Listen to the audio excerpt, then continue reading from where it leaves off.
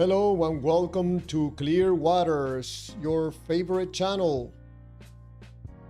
Talking about everything and talking about nothing. Just kidding. Talking about the many problems with the concept of God. So perfect. All right, a quick check of our audio. And checking the vertical and checking the horizontal. And our Discord, make sure that it's working fine, which seems to be. Perfect. Apparently we have many problems with this concept of God. And we're gonna talk about some of these problems. Which I know believers will say and do acrobatics trying to defend this concept of a loving and real and loving God, which blows my mind that anybody in the year 2026 can still believe that there's a God up there watching us. What are we doing? What are we thinking? Are we naked? So we're going to talk about some of these problems. I don't know. There's like 25 problems that I can think that this God has.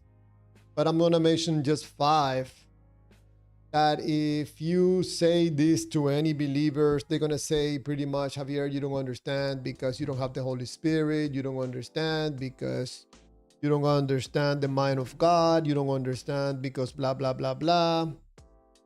But I think I do understand. But you cannot, in my point of view, get in a logical conversation with anybody that is thinking emotionally. And when it comes to God, you're full of emotions because the God makes you feel good, man. That love of God is...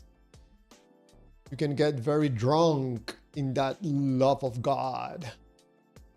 It feels good. I remember the feeling, man. I felt the love. I felt the peace. I felt the guidance. I felt the anointing. But everything was part of my imagination, just creating this stuff. So I'm going to present to you 5 things that I think are problematic when it comes to believing in this God of the Bible or whichever God. Let's start right away. I'm not going to waste any time today. So let's lower the music a little bit so I can concentrate and present some of these problems that this God of the Bible presents. You know, when I present each of these items or problems, if you're a believer, probably don't waste time, by telling me, Javier, you don't understand that God is eternal and God is loving, blah, blah, blah, blah.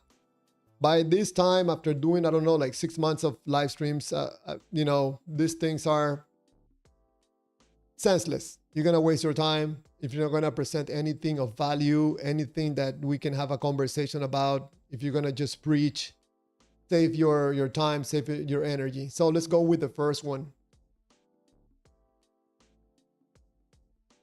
All right. A timeless being creates. How, in my point of view, how is that even possible?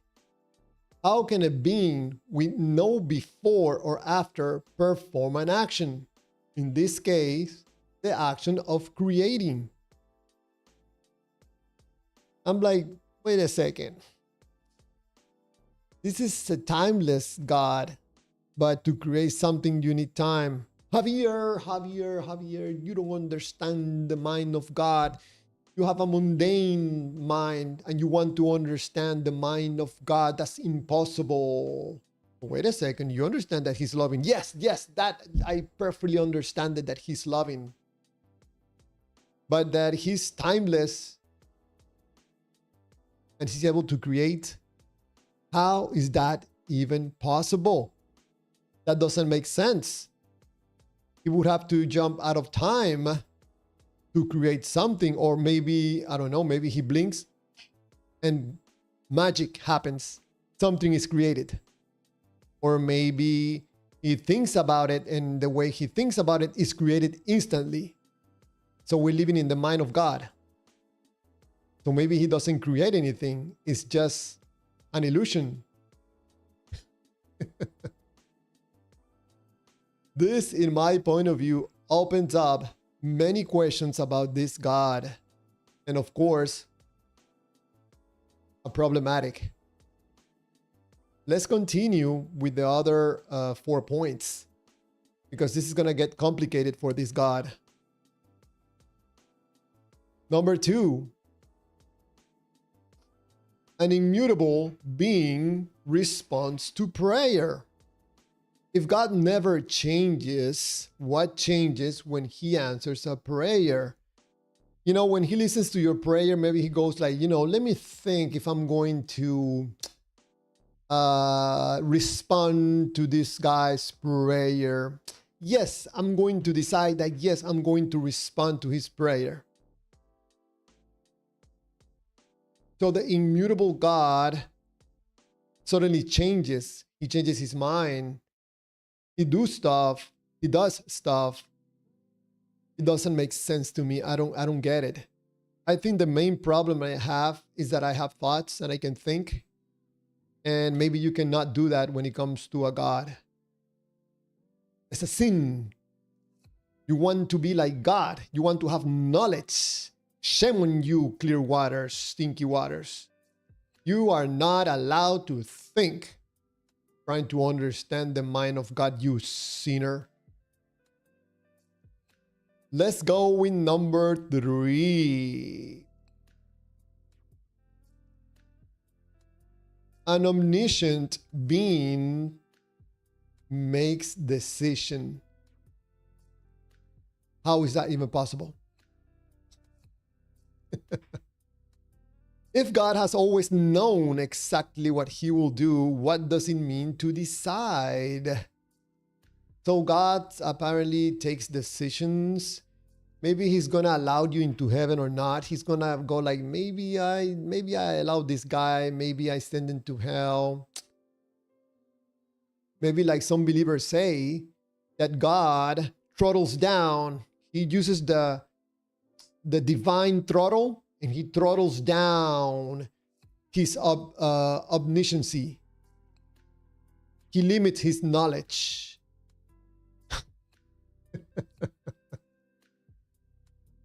Oh man, you know, trying to defend this God, I don't know. I will be kind of like, man, I'll keep my mouth shut. I don't want to look stupid trying to defend this God. I never thought about that. He's omniscient. How is he able to take decisions? That doesn't make sense. Number 4. A perfect being loves. How is that possible? Javier, you don't understand that God is love. Love emanates from him. So of course you don't understand it because you don't have the love of God in you. How does God experiences love when he cannot be affected? Clear waters. God doesn't experience love. He is love. How does he know he's love? This brings up many questions. Some believers say, well, he wanted to experience love. He wanted to share this endless love. I have heard the most ridiculous explanations trying to make this God make sense of this God. I don't know. For me, if I have thoughts and I can think critically, this doesn't make sense. So let's go with number 5. And remember, I made it to 5. I didn't want to make like 25 different problems with this God, make a long list. No, let's just talk about 5, and then in another live stream we talk about the other 5, and then the other 5, because there's many problems with this God. Stuff that doesn't make sense. Number 5, an impassible being has compassion. Compassion literally means to suffer with. If God cannot suffer or be emotionally affected in one sense, can he be compassionate? How is this even possible?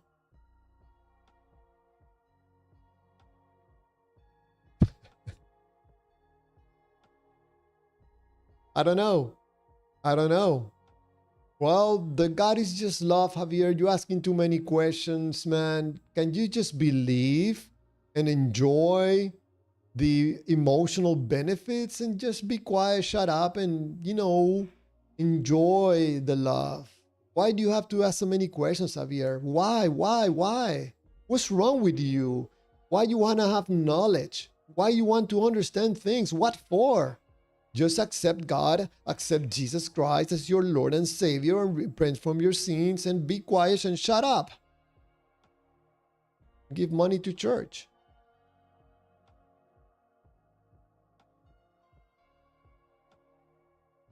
I cannot do that. So basically, an unchanging God who creates, responds to prayer, makes covenants, becomes angry, forgives, gets jealous, enters histories, interferes, intervenes, judges, loves, listens. Man, which of these does not involve change?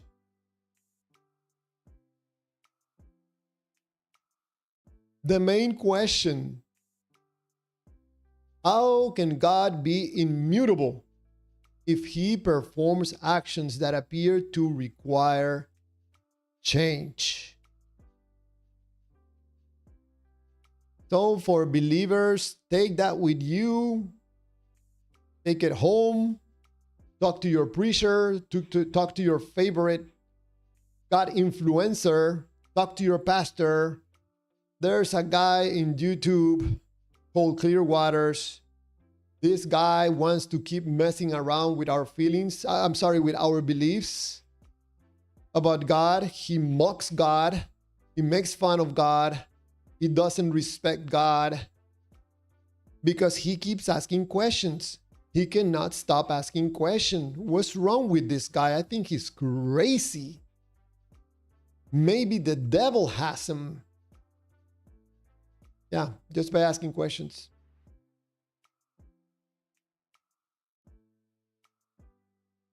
Oh, that's my little presentation about some of the problems that I see with this God. Some stuff that for me doesn't make sense at all. I'm not gonna just relinquish, give up my consciousness just to get a good feeling from this God. Just to feel good with this God. I don't know. I cannot do it. It's just, it feels like I'm selling my soul to God. It doesn't feel right. If I'm going to believe in this God, man, I'm going to do it from a point of honesty, transparency. I just cannot do it right now. There's, for me, so many contradictions, so much stuff that doesn't make sense at all. So many stuff that looks horrible from this God. Sorry. So let's jump to the chats. And for anybody that wants to call in and have a conversation, I'm open to receive calls right now. So, excuse me. Donna Water, hello. Brent A, hello. Rainbow Shangri-La, hello, welcome. Brent A writes, pretty sure got time. Fixes point 1.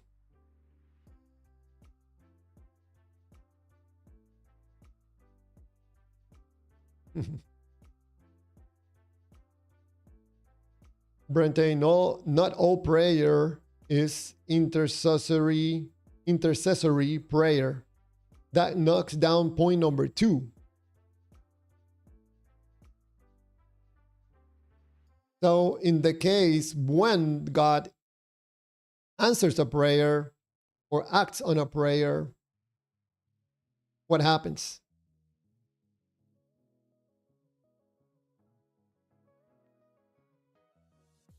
Mr. TX Dab, welcome to the live stream. Brente, Clearwaters, next point. Brente writes, maybe God knows everything except what he will do. Yeah, it seems to me like a humongous contradiction. Persay 98. Hello, clear waters, dirty waters, stinky waters, nasty waters, old waters.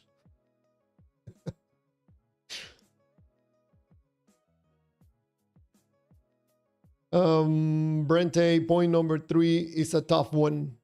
Let's go to number 3. Yes, and please remember, I'm just presenting 5 out of like, I don't know, 25 things that I find wrong with this God.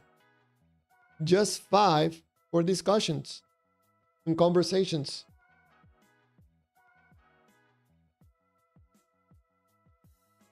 Yeah, so an omniscient God is making decisions.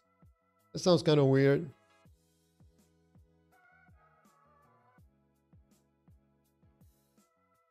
TXDAB writes, God only knows what you are going through.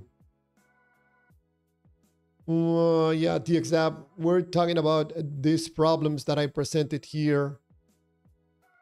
It's a problem for God.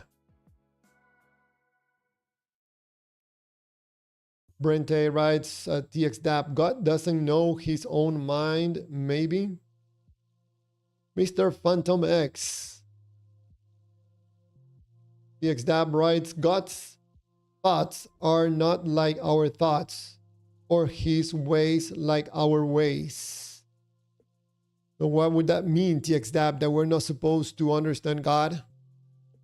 Or maybe if we find something contradictory or problematic with God, we have to jump into the wagon of we cannot understand the mind of God. Maybe we cannot understand the love of God either. And people are just making stuff up because in reality, we cannot understand the love of God. We're trying to make it a human love out of God love.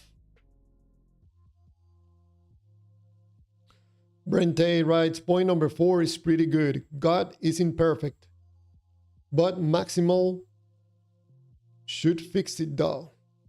Number 4, let's present number 4. A perfect being loves. How does God experience his love when he cannot be affected? How can he be loved?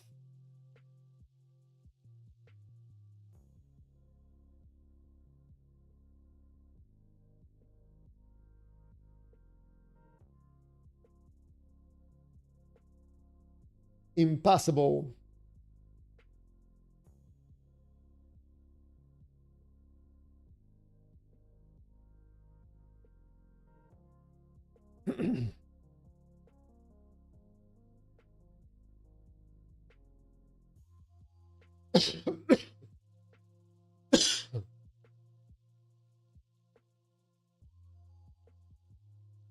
All right, impossible. Which one is it?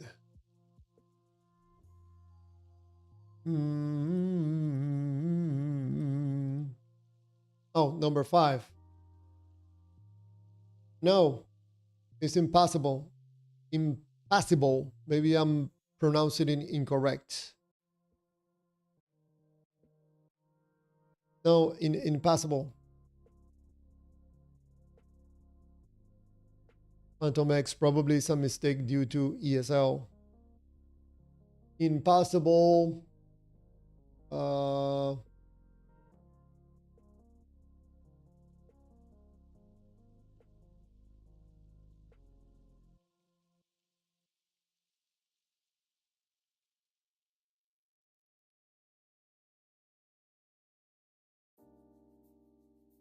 No, I spelled it correctly. Impossible is an adjective that means incapable of experiencing pain, suffering, or emotion.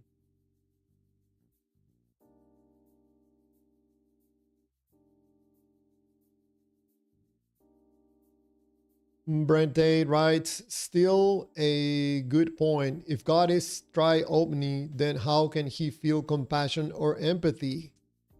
I'm telling you, Brente, some of this stuff is problematic. I just wanted to present 5. I still have many more.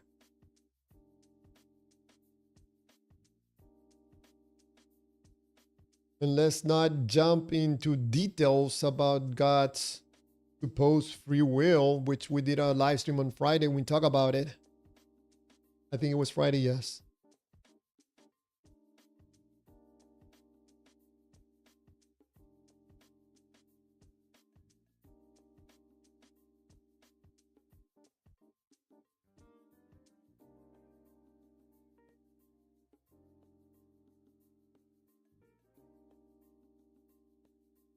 TXDAP, there's a quote I have heard. A man raises himself with the questions he asks God. You know, I ask God, God, if you're all knowing, immutable, how can you create things? How can you respond to prayers? How can you be love, experience love, or any of the stuff? I get no answers, so I have to do a live stream and ask people. Do you know how to explain this? Believer or non-believer, can you explain it? Because it doesn't make sense to me.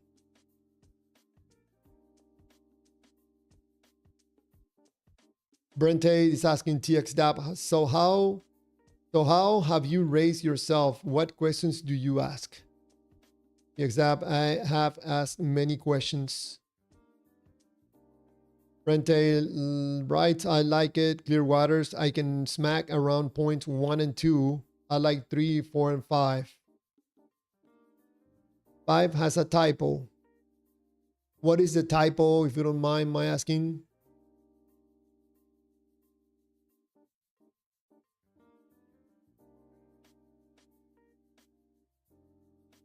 Brente, let's go down.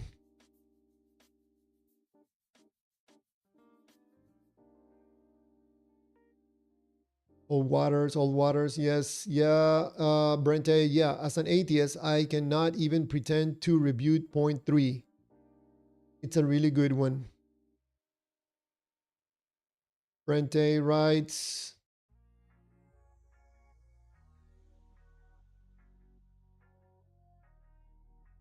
yeah, that fixes point 2. And I have to go down because then I'm going to be reading all messages.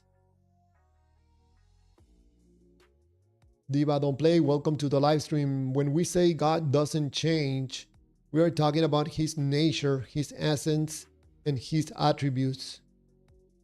So he doesn't change in a changing way.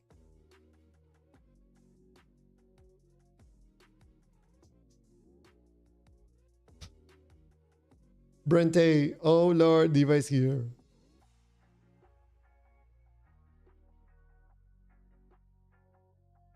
I'm going to be cycling through this. There's the first one.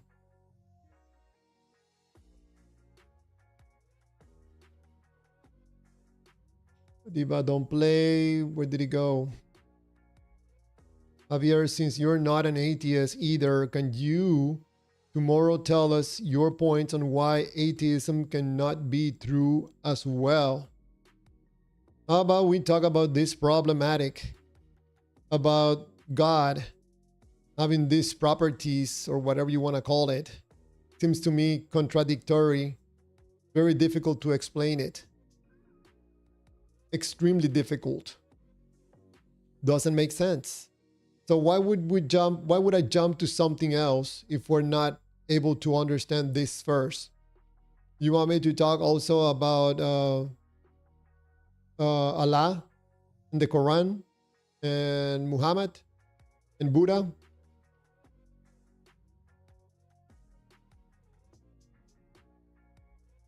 Brent A, impassible. 1A, incapable of suffering or experiencing pain. B, inaccessible to Yuri, incapable of feeling impassive. Yeah, so I think it's correct.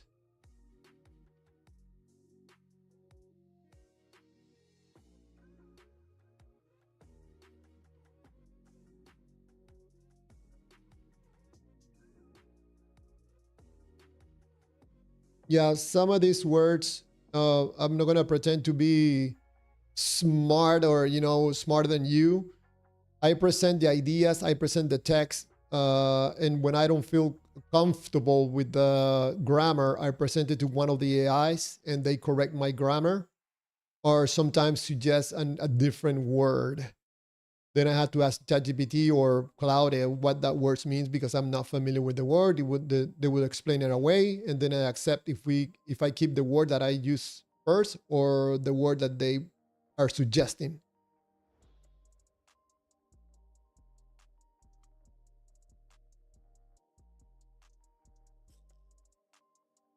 Brente Clearwaters, you need to read my most recent chats about the word. You're right, it's not a typo. Some of these messages are going very fast. I'm trying to catch up and go down fast because then I'm going to be reading messages from 10 minutes ago. So Hersey 98, the Bible reveals that God is deeply affected by our choices. While God is sovereign, Scripture describes him as a personal being who responds to human behavior with real, experiencing both deep sorrow or sin and immense joy when his people walk in obedience. Hersey, this is exactly the problem with God. He's immutable, no change. This is an all-knowing, timeless, immutable God. How is he able to get sad, to be affected by things? I'm respectfully here saying 98. That makes absolutely no sense. It's contradictory. Brente, Diva Don't Play. Point one, that I ask you to go back and watch about creation and time. I'm presenting number one, a timeless being create. How is that even possible? How can a being we know before or after perform an action? It's very simple. I could have put I don't know, a 3-paragraph explanation. No, let's make it very simple. How can a being we know before or after perform an action? How is that even possible?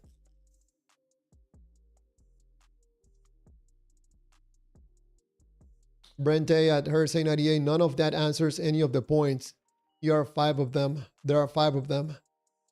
Exactly right, Brente. What Hersey 98 wrote doesn't explain or clarify any of the 5 points. Brente Clearwaters, can you put the points up one at a time and I'll type them into chat? Oh, there's one there. Number 1, Diva Don't Play. God can create in time or outside of time. What's the issue?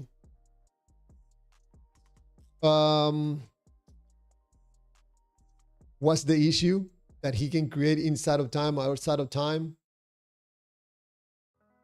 Really?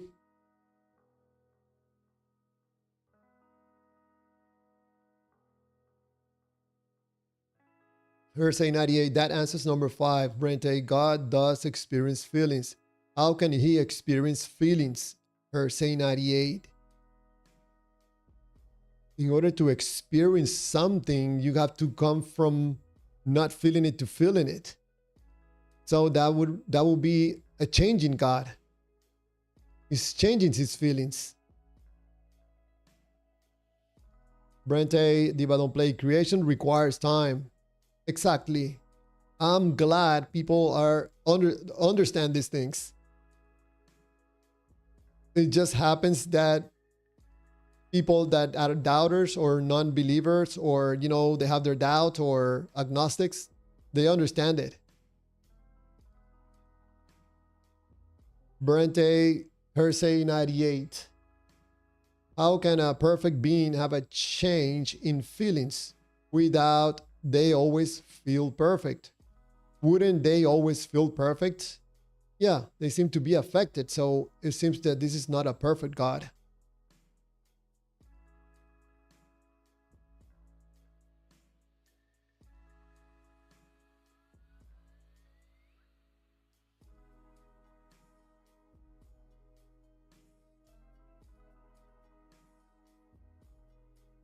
Verse 98 says that because he's perfect doesn't mean he doesn't feel sorrow. Well, verse 98, this is not nothing that has to do that I have against God or anything like that. It seems to me that there's probable that you're not understanding some things about what I'm trying to communicate. And some other people on the live stream are telling you that what you're writing doesn't make sense. TXTAP, one thing about believing and trusting in Jesus Christ, he gave us not just insurance, but also a blessed assurance. Has nothing to do with these 5 points. I'm going to go with number 2. I'm going to be going around these points. Brent A is asking TXTAP, assurance of what? Diva, don't play. Brent A, I just believe. And if I'm wrong, I'm wrong.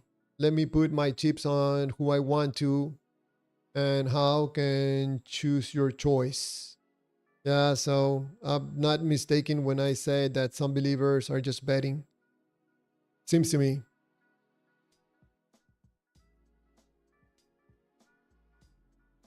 Brent A, number 1, a timeless being creates.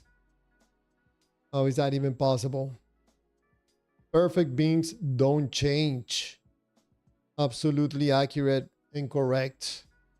EXDAB. At Brent A, God creates in us a clean heart and changes our desires to serve and to follow him. Wow, TXDAB. I respect that, but that doesn't have nothing to do with my 5 points. Hey, Crypto, is that you? Hold on a second. Let me bring you up. Are you live streaming on Yeah, I'm live streaming right now. Hold on. I can barely hear you. How are you, Crypto? I'm good. Are you live streaming on YouTube? Because I can't find your video. Yes, I am. I am live streaming. Most people are on tonight. I don't know why on the horizontal stream right now. Okay, well let me see if I can't find you. All right.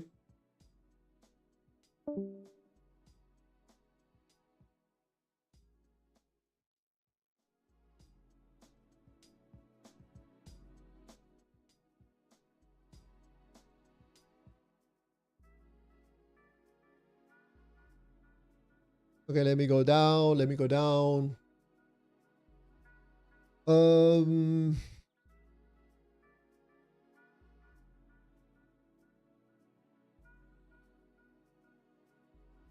Brent A writes, Clear Waters, to retract my critique. That one works too. Just don't say God doesn't listen to prayer. Yeah, I agree. Absolutely. Diva, don't play Brent A because you choose not to follow the overwhelming evidence for Jesus Christ despite yourself. Well, Diva, don't play. That's taken away from trying to respond to these 5 problematic points and contradicting points about God.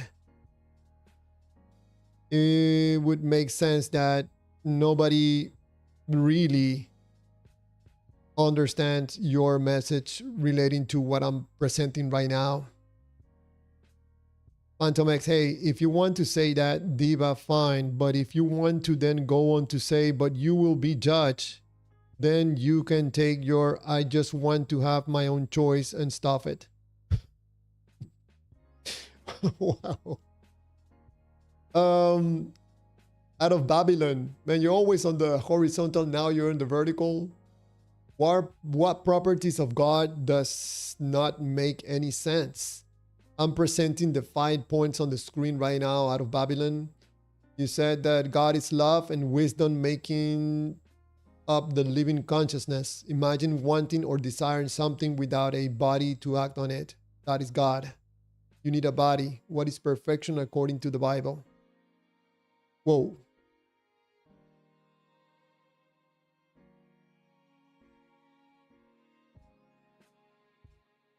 Brente, because horizontal do it sideways. Yes, it's easier for me for the presentations to make it on horizontal. I don't know why most of the time people join the vertical. But we have 2 streams just in case. If I don't play, you have chosen to be an atheist, right? Phantom X, the life and let live attitudes goes both ways. No, belief is not a choice. TXDAP, this is the first stream that showed up. Interesting. Thank you, TXDAP, for the feedback. Diva Don't Play, was you always an atheist from birth? Brente, Diva Don't Play, wrong. I didn't choose and you didn't either. You cannot choose what convinces you something is true.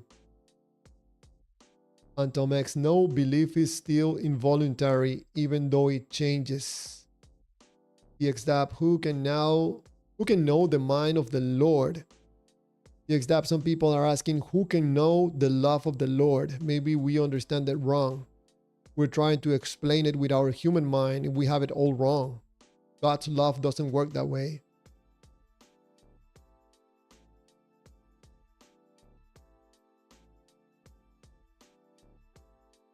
Diva Don't Play, belief is always a choice.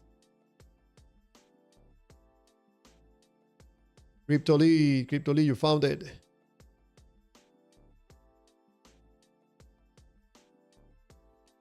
Brente is telling Diva Don't Play, then believe there is no God. Diva Don't Play, people believe in things that are false all the time. Phantom X, I know Diva understands that he cannot choose his belief. What most theists think is that atheists actually do believe and choose to disobey.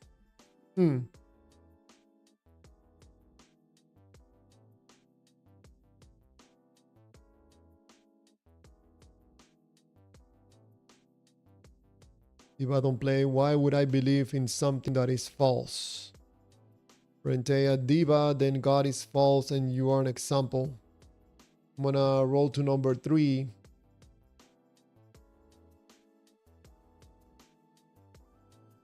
TXDAP, faith is the substance of things hoped for, the evidence of things not seen.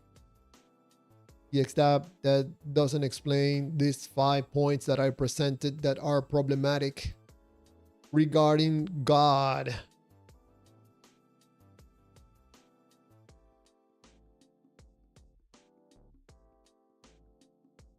Brente is pointing to TXDAP that faith is bad methodology.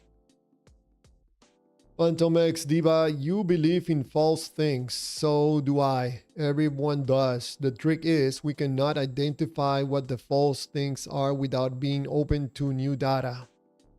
So I think in other words, it's better to ask questions and try to understand instead of just selling your consciousness and your soul to a God.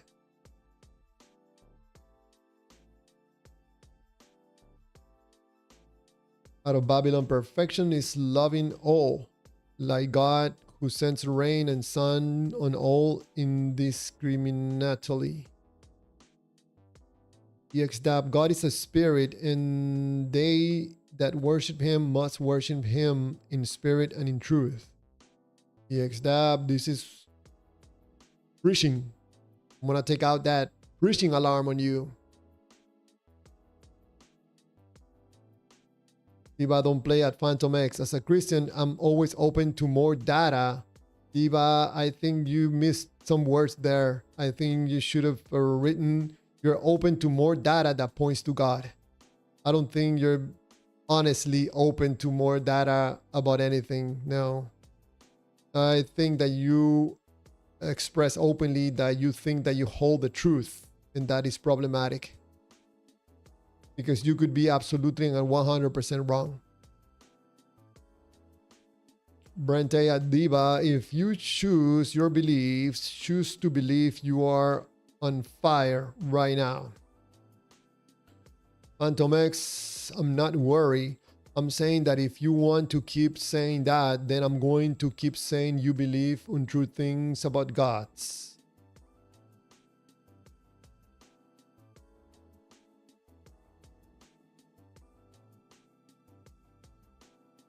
Yeah, Brente, omniscient being makes decisions, make plans, make covenants. interferes.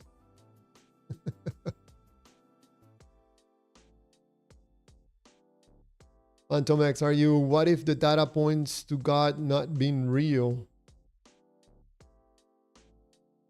Verse 98, God's love is described as boundless and fundamentally beyond finite human comprehension. Verse 98, that's an attempt to explain these points, or at least one of these points. I don't think it makes it. You know, how about we get into the conversation about one of these points instead of jumping into preaching?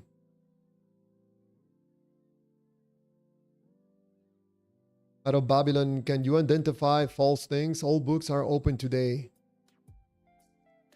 Brente is saying that Diva is crashing out. Diva don't play. Prove to me how inanimate, non-conscious, non-living matter can, by accident, with no decision or choice, can become animated, conscious, moral, living beings.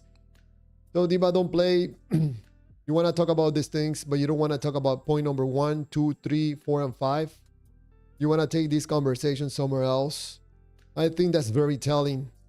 That I think that somehow you agree that these points that are presented here, the 5 points, are problematic, and probably you have no answers for them. So it seems to me very convenient to take the conversation somewhere else. Mr. Tekken Fun, hey, Zeus can be heard. Who would think it? Thank it. Phantom X, I would say that God is not omniscient, but also it would be weird to know the effects of your actions, but not know your actions. Rainbow Shangri-La, very interesting things. I agree, Rainbow.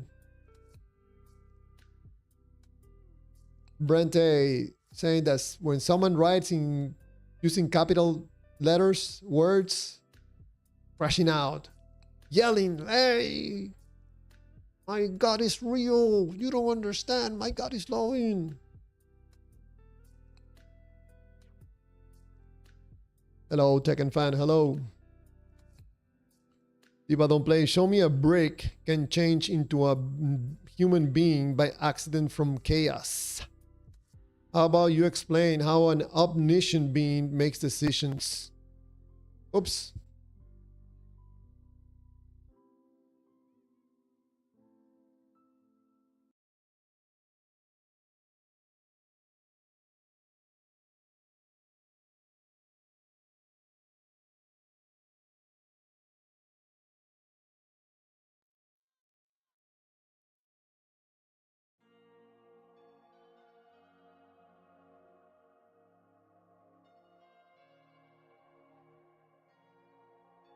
Wow, these messages are going fast. Let me see. Phantom X, that means it's too complex for us to analyze, but it runs on rules, and rules creates order. Brent A, point 3 is kryptonite to beliefs. I have to agree. Second fun, ROFL, a brick into a human is impossible.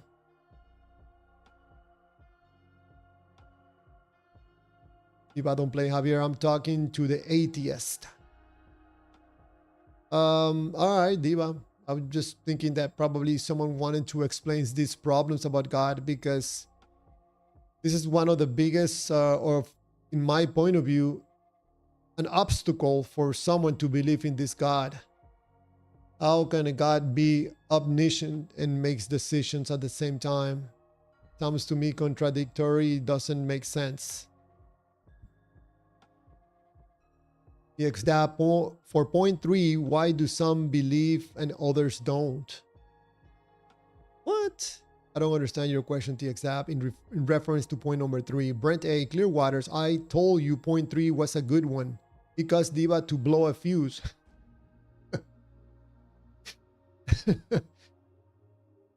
How anybody, Brent A, is going to explain that one? I don't know. I think it's a tough one too. Second fan, this is more entertaining than the USA soccer game. Diva writes, if atheism is true, I want or should be an atheist. Give me the proof.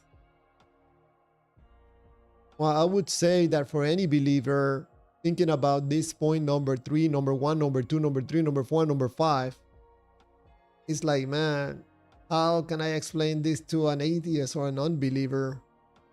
This is impossible to explain. Just say that God is love. Just preach. That always works.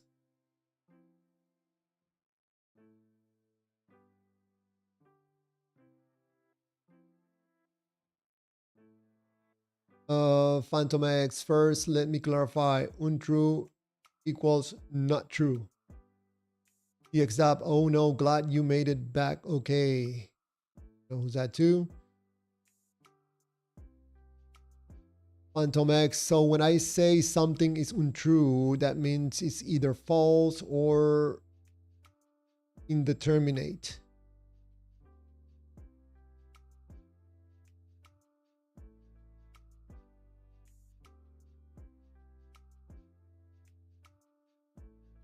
EXDAP says, Jesus said, my sheep hear my voice. If I don't play Javier, atheism has way more problems that theism does. So, Diva don't play. How about we tackle these 5 points and then you can come up with 5 points and then I can make a presentation about it and we talk about those 5 points. Can you explain this point number 3? How does that even make sense? We can talk about atheism.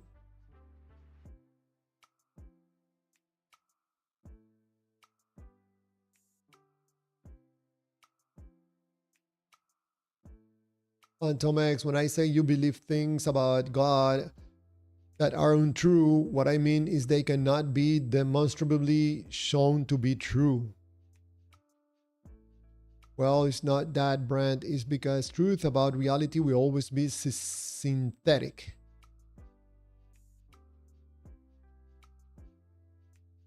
Phantom X also writes, I can know analytical truth because I know the entire system. Diva don't play. An atheist believes in the beginning nothing created everything. That's scientifically impossible. Atheism is the true fairy tale. Oh, Diva don't play. I hear Ray Comfort all the time saying these same words. It's a cliche.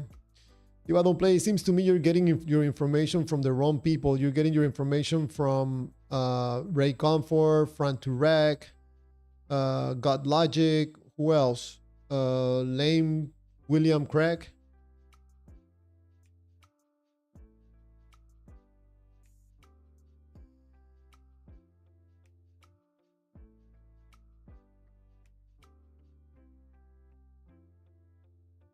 I can find it saying that there was something before the Big Bang.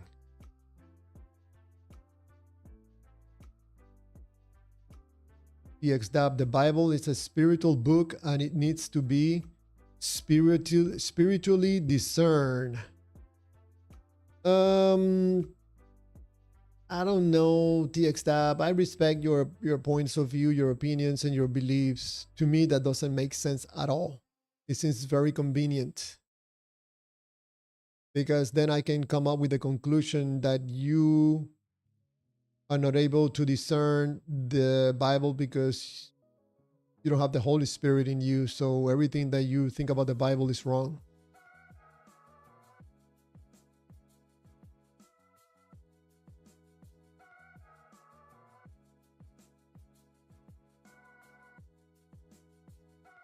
Ibadon Play is asking Tekken Fan, what was there before the Big Bang and how could you know?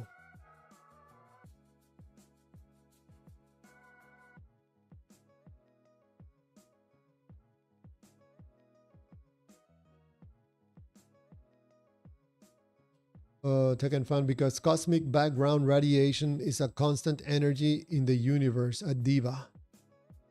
Rainbow Shangri-La. I have a neighbor who is obsessed with watching Ray Comfort. Wow. I'd imagine, Rainbow, the kind of neighbor you have. I don't think it's a very enjoyable relationship with your neighbor. Ray Comfort, in my point of view, acts in dishonest ways. But he's running a business, so I don't know. Diva Don't Play, Javier, who are you trusting to get your information? I don't trust anybody. I filter the information, double check it, triple check it. I ask questions. That's why you don't hear me jumping to conclusions too fast. I don't have a truth. I ask questions. Someone is telling me, Javier, there's a real God and he's loving. Okay, I wanted to understand it. I want to see it. I want to check it. That's the problem. I ask someone, okay, how do I get to this God of the Bible? And they tell me, well, you have to have faith. I'm like, well, we're starting in the wrong food. Rainbow Shangri-La, I just realized why you are Clear Waters. Ray Comfort, Living Waters. Rainbow, I don't know if you heard that story. He was one of my inspirations because I was watching his videos and complaining on the comment sections. I'm like, you know what? I'm gonna make a channel and talk about everything opposite of what he's saying. Let's talk about honesty, integrity, transparency, decency, and he's talking about invisible gods.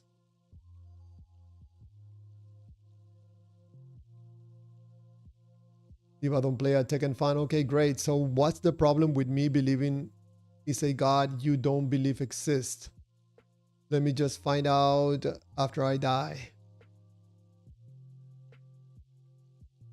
Diva Don't Play, there's people like myself that want to understand while we are alive and living. Maybe we can live a better life. Not just wait until we die to see if we understand something or something was real or not.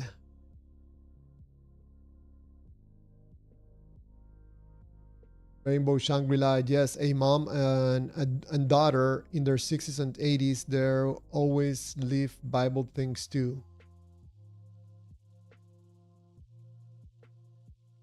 The extab, God has to reveal himself unto you. If God reveals himself to me, the extab, how do I know that's God and not the devil pretending to be God?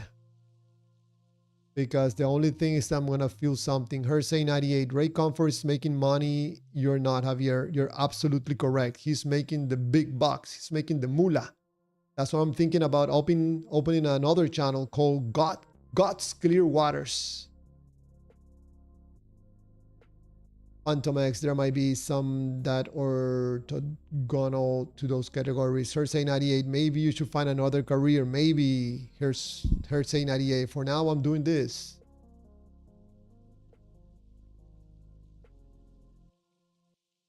Confederate MP, no doctrine is this. God is pure volition, will without potentiality. What does that mean?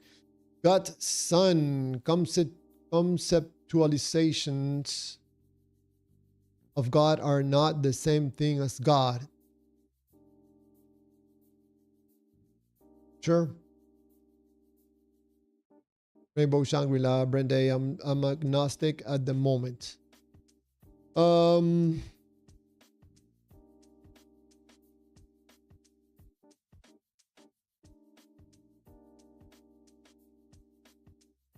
Confederate MP, also known God, aka God is pure will. There are no decision. What does that mean, Confederate, that God is pure will? Will, you're gonna will something to move. You're gonna will it. You're gonna will it. You're not gonna touch it. So will it means that you close your eyes and like a Jedi? Is that what it means? I'm trying to understand. If I don't play, so no atheist can explain how, by random chance and accidents, inanimate, non-conscious, non-living matter became animate, rational, intelligent, integrate, conscious, moral life. Confederate MP, people make decisions. God is, I am, who I am, no decisions. So when he's judging people, he's not making decisions. When he's answering prayers, he's not making decisions. How does that work, Confederate MP? Brente is responding to Confederate. If God has no potentiality, he cannot enact anything.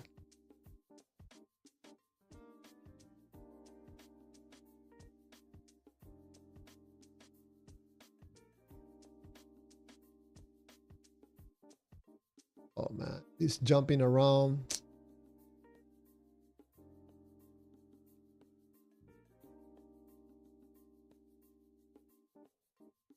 Confederate MP, no, pure will. God is. There are no questions, just rules. I don't know.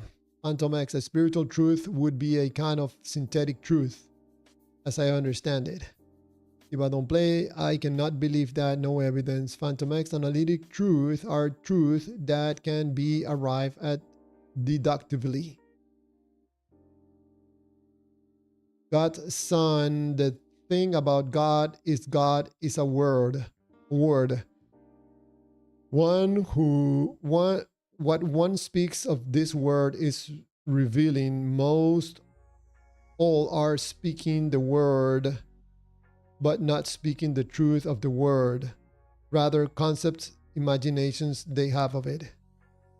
Confederate MP, God rules all matter is doctrine. So he never enacted anything decision-wise.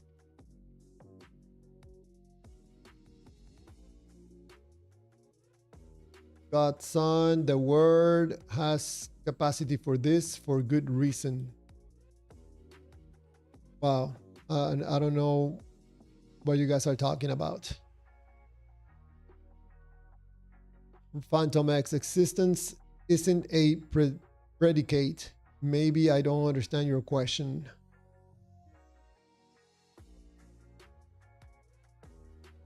Confederate, God is the word equals doctrine.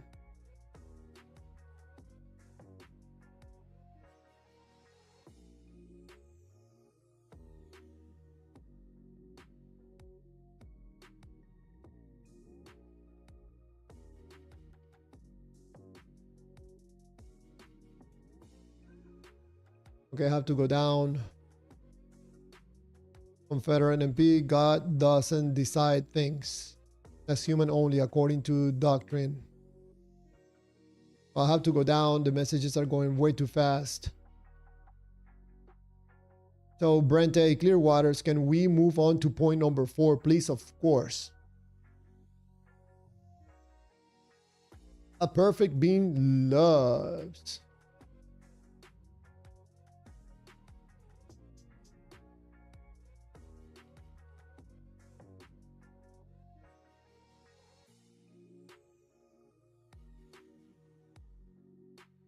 TXDAB, God lets you choose. Confederate MP, God is immutable. That's doctrine. Nothing can change God or his will. Second fan at the God's son, God has a mind, the mind of Christ, which mind we also all have of God the same. I don't know if you guys are trolling or just saying these things as real. Antomas, God is removing my ability to choose by not doing that which is required to convince me he's real. If I don't play, Javier, what sounds more plausible or more reasonable to happen in reality? Life created life or non-life created life? I don't know. Probably life created life. But then how that life came alive? That's the first question that comes to my mind. Thank you so much, very much, Sedona Water. Thank you for the jewels. Confederate MP, no, God is pure love and not from pity.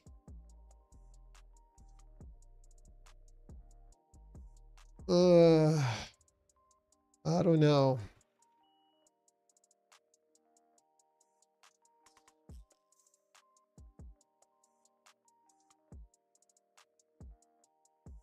Except even the devils believe, but disciples choose to believe and to follow. Frente Clearwater's Confederate MP said the thing. What did he say?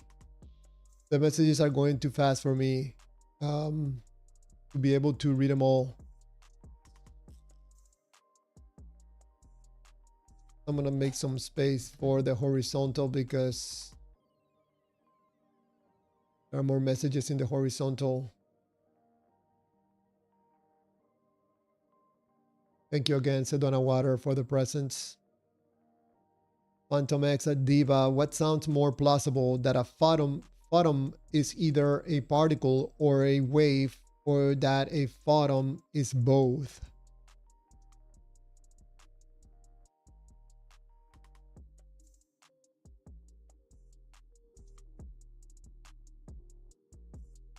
Confederate MP, a photon suffers particle wave duality.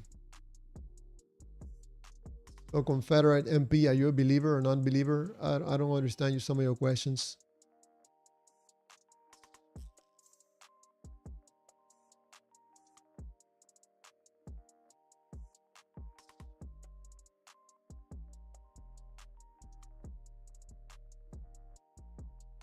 So point number 4, a perfect being loves. How does God experiences love when he cannot be affected?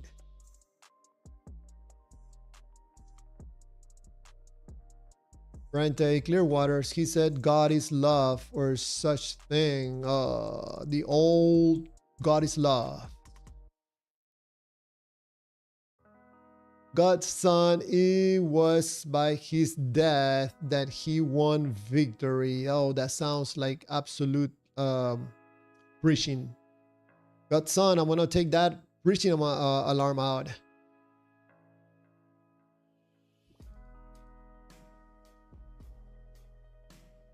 If I don't play at Phantom X, according to God himself, you have more than enough evidence to believe that he exists and to humble and honestly seek him out for yourself.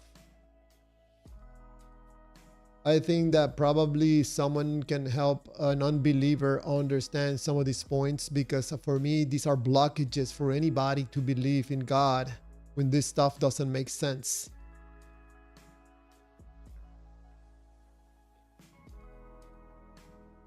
Confederate MP, God collapses the wave function, hence the universe is not in a state of superposition.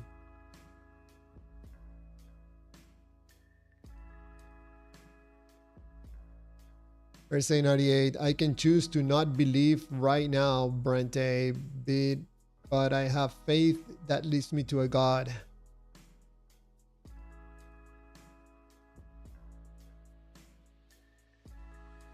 Antomexa Diva, well, your God lied to you. That's another thing you believe about your God that is untrue. God's son, God is the word, God is a true statement, period. God is not, it's a false statement. God is the word, God is. It seems to me that God is, I will have to believe that God is. Because I don't see anything that points that a God is, any God. Much less the God of the Bible.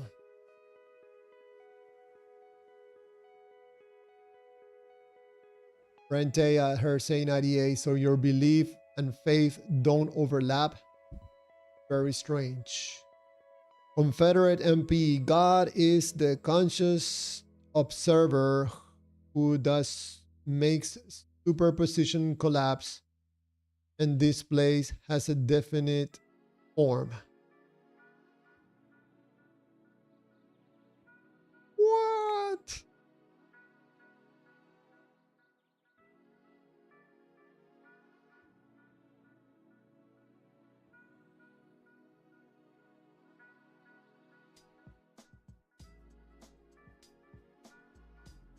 Second fun, you got me interested. Got some, got son, no. 101001 is what? Binary?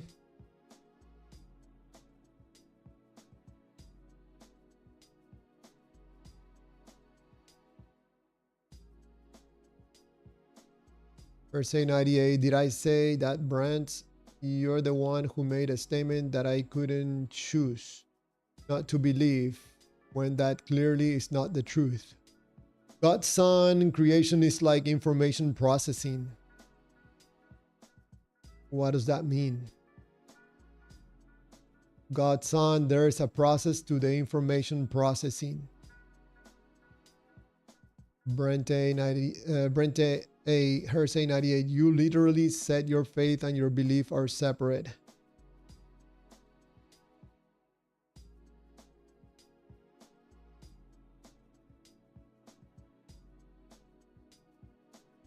God's son is God's choice.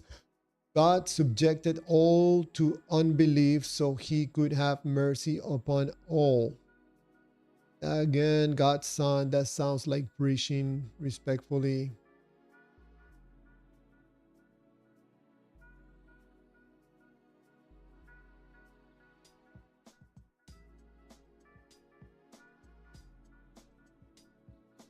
Iba, don't play. Javier, can you read Romans 120 for the unbelievers in the chat? Thanks. Okay, let's read Romans 120.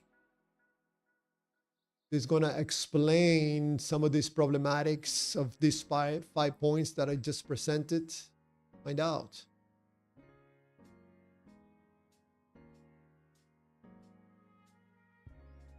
So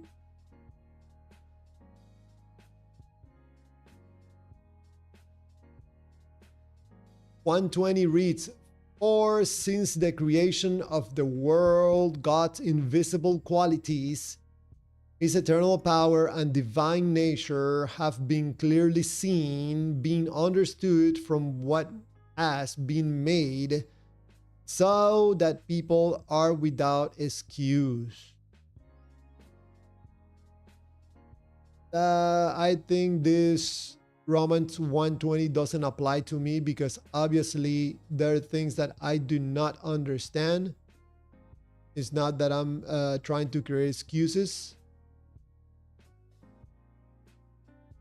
So that this stuff is being understood, no, I don't understand it. So I don't think this Romans 120 is accurate. I think it's inaccurate.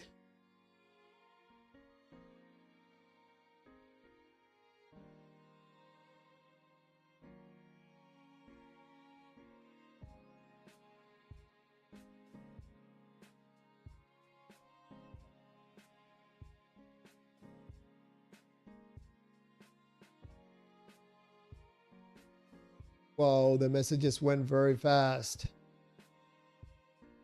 So Phantom X, 1 plus 1 equals 2 can be derived from the axioms of math. The truth that God exists cannot be derived from anything verifiable. God's son, the proof of 1 plus 1 equals 2 has been articulated and is open source for you to see for yourself and to learn to understand for yourself, but I don't believe you yourself can prove 1 plus 1 equals 2. Whoa. Confederate MP is asking, what do you guys obey most? I don't know. I think I obey my body, my mind. Confederate MP, proof is a belief. You cannot prove proof.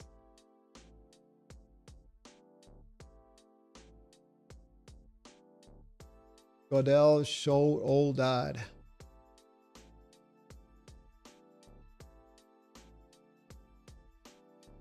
Confederate MP, belief is not religion.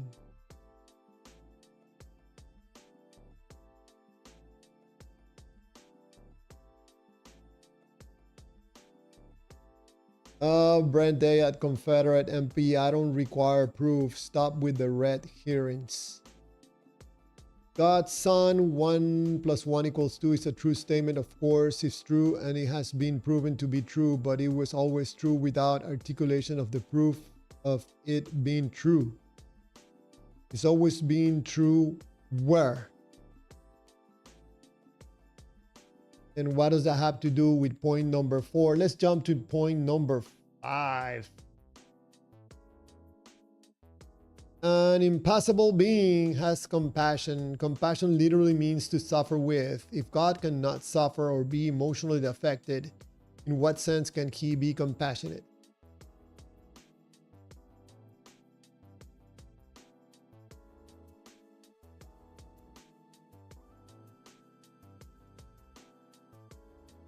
Confederate MP, God is confirmed. How? If I don't play, there's literally nobody on the vertical. Yeah, I don't know what happened. 0 on the vertical. No idea why. I wish everybody would just join the horizontal. It will be 1,000 times easier. Confederate MP, confirmation is all you can do and then obey. Everyone believes in God, many won't obey. I don't think that's accurate. Hersey 98, they're their own God.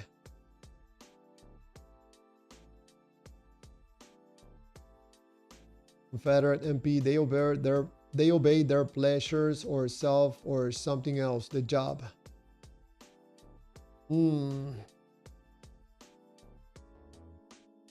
Rente at Hersey 98. Nope, that's just the brainwashing you have received. Confederate MP, no, a lot of people believe in the lotto but aren't faithful to it.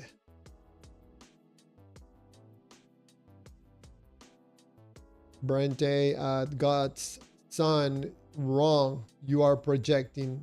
I'm a skeptic. But son, you received that by faith. It sounds like preaching. Phantom X at Confederate, what God'll prove is that you cannot prove axioms. You can derive truth from axioms, and Godel does not dispute that.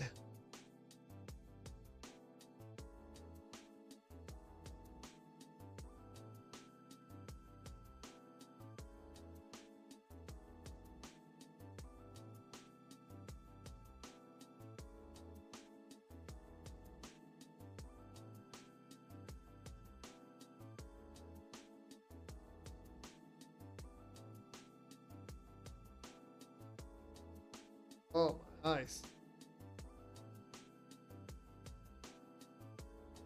So Hersey 98, always back to that same famous quote every atheist uses. Brent A.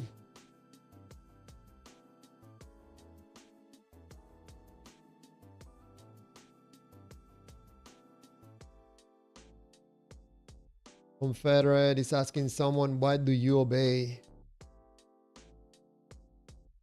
What you obey most is your strongest belief.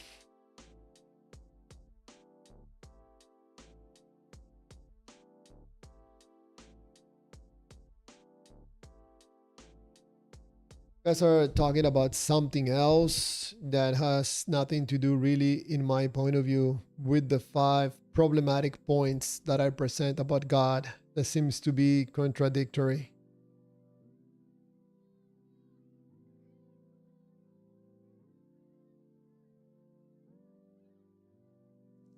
Lala 321, if God cannot prove he exists, what makes you think you can? I don't know, Lala, who's asking that question too.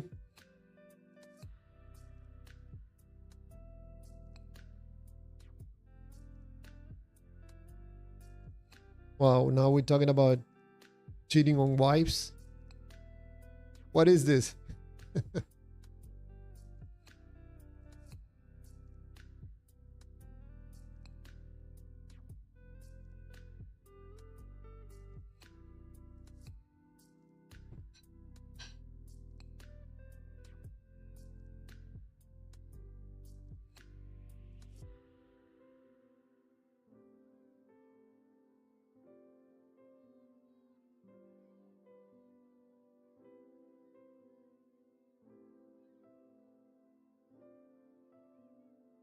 I don't know what some of these problematic points. For example, point number 1, a timeless being creates. How is that possible? How can a being with no before or after perform an action?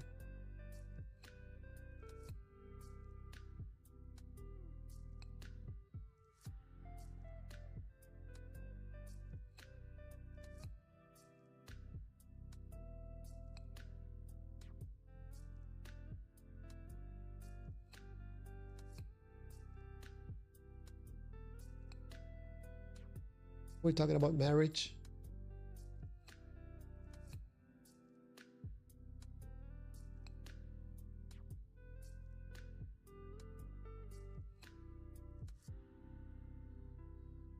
If I don't play, when you realize you have threw away eternal life, which is a free gift with Jesus Christ, you will be 100% guarantee you right now. You will be at 100%. I guarantee you right now. So if I don't play, if I honestly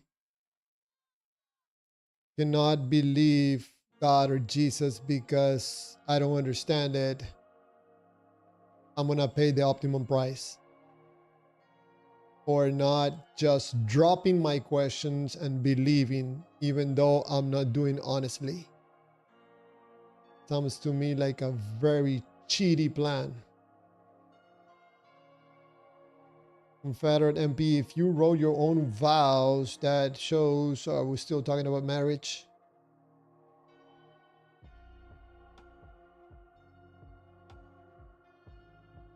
How can a timeless being create? How can a being with no before or after perform an action?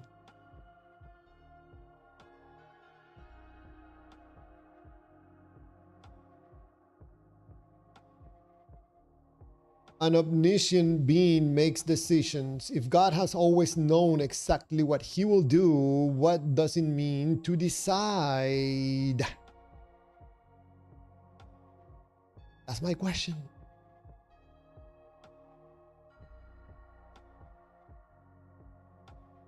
So for a believer, instead of being kind enough to explain it to me, Javier, look, God is omniscient, yes, but he's able to make decisions because so and so and so. But no kind enough believer that would explain this away so I can understand it. Maybe I go from 5 points that I don't understand to 4, and maybe I leave tonight understanding one of them.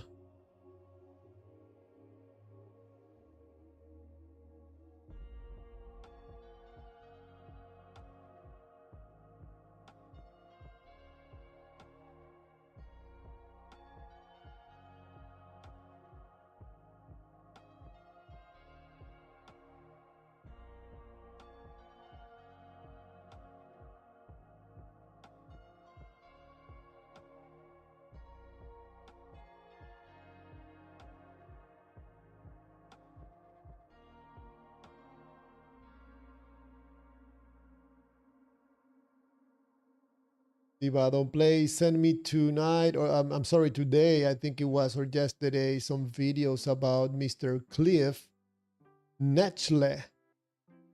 I've seen many videos from Mr. Cliff Netchle. And I think that Cliff Netchle makes a living, again, also out of selling God.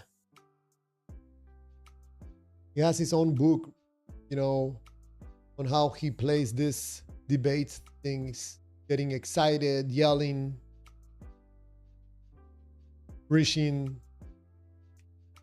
I don't see how Mr. Cliff can explain God to anybody. I wouldn't listen to this guy. He makes money. He makes a living out of selling God and selling salvation.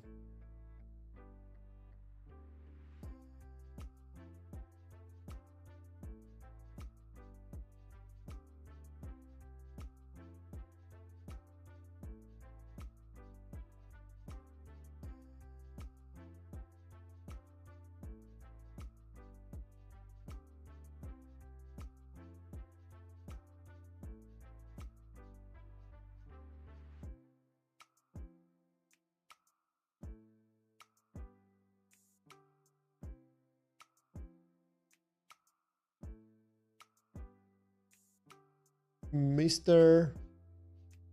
Front to Wreck.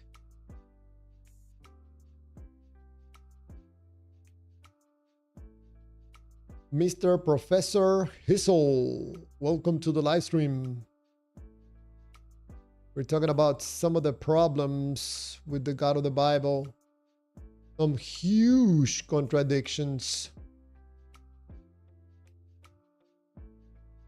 Diva don't play. Yes, these guys, they sell God and they sell salvation. That's what they do, my friend. I'm sorry to break it to you, Mr. Cliff, Frank Turek, William Lane Craig. They couldn't care less if God is real or not. They just care that how much money they make at the end of the month talking about this stuff. Nobody should be listening to these guys. Frank Turek, I think sooner than later is going to be investigated for lying so much about what happened to Charlie Kirk. I think that Frank Turek, he makes a living by lying and deceiving.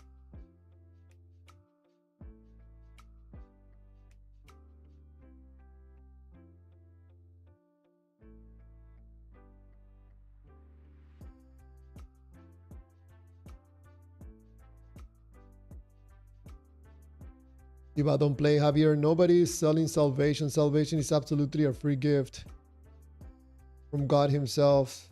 Diva don't play. How do you think Ray Comfort, Frank Turek, William Lane Craig, and a bunch of others of these guys make their living? How do you think they get money if not from selling God and selling salvation? This is a very lucrative business, selling God and salvation. Maybe I'll take one day one of these videos from Front to Wreck and take it apart so you can listen to the crap, the lies, the deceiving, the manipulation. Is absolutely obvious to me. I'm not making this stuff up. You're inspiring me to make some videos about Front to Wreck.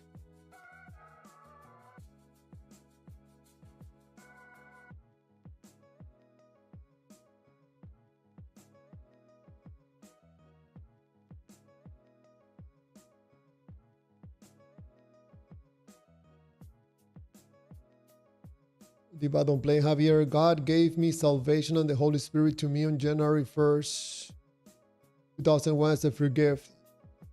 Thank God, Diva don't play, you got it directly. But most people, they don't get it directly or they never get it. And they spend all their money, all their life giving it to these people.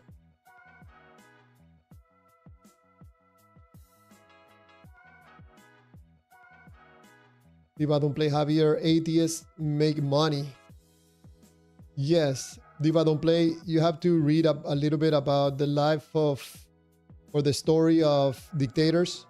Like, for example, the dictator in Venezuela, Maduro. How always someone asking him a question and they take it to someone else. Mr. Maduro, why do you kill people? Well, because the United States president, he does it. So you got this horrible thing, Diva don't play, that to take energy from something that is inconvenient and redirect it to something else. I'll be happy to talk about atheists making money. After we talk about this supposed men of God, how they make their money, if not selling God and salvation.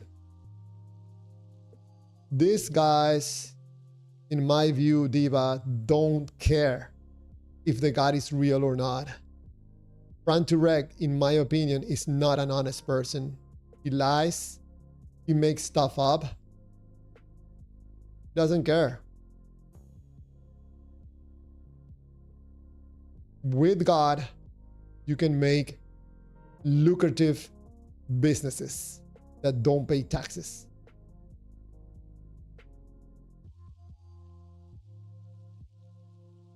Diva don't play, Javier. God wants us to bless others with our money. Nobody's forced to give money to any preacher. Giving is what we do. No, Diva don't play. You know, there's people that lack knowledge and they are in negative field state situations, and they're easily suggestible into give money to people and preachers. And people like Frank Turek, they know that. People like Ray Comfort, they know that. They manipulate people's emotions. They do it very openly and obvious. And they get money from people switching from negative field states into positive field states. You can make someone move from one state to the other, and you stand in the middle, you're going to get the money. These are businesses, Diva Don't Play. I mean, this is not, I'm not making this stuff up. We can talk about atheists making money because they just want to make money. They don't care to prove that God doesn't exist. And we can also talk about how many people are, known people are making money talking about God. They couldn't care less if the God is real or not.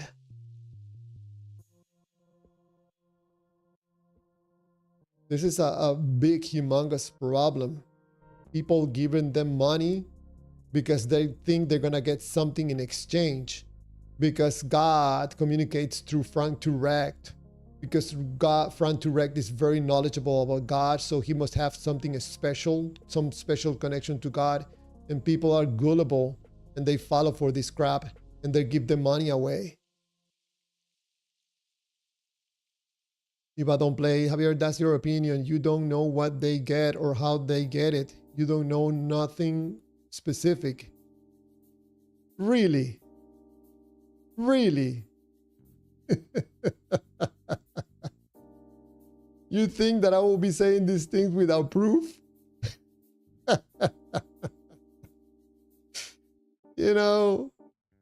We can get into the specifics anytime you want. I'll bring you back to reality. We can make a special video for you, my friend. These people are not good people, Diva Don't Play. These people are, in my opinion, are not good people. I can prove it to you. Recently, go watch a video about Frank Turek saying that Candace Owens can be executed. This guy is nuts. And again, it is my point of view, my belief, and my opinion that Frank Turek has to be investigated because of the killing or assassination of Charlie Kirk.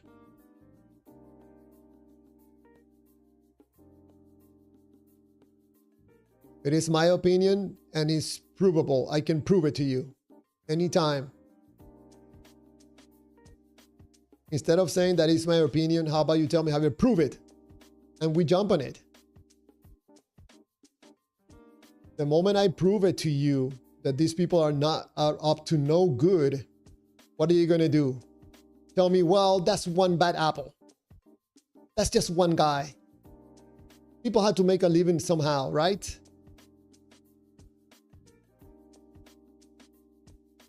Believing in God is a problem. You can fall for scams like some of these people are making.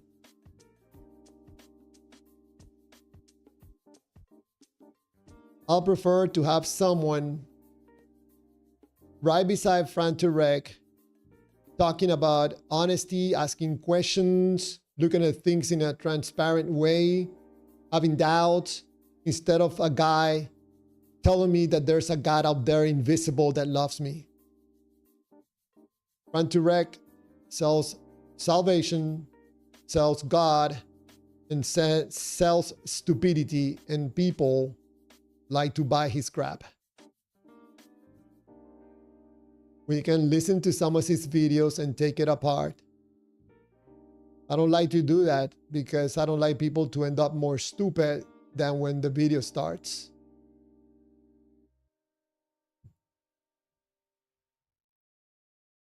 What's the other guy's name that went to jail?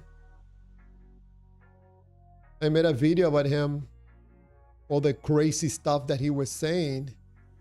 It was obvious to me that this guy was a scam, and he apparently went to jail for doing just that. I don't know.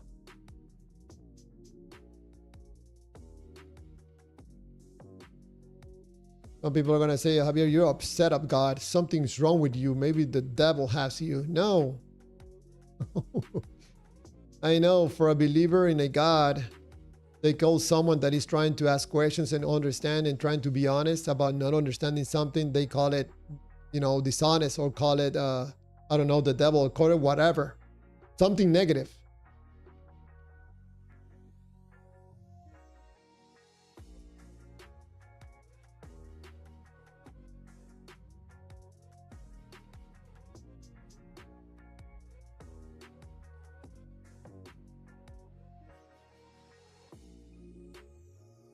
Diva, I thought when I was not really into this about, opening my eyes, I always thought that there was people, that were taking advantage of other people via the Bible and God. But it was not until I got into this channel and started to do research that I comprehended that the exceptions are people that are not doing scams. Those are the exception. There's people that honestly think that God is real and they don't care about money. Most people talking about God, they couldn't care less about the God. It's about the money. Most of those people doing debates online, they are in for the money, not for the debates, or to prove God, or defending God, or trying to convince people of God. No.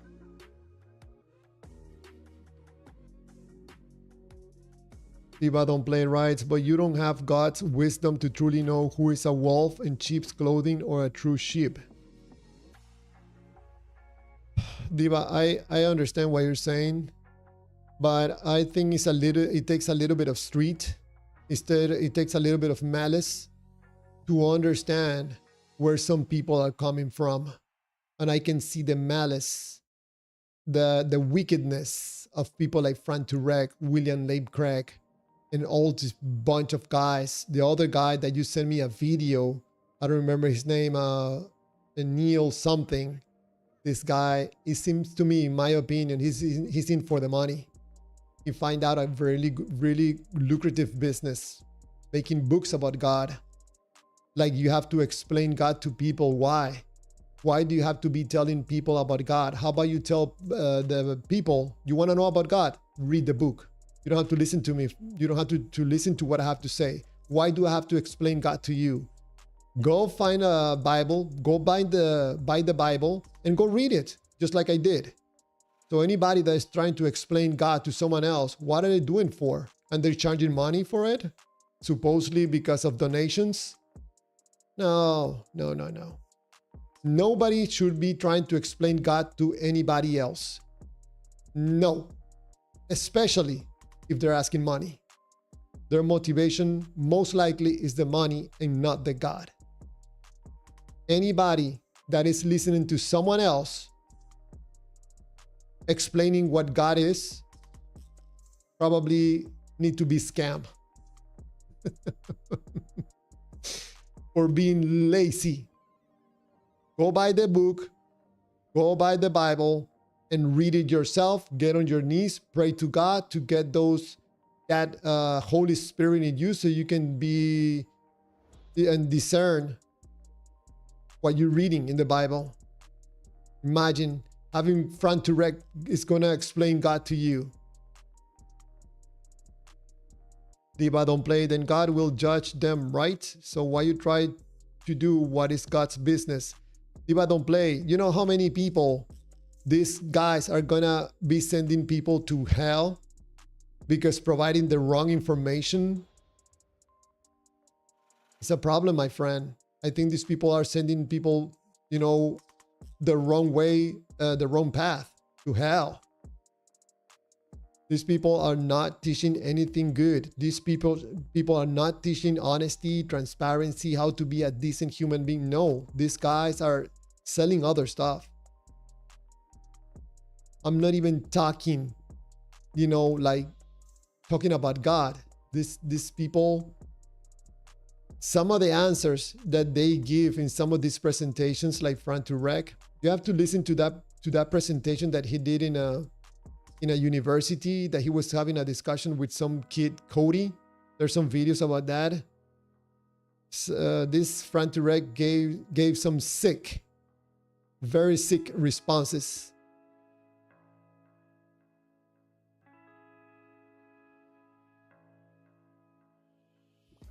If I don't play, I have got many very good preachers who I believe are genuine and legit. Please send me a name. Send me a name of the best one that you have, Diva, and I'll make a video of it. Or at least have a conversation about it.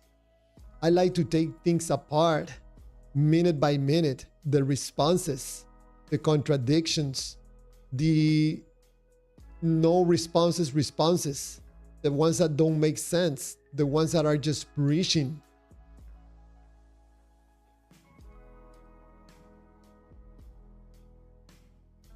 Diva writes, Jesus said, "You shall know them by their fruit.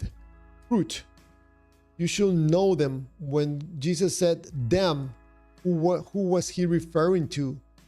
To the one that doesn't want to read the Bible and wants someone else to read the Bible for them, or what?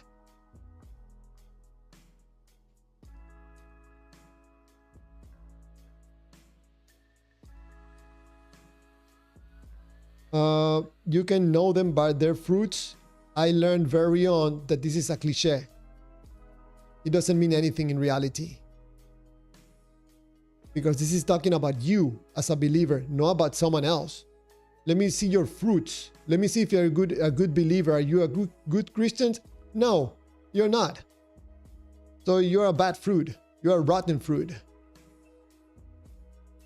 Supposed to be using this with someone else? How convenient.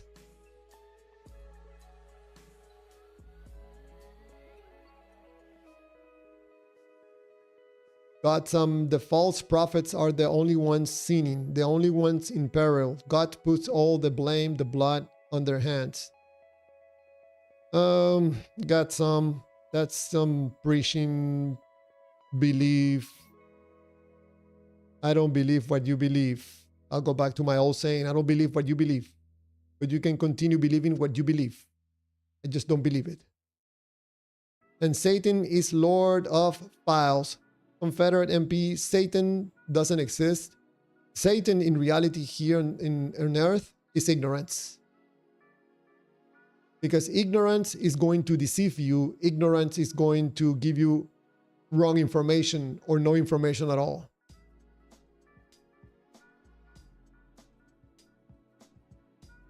Confederate MP, you go to the proper authorities to learn about God.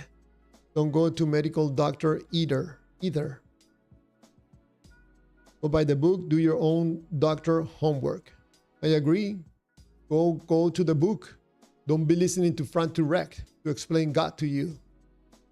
And how you're supposed to be believing in God. Got some, the folks in the pews are entirely different situation. Verse 98, you keep cutting out. Is that me? Referring to verse 98? I don't see anything wrong with the stream.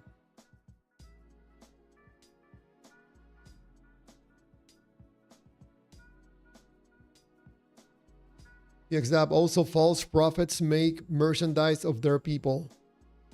The example, which one is a true prophet? No one. Show me one. We'll take it apart.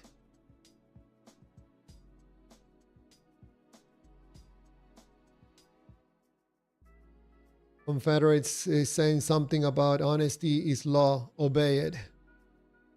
I don't think it's law, but I think it will be a better life for everybody if we be honest. If I don't play Javier, Kerrigan, Skelly, Joe from Cleveland Street Preachers. And like you already know, I like Ray Comfort, Front to Rec, God Logic, the preacher who read to name a few. Oh man, which one we take first? Kerrigan, Skelly? Uh, Diva don't play. Next time, go watch any of Ray Comfort's videos. Okay, he uses the same script for every single video. Make the person feel like shit, and you offer the medicine, the thing that is gonna make them feel good. And by the way, redirect them to the Living Waters website so they can buy stuff. Very dishonest in my point of view, in my opinion. Let's find out who's Kerrigan Skelly, because I don't know who that guy is.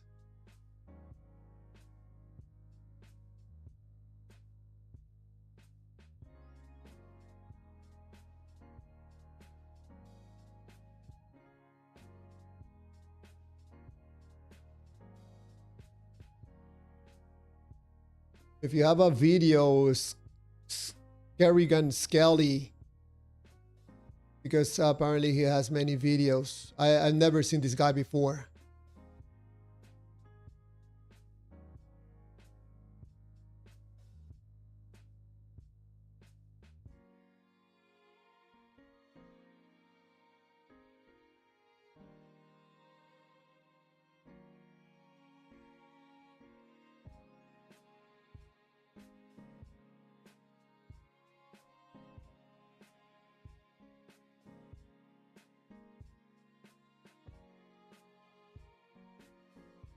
Diva, if you do daily watch Ray Comfort by now, that explains why you say the things that you say, my friend. Wow, you have the wrong teachers. Ray Comfort runs a business, a god business. I remember when his dog died, man, he replaced that dog so easily because that dog was a prop. Give me another dog, man, because I know people like dogs, and that's how I can get to people with the dog using the glasses. I'm surprised, Diva, that you get your information from these people. I don't understand by now. Are you selling God too? Are you getting any income from selling God and salvation to people? Because if you have these people as your, I don't know, your guide or your inspiration, I don't know. In my humble opinion, these are not good people.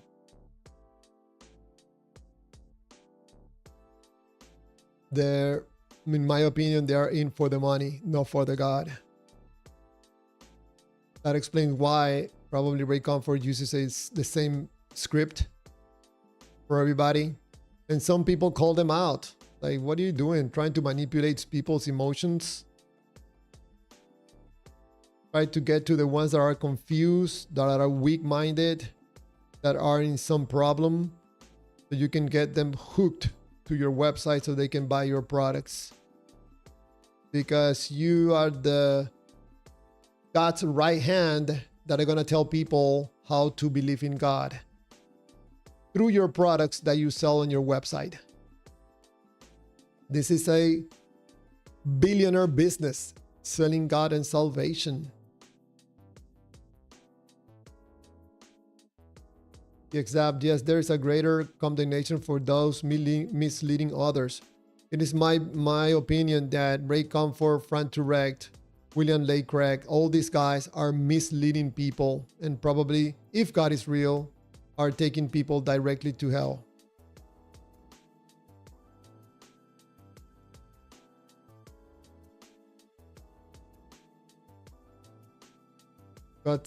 God's son, Satan is just a man. The man of sin is the false prophets you speak of that are preaching false gospels, a false Christ, accusing the whole world of sin when they have no sin.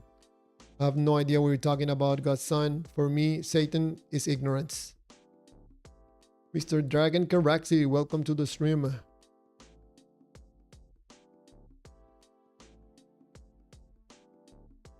Verse 98, Jonathan Can is a good preacher. Let's see who this Jonathan Can is.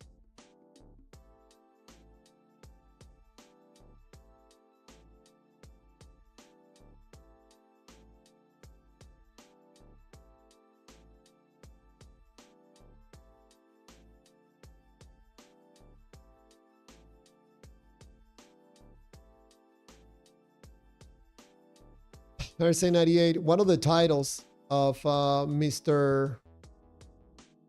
Jonathan Kahn videos is How to Hear God. Are you serious, RSA 98? This guy is gonna tell you and explain to you how to hear God. Someone hears that title and they say, oh, so this guy has a way to very easily hear God. No, he's just making it up. This is not real stuff. I can probably listen to him, but just by the titles of his videos, 7 angels with 7 trumpets, the book of Revelation, he's gonna explain it to you because you're not smart enough, so he had to explain it to you. Judgment in New York City.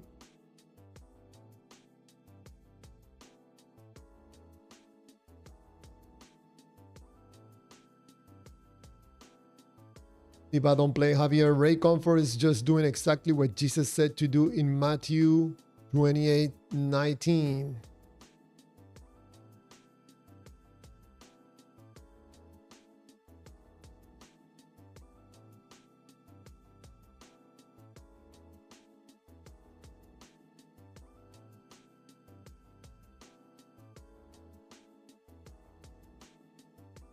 Matthew 28:19. Therefore go and make disciples of all nations, baptizing them in the name of the Father and of the Son and of the Holy Spirit.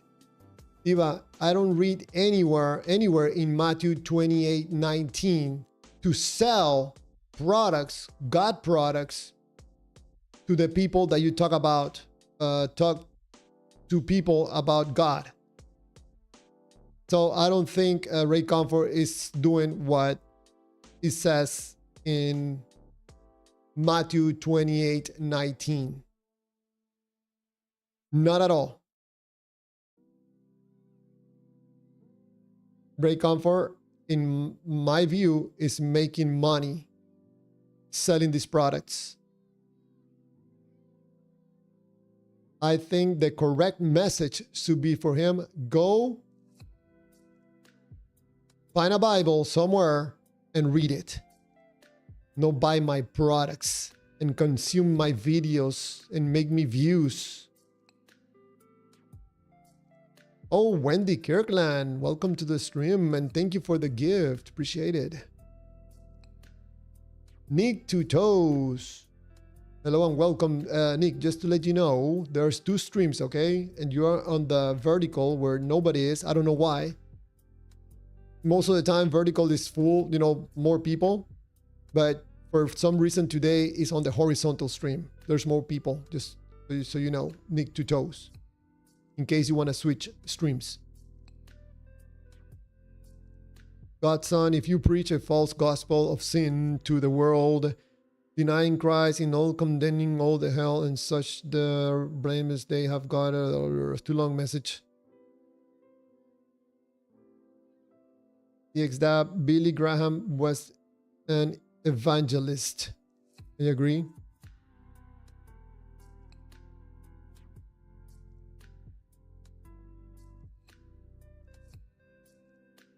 RSA 98. Also, Cliff Netchell is also a good one. I have to disagree with you, RSA 98.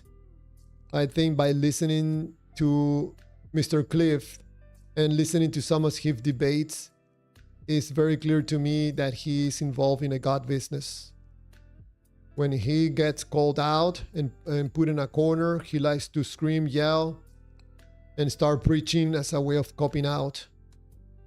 If I don't play, Javier, if they are misleading people, then please tell us what exactly is the truth. I have been waiting for this for months from you. Diva Don't Play, we are probably, I don't know how many years away from truth. How about we continue asking questions? You came to a conclusion that you know the truth when everything in life is yelling at your face. This is not truth. You're far away from truth. We're supposed to be asking questions, not by coming to conclusions, especially by someone else telling you who God is. I think if God is real, we should be exploring and discovering God. You close your mind, you close everything in your life and you explain everything away by the God of the Bible. You know, seems to me that is you came to an emotional conclusion, not a rational one.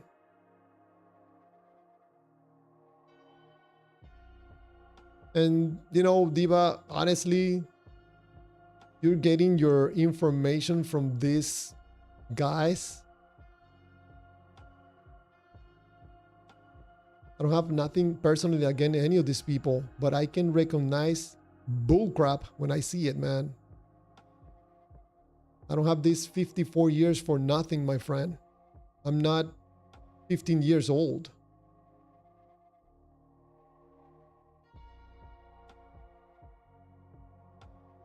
Godson is all about what the preacher is teaching from scripture. No, I don't think that's really the point. I think the main question or point is why anybody will sit down and listen to someone else telling them how to think about God and how to come to the conclusion of God, how to experience God. Why? Why?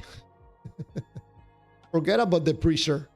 Who's the believer? Why is he doing the believing in that way, in a lazy way?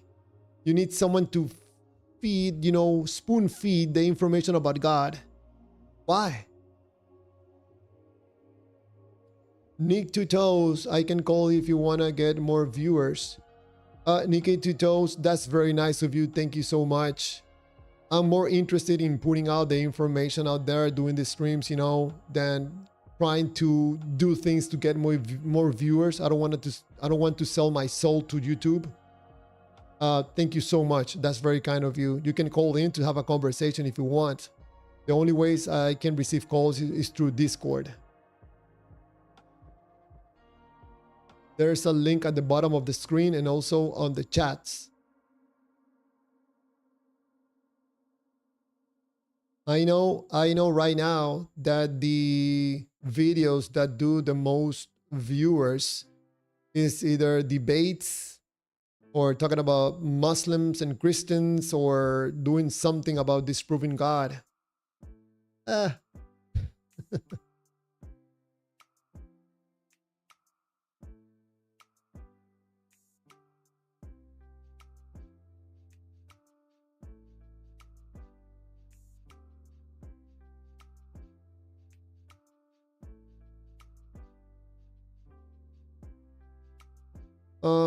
Diva Don't Play Javier, to objectively claim someone doesn't have the truth means obviously you must know what is the truth. So please share this with us. I think that the only truth that probably we can come off right now is that we don't hold the truth. That's the only truth. If that means anything. What are you going to call the truth? What is the truth?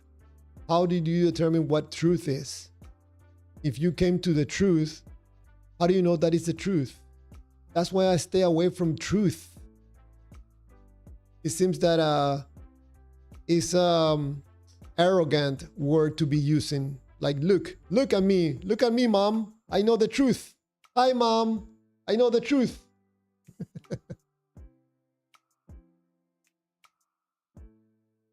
Thank you, Wendy Kirkland, for the jewels. Appreciate it. That is nice of you. Appreciate it. Diva Don't Play Javier. In every single video, Ray Comfort gives stuff away to people he shares the gospel with. He gives them free stuff and never asks for money. You are a liar. All right, you want to play this game, huh?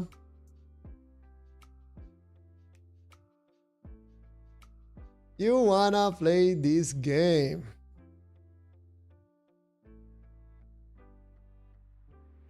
You wanna play the honesty game with Ray Comfort, huh? You wanna defend Ray Comfort.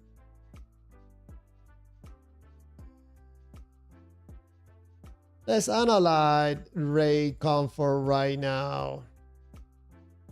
And look at the free stuff that he gives away. Let's check him out. Here.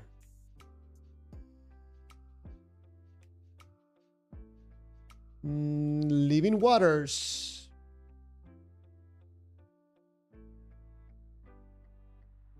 Okay, how am I gonna do this?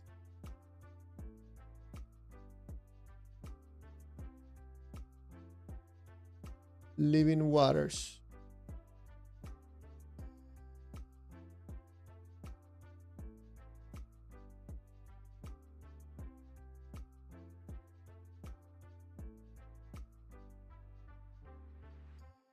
There you go. Okay, let's see if we can do this. You guys are mostly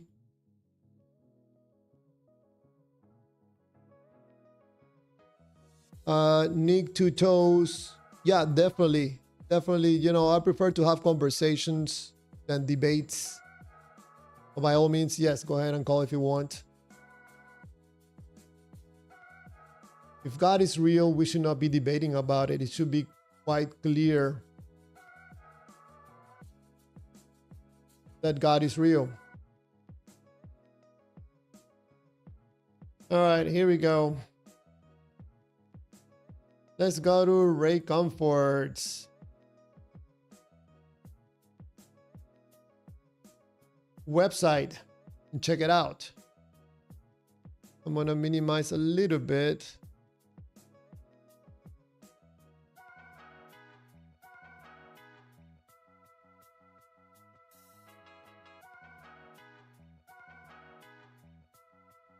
And how do I do this? Mr. Diva, don't play. Hold on, man.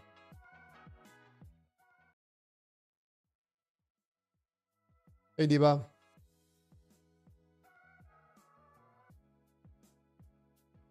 Hold on, Diva. I have to. I think this is the first time you come after I did the. Hold on. I think now you can unmute yourself.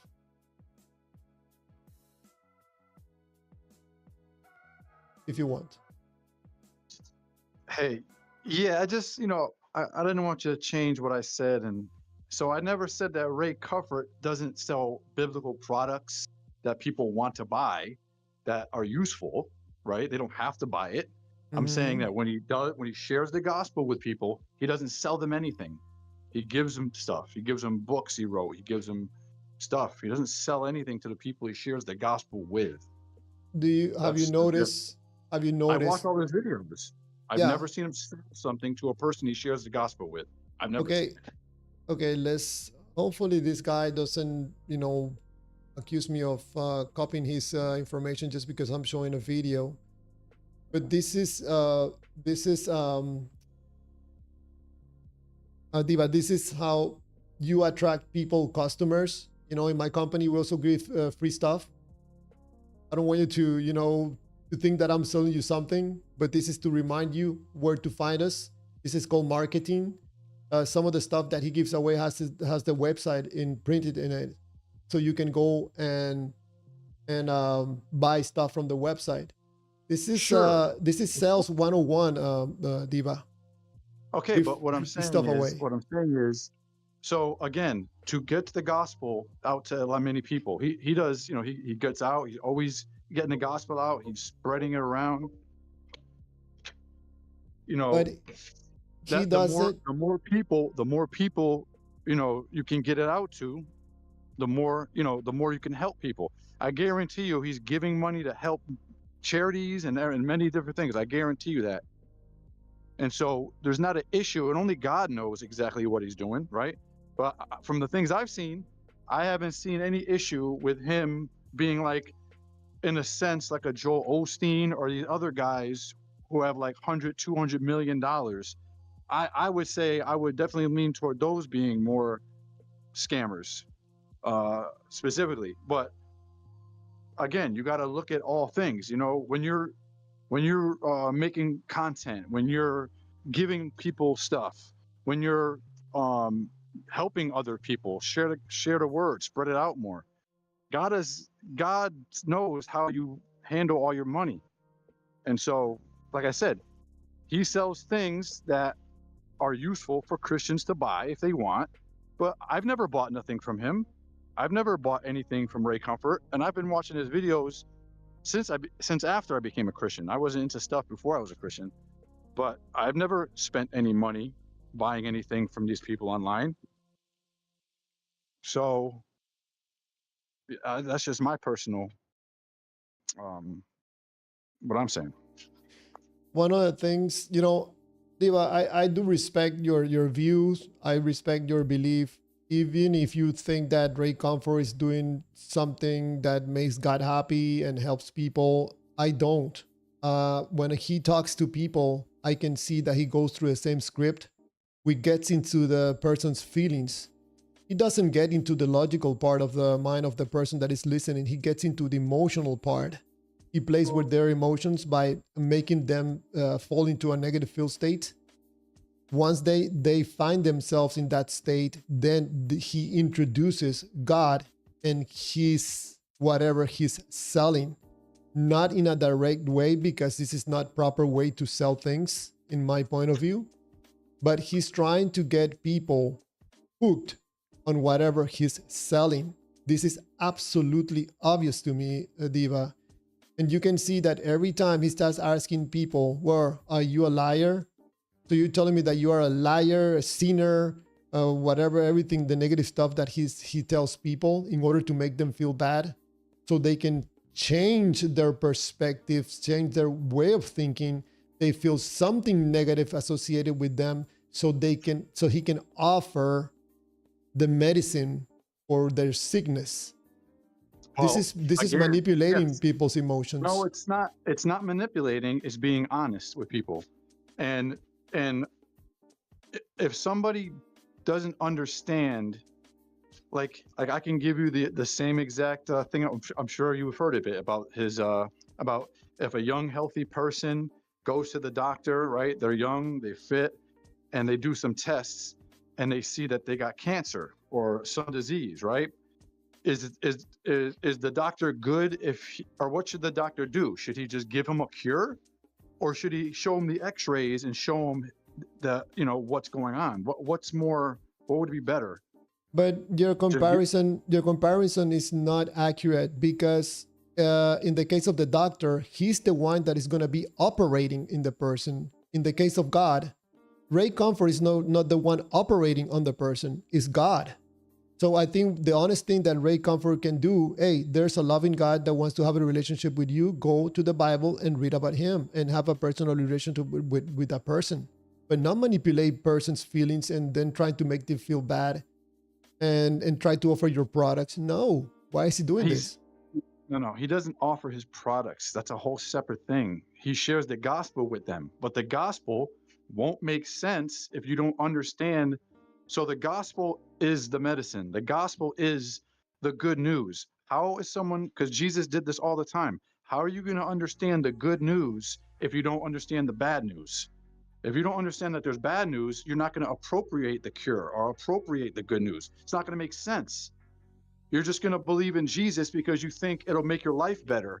And then when your life isn't better at certain times, you're just going to be like, oh, well, this is not cool. I'm not going to do this. My life is not as good as I thought it would be. I'm leaving. When the purpose of coming to Jesus is not to make your life better. Son, it's to save you from God's wrath on Judgment Day. Is to shield you and protect you, because Jesus paid for your sin on Judgment Day. That's why you come to Jesus, not because it makes you feel good. And then when it doesn't make you feel good, you leave, which maybe happened to you.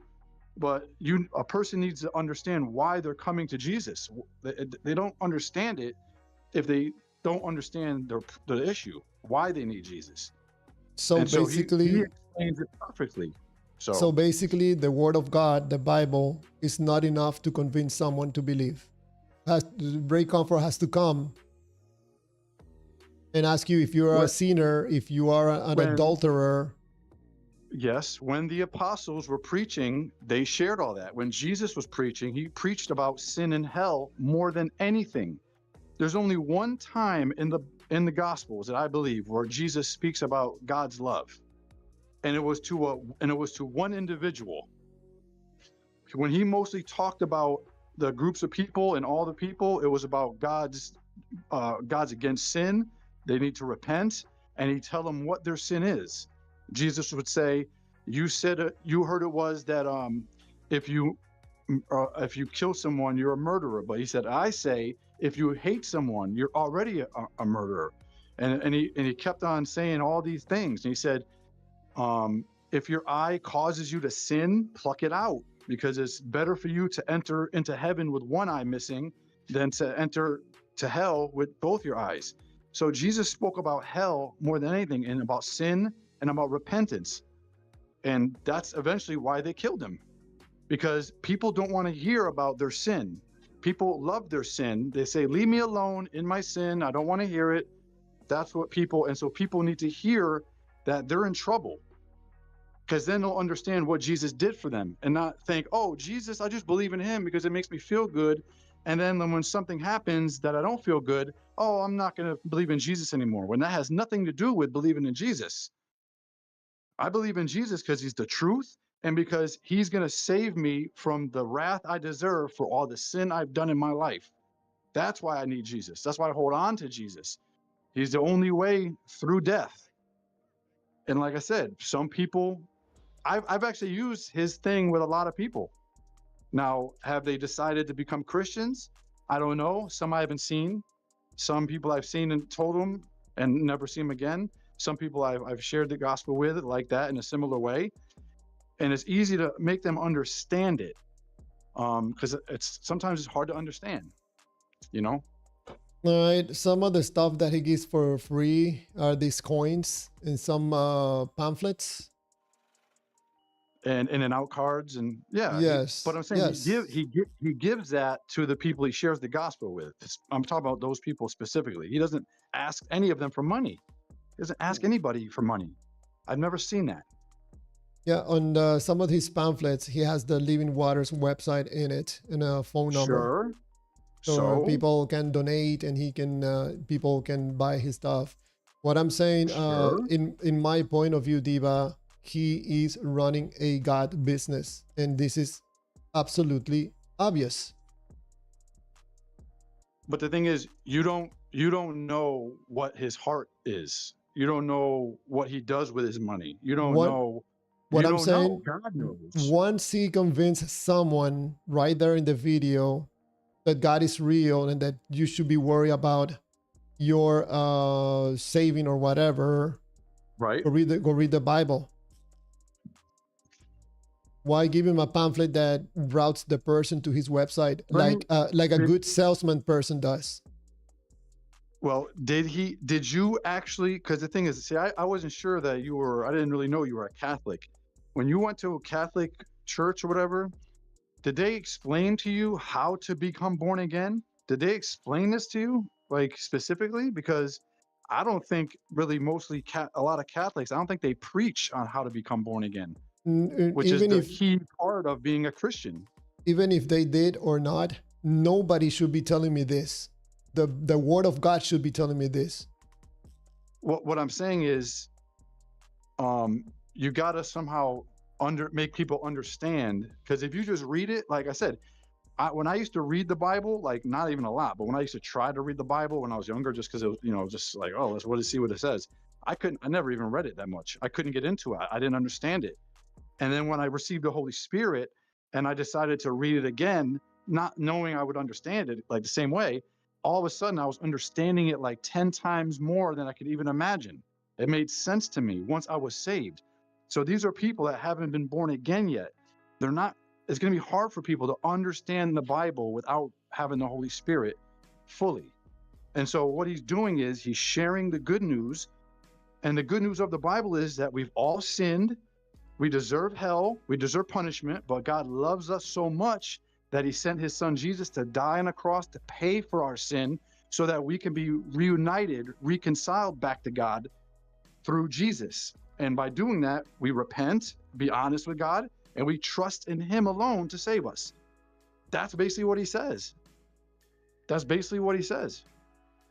I mean, that's the whole story of the Bible. And if you break it down of how to be saved, or what it looks like, that's what it is. They still selling God products.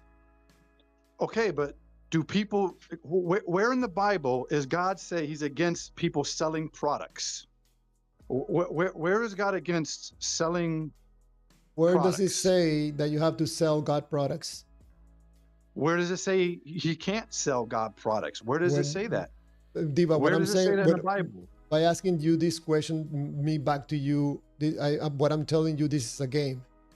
Because I can tell you the same thing. Where does it say you can sell God products? It doesn't say, but it doesn't say you can't sell anything. It doesn't It say doesn't that. say, it doesn't say you can sell them. I would think that the word of God should be sufficient. But what I'm saying is, if you look at if you look at how much they make or how much their net worth is or whatever, compared to like what's going on, you can see, like, if Ray Comfort was worth $100 million, you know, I'd have to like look into it, but he's not worth that. I think he's maybe worth under 5 or 4 million. And that's with a company, a huge company that he's running, which is probably like, you know, and he's been doing it for 20, 30 years. So, like I said, there's a few guys that they're in the 100 million range, maybe a Kenneth Copeland or a Creflo Dollar or like a Joel Osteen. I have problems with those guys. I don't listen to those guys. I don't. But I'm not giving money to these people anyway. I'm not giving money to Ray Comfort. I'm not giving money to Frank Turek. You know, not saying I wouldn't, but I haven't, and I don't have to, or I could. No one's forcing anything. And people, what you understand is, when I became a Christian, I'm not going to get into it, but because I don't want to talk about my alms. But when I became a Christian, I wanted to start helping people and giving people money, people like I wanted to help and all that. I started wanting to do that. I never had that urge before. I wanted to hold on to my money. But when I realized I was saved and changed, I wanted to do that, because it was like, there's no way I could thank God for everything he's done for me. Like he forgave me, he changed me, he helped me to stop sinning. He's given me eternal life. I have a relationship with now. Like my whole life is changed for this life and the next life to come. And it was a free gift. So when I want to give back, to like show God how thankful and gratitude I am. So I do these things, and none of these things gets me to heaven. None of these things makes God love me more.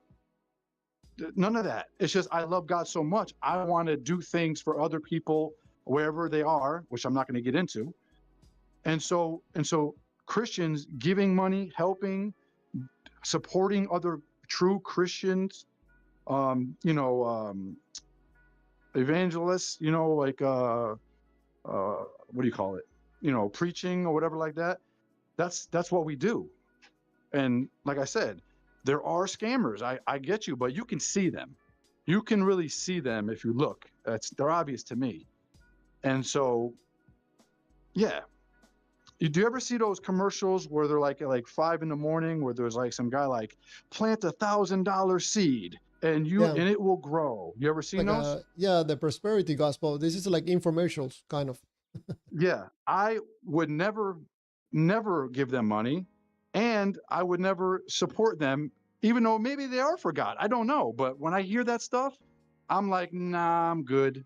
Nah, I'm good. You see what I'm saying? I'm good. Easily, I'm good. I'm like, it's an easy no. So, Diva, everything that you're saying, I mean, I even respect it, Diva, because this is your point of view. This is how you understand things. And, most likely you're being honest. I don't think this same thing applies to Ray Comfort.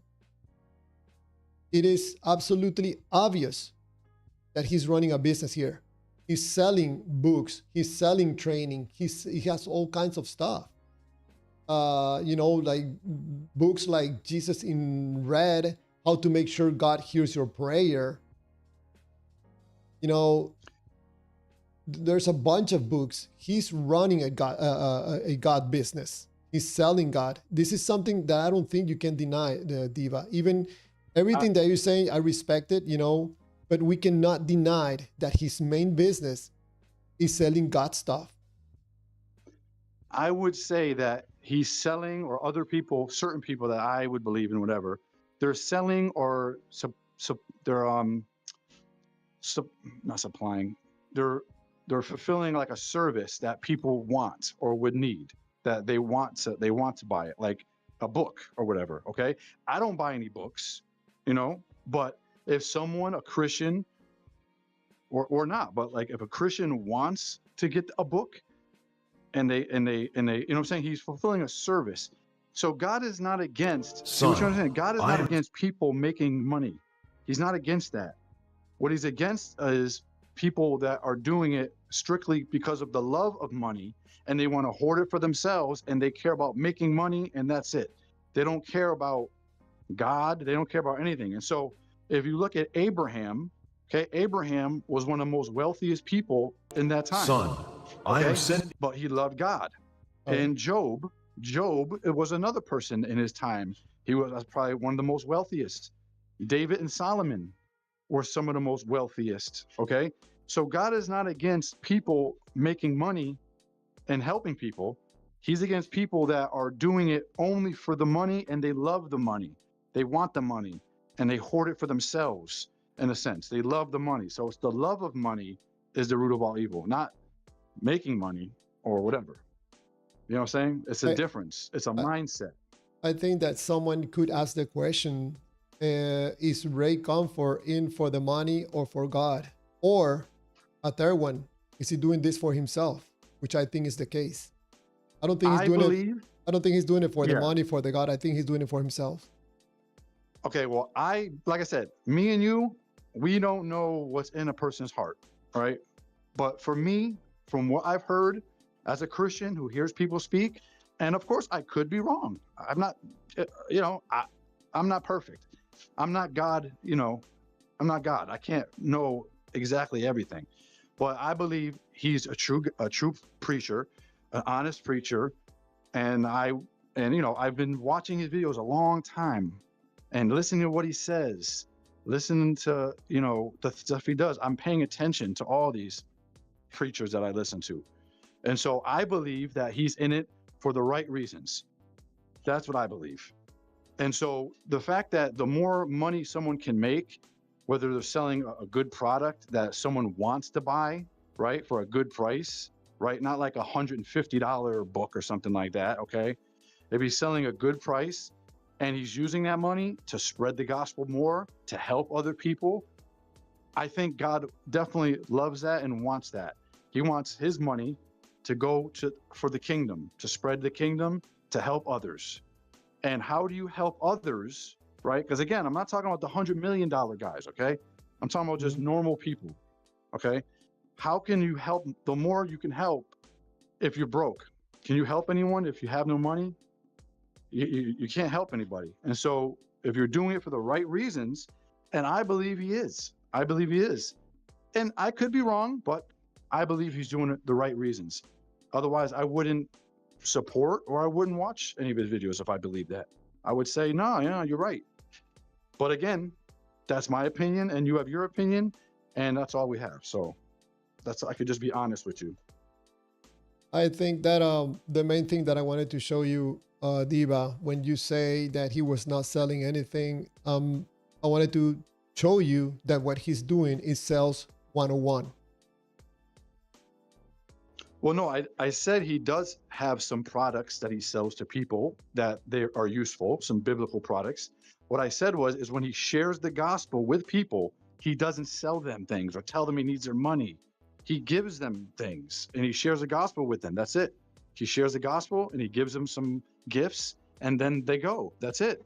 I'm talking about the people he shares the gospel with specifically. I've never seen him sell. I mean, I've never seen that. I've probably watched every video in the last 5 years. You know, yeah, before I came up with this channel, I used to watch a lot of his videos to the point that I could almost recite his script. And I think that what he's doing, Diva, and you know, you can see a video of him. What he's doing is appealing to the person's feelings. I would say their conscience. he's dealing with their conscience, because a lot of atheists, they have that head knowledge, and I've tried in the past, when you try to prove to an atheist that like God is real based on like physical evidence or philosophy, you go nowhere.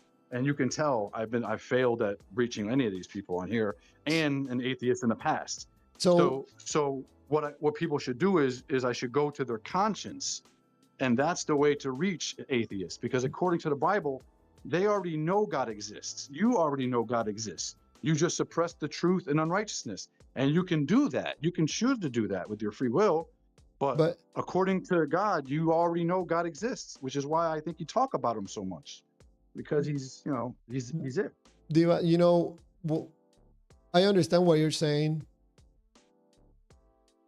I would like to add that when Ray Comfort is talking to someone and he start doing this script of getting the person into a negative feel state first, I think he knows exactly what he's doing. Hold on. If you allow me to finish, and I'll let you speak, okay? Okay.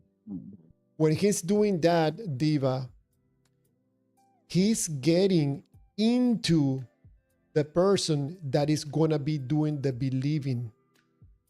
He's not bringing a God and showing you a God. So something has to change inside this person in order for that person to see the God approaching. What my question is, why are you doing these things this way? Because it sounds to me like you need the cooperation of the person in order to get the God closer to that person. Right, which I kind of already answered. Should not be. I already answered that. Is these people, whether they say it or not, because you can't know exactly what a person really believes, right?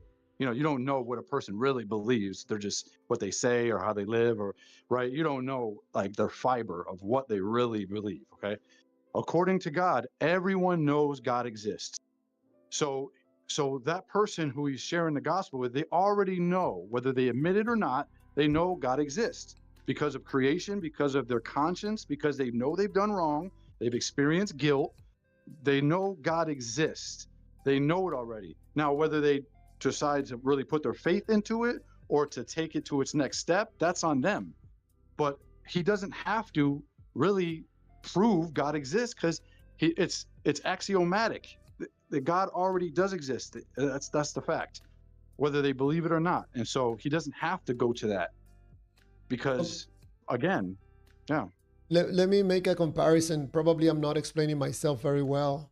So let's see, Ray Comfort goes to a person and start, you know, hey, you're a sinner, you're an adulterer, whatever, or making the person feel like shit.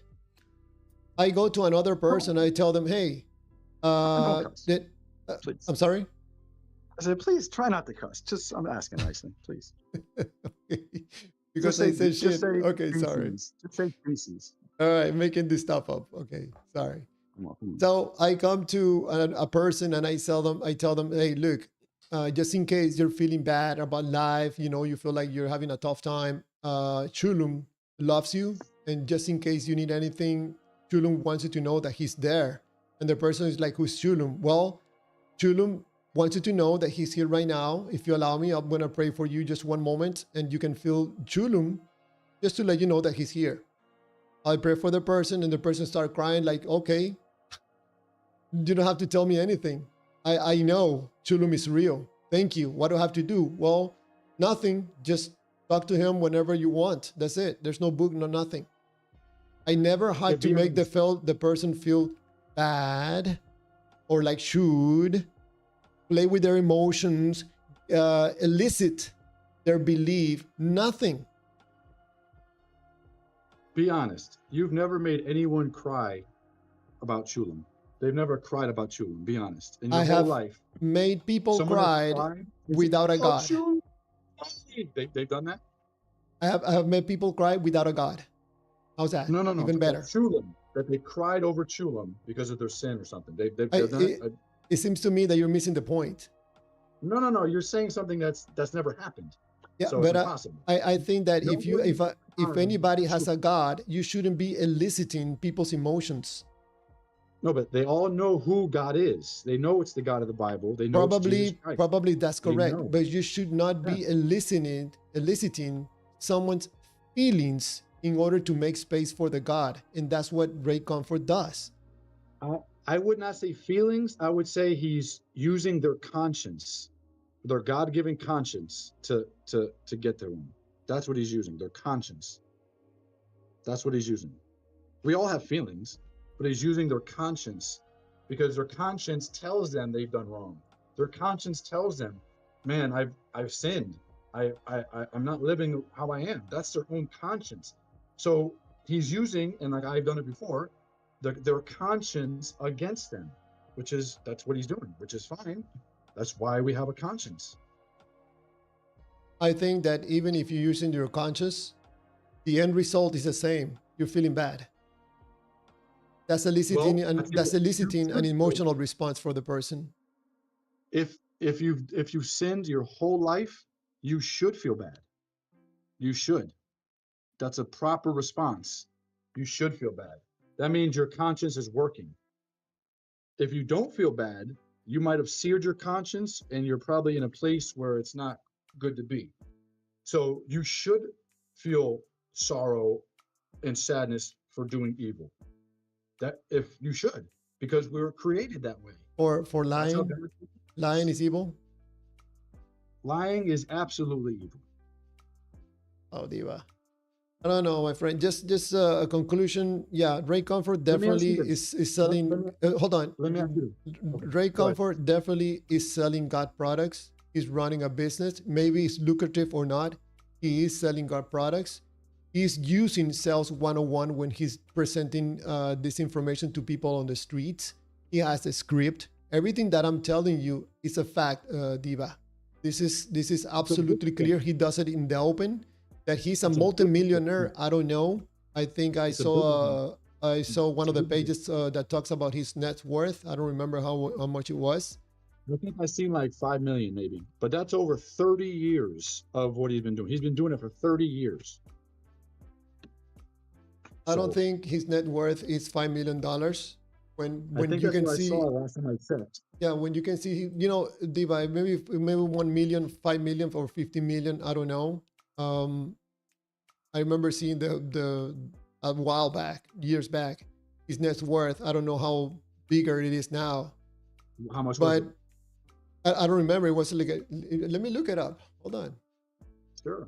I mean, I looked it up recently. I started looking up like the street preacher I mentioned. I was like, yo, let me look up Cliff Kenichi. I looked up him. I started looking up these guys and just see like, and to me, for what they do, for how long they've been doing it, they're also, they run a church, they have a building, a church that costs money to operate a church, right? And to share the gospel with more and more people. Anything under 2-3 million, I don't think that's an issue, because again, they're doing so many things over so many decades. You gotta think, Cliff's been doing it for 40 years. Ray Comfort's been doing it for 40 years. Yeah, he's according to a website somewhere between 5 and 16 million. But he said in somewhere that he's making roughly 176,000 per year. Now we have to understand what is a nonprofit, what's money that comes from donations, what is his personal net worth, because Exactly. Lots of this money gets lots in this nonprofits and stuff like that. But in my point of view, yeah, if God of the Bible is real, you should be getting this information from his word, not from Ray Comfort's word. Well, what you don't understand is the apostles and the disciples, the early disciples of the apostles or whatever, did the same thing when they shared the gospel. They did the same thing. They used their conscience.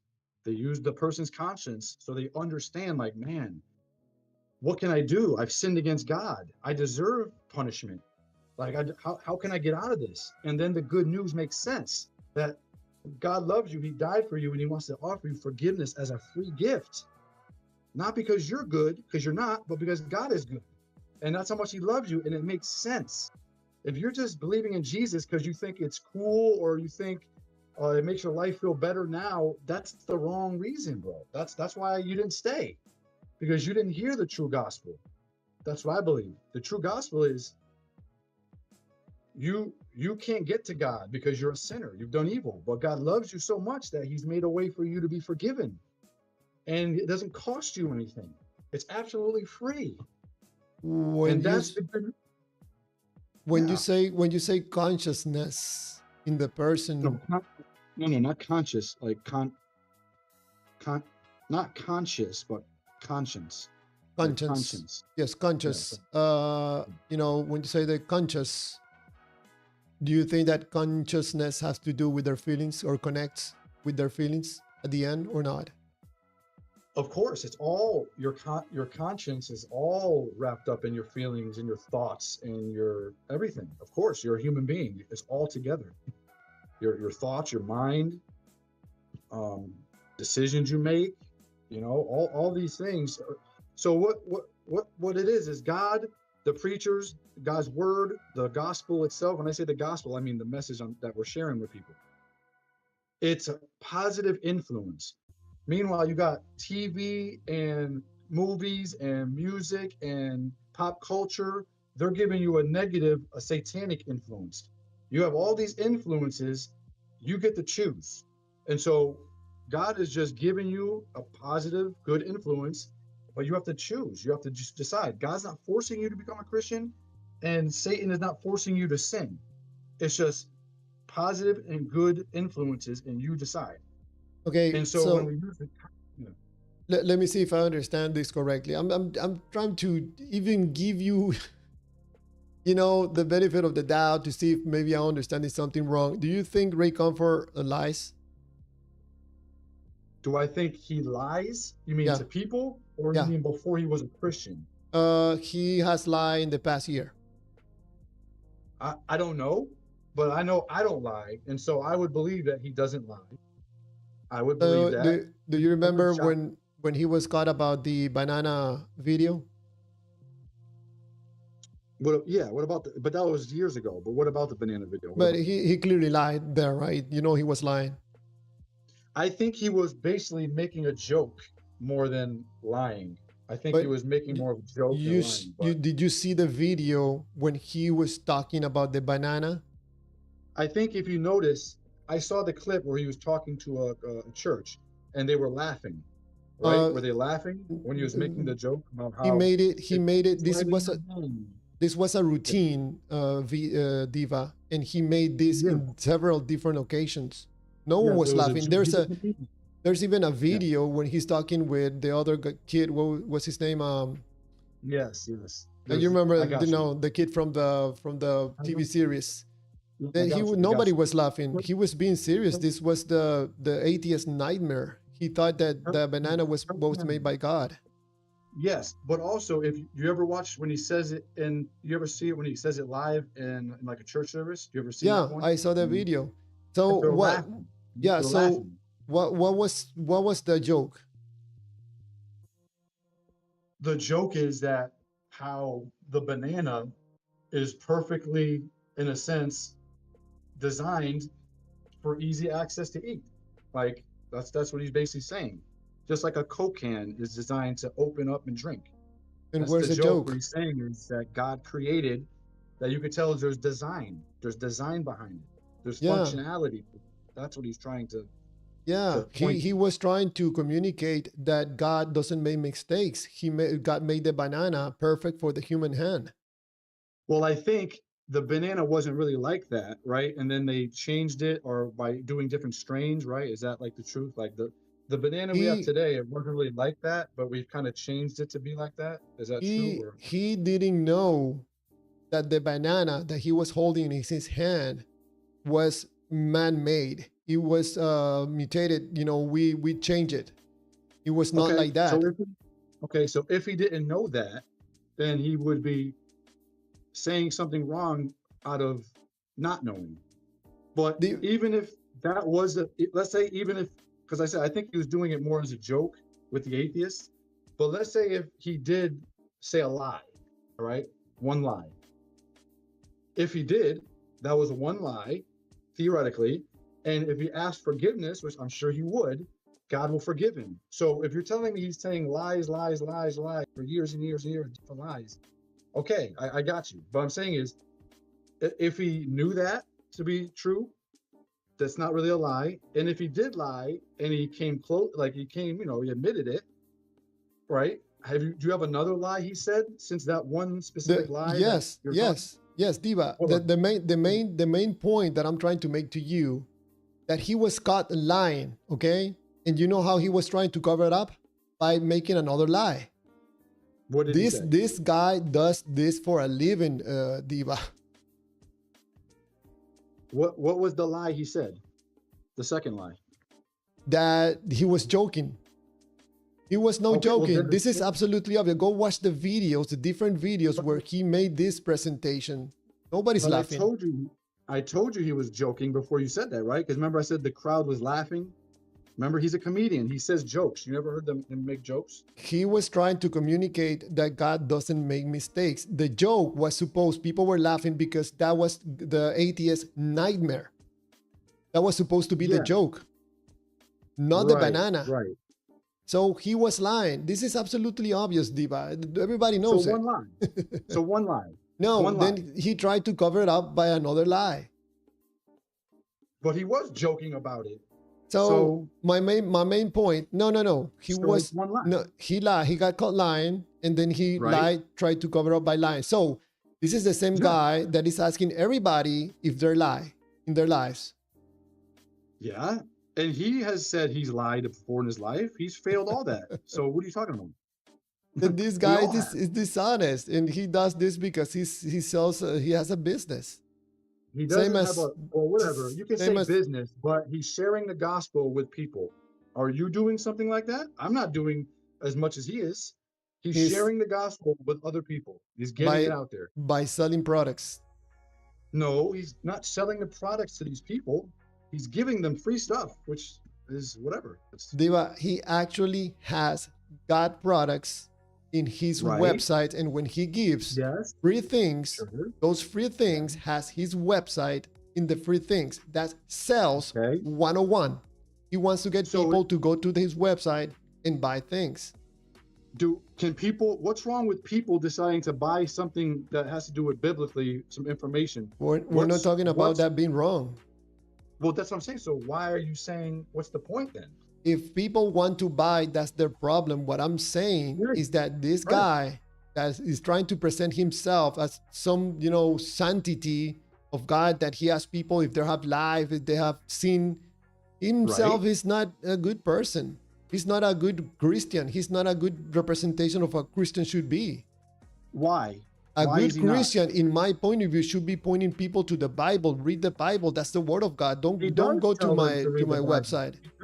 He does tell them to read the Bible. He does all the time. You never hear him say at the end of the thing, read God's word every day. He says no breakfast, no whatever. He tells them to read God's word. He tells them every time. I hear it. Have you seen the name of the books that he has on his website? No, I haven't even looked. I just know he has like books he gives away, like the scientific facts of the Bible. He gives that away. And he probably has some other books. I never checked them out, but it's fine. There's nothing wrong with selling books for a fair price. Selling a product that people want, and you're a good steward of it, and you do something good with the money to spread God's gospel, to spread the word, to help give charities. There's nothing wrong with that. There's nothing wrong. There's something wrong with someone making 100 million and having private jets, and there's something wrong with that. But I'm with you on that.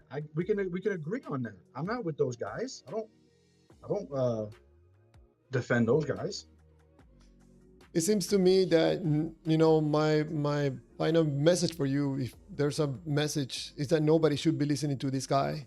What he has to say, not either front to wreck. I think these are people that are deceiving and miss. What happened? How much can you? Hold on, Diva. Hold on. What happened? You can both hear each other. Oh, okay. Easy. Sorry. Mel. Hold on, Diva. Mel, who are you in the live stream? If you don't mind, what is your user in the YouTube, please? If you can write it on the Discord. Yeah, you got to scan these people because they could be, Yeah. you know, like crazy. Yeah. Go ahead, Diva. Sorry for interrupting. I was saying, can you look up Richard Dawkins' net worth? I'm just curious. I have no idea what it is. Maybe it's I don't know. I'm just curious to see what it is.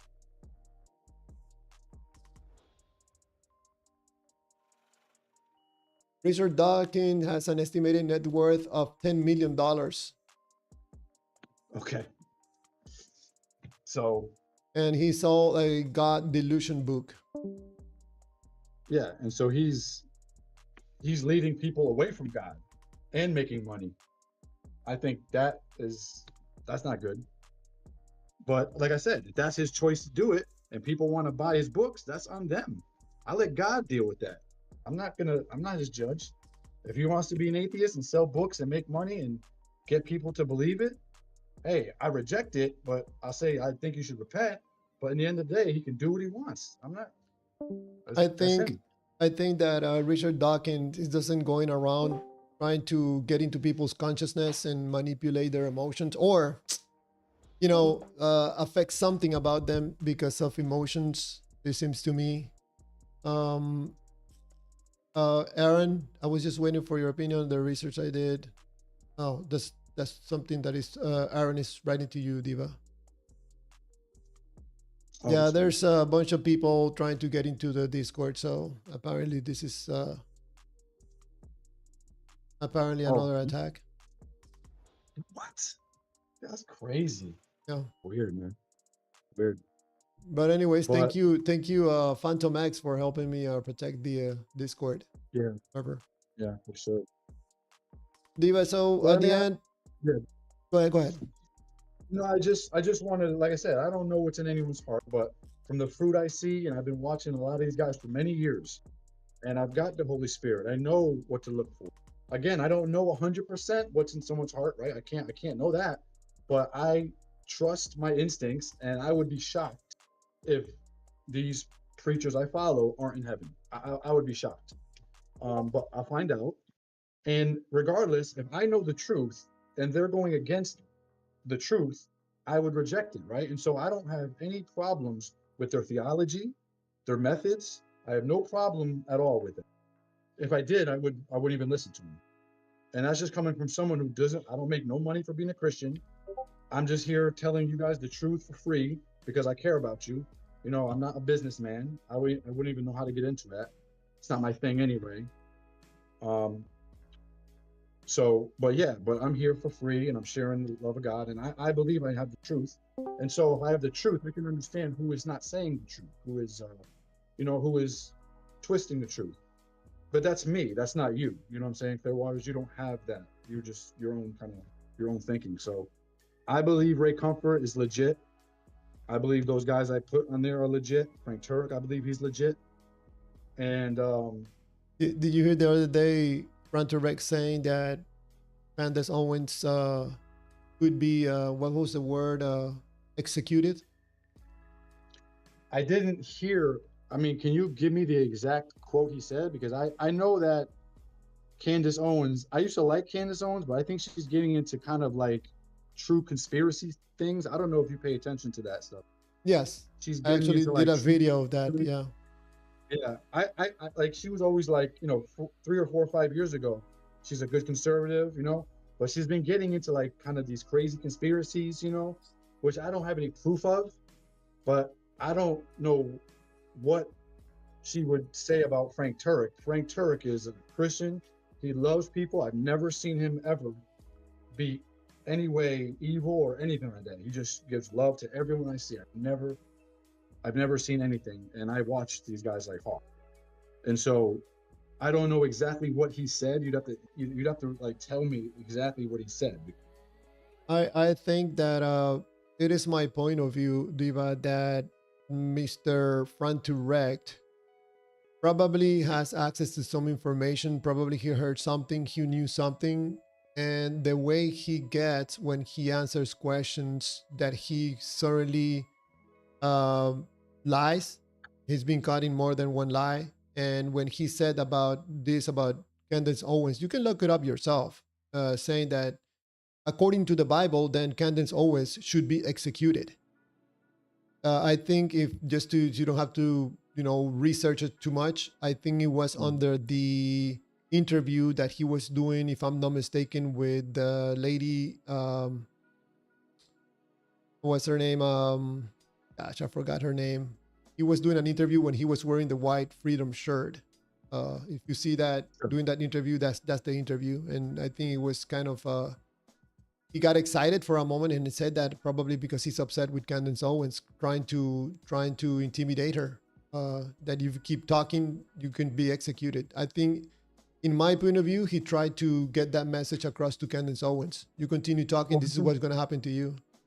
Yeah, if I'm not, because I said I haven't heard it, but I would be guessing that he's probably trying to warn her about other people. You know what I'm saying? Like No. other He specifically referred to the Bible. That according to the again, Bible, according to the Bible. I can't comment because I haven't seen it, so I'd have to see it. If you can, if you have the time, look it up, because that and the part that he was saying that he was giving Charlie Kirk CPR, that was a humongous lie. Well, what I'm saying is you're saying that he had something to do with that happening, which I No, Diva, no. I said that Oh. most likely probably has some knowledge. He heard something. Probably he knows something that we don't know. I'm not saying that he did it. Right, but I'm saying is if the shooter is over there and he's with a crowd of people, and I never watched the video, of course. I wouldn't want to see that video. But I know that he was there, like in the group with him, like on the side of him, right? Like he was part of his team, right? And so I just know that the guy was far away and the guy shot him from whatever. And then once that happened, it was all craziness. Obviously, you have no idea what's happening. You know what I'm saying? So he's probably trying to save the guy's life. He probably doesn't know CPR. I don't know. He's probably freaking out because, again, I've never watched the video because I never will to see that happen, like actually to happen. But it was probably a lot of blood and a lot of, like, it probably wasn't like you just got shot in the chest and you're down, like shot in the chest. It was probably horrific. And so, I mean, Was on the neck. yeah, but I'm saying is the way it was, it was probably a big bullet and a big shot. Like I said, I didn't see it, but I'm sure it was way more graphic than just like getting regularly shot in the chest or something. You're laying down, like kind of still alive, like I'm sure it was like more harsh to look at. And so he's probably doing the best he can. But like I said, I can't prove anything, but I believe he's an honest Christian, a true Christian. I haven't heard the things about Candace. I'll definitely check them out. But again, we all have to answer to God anyway. And so I don't base my faith on trusting in Frank Turk's a Christian. It's got nothing to do with me. You know what I'm saying? I got to listen to what he says. Does what he says line up with what the Holy Spirit in the Bible tells me, or does it not? That's all I have to go with. So Diva, if you have the time, I would like to listen to your opinion when it comes to him saying that, because it seems to me that that's not the first time that he slips out something out. That probably in the excitement, he gets excited and says something that he should not said. He said something I think it was in the same interview or on another interview, when I don't know if he thinks that they are on a recess or something, or on a commercial or something, and he's looking down and he says something like to himself, like it was about time, when they were talking about the killing of Charlie Kirk, and people like, oh, that's a Freydurian slipped, Freydurian. But yeah, you said that before or after? After. Like I said, I don't know these specific things you're saying, so I can't comment on it. So I don't know what context. But let's say whatever. I believe, because I hear the things he says, I can check it against the word of God. So what, and again, have I sinned since I became a Christian? Yes, to my own shame I have. But it's not something I do daily. It's not something I do weekly. It's not something I do repeatedly every day, the same thing over and over again. So a Christian is not 100% perfect.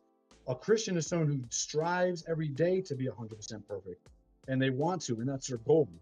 And they're successful more than they're not, but again, they're not perfect. And so I just want you to remember that you get what I'm saying? So there's a difference between never sinning ever again in thought, word, and deed, or you're gonna sin sometimes in certain situations when something happens and you choose to do that for whatever reason. But it's not every day, every hour, every week, continuously. It's not. It's a. Makes sense. So I don't Yes. expect anyone to be perfect. I don't When- expect that. Obviously. When is the next time you're gonna watch a video from Ray Comfort? I usually just watch when they come out. Like they come out, he puts one out like once or twice a week or something like that. All right, I And then wanna. he's got a couple other ones like Mark Spence. He's got like a group of guys that they put their own videos out to. So Yeah. I watched some of them. That's Living Waters Europe. No, that's another one. Yeah, that's another guy. His name is John. But then the Living Waters, like LA Crew, whatever. It's Ray. It's Easy. It's Mark Spence, and it's another guy. So I usually like Mark or Easy. They have some videos once I listen to it, or Ray. Yes, I haven't seen too many videos, but he usually does one a week.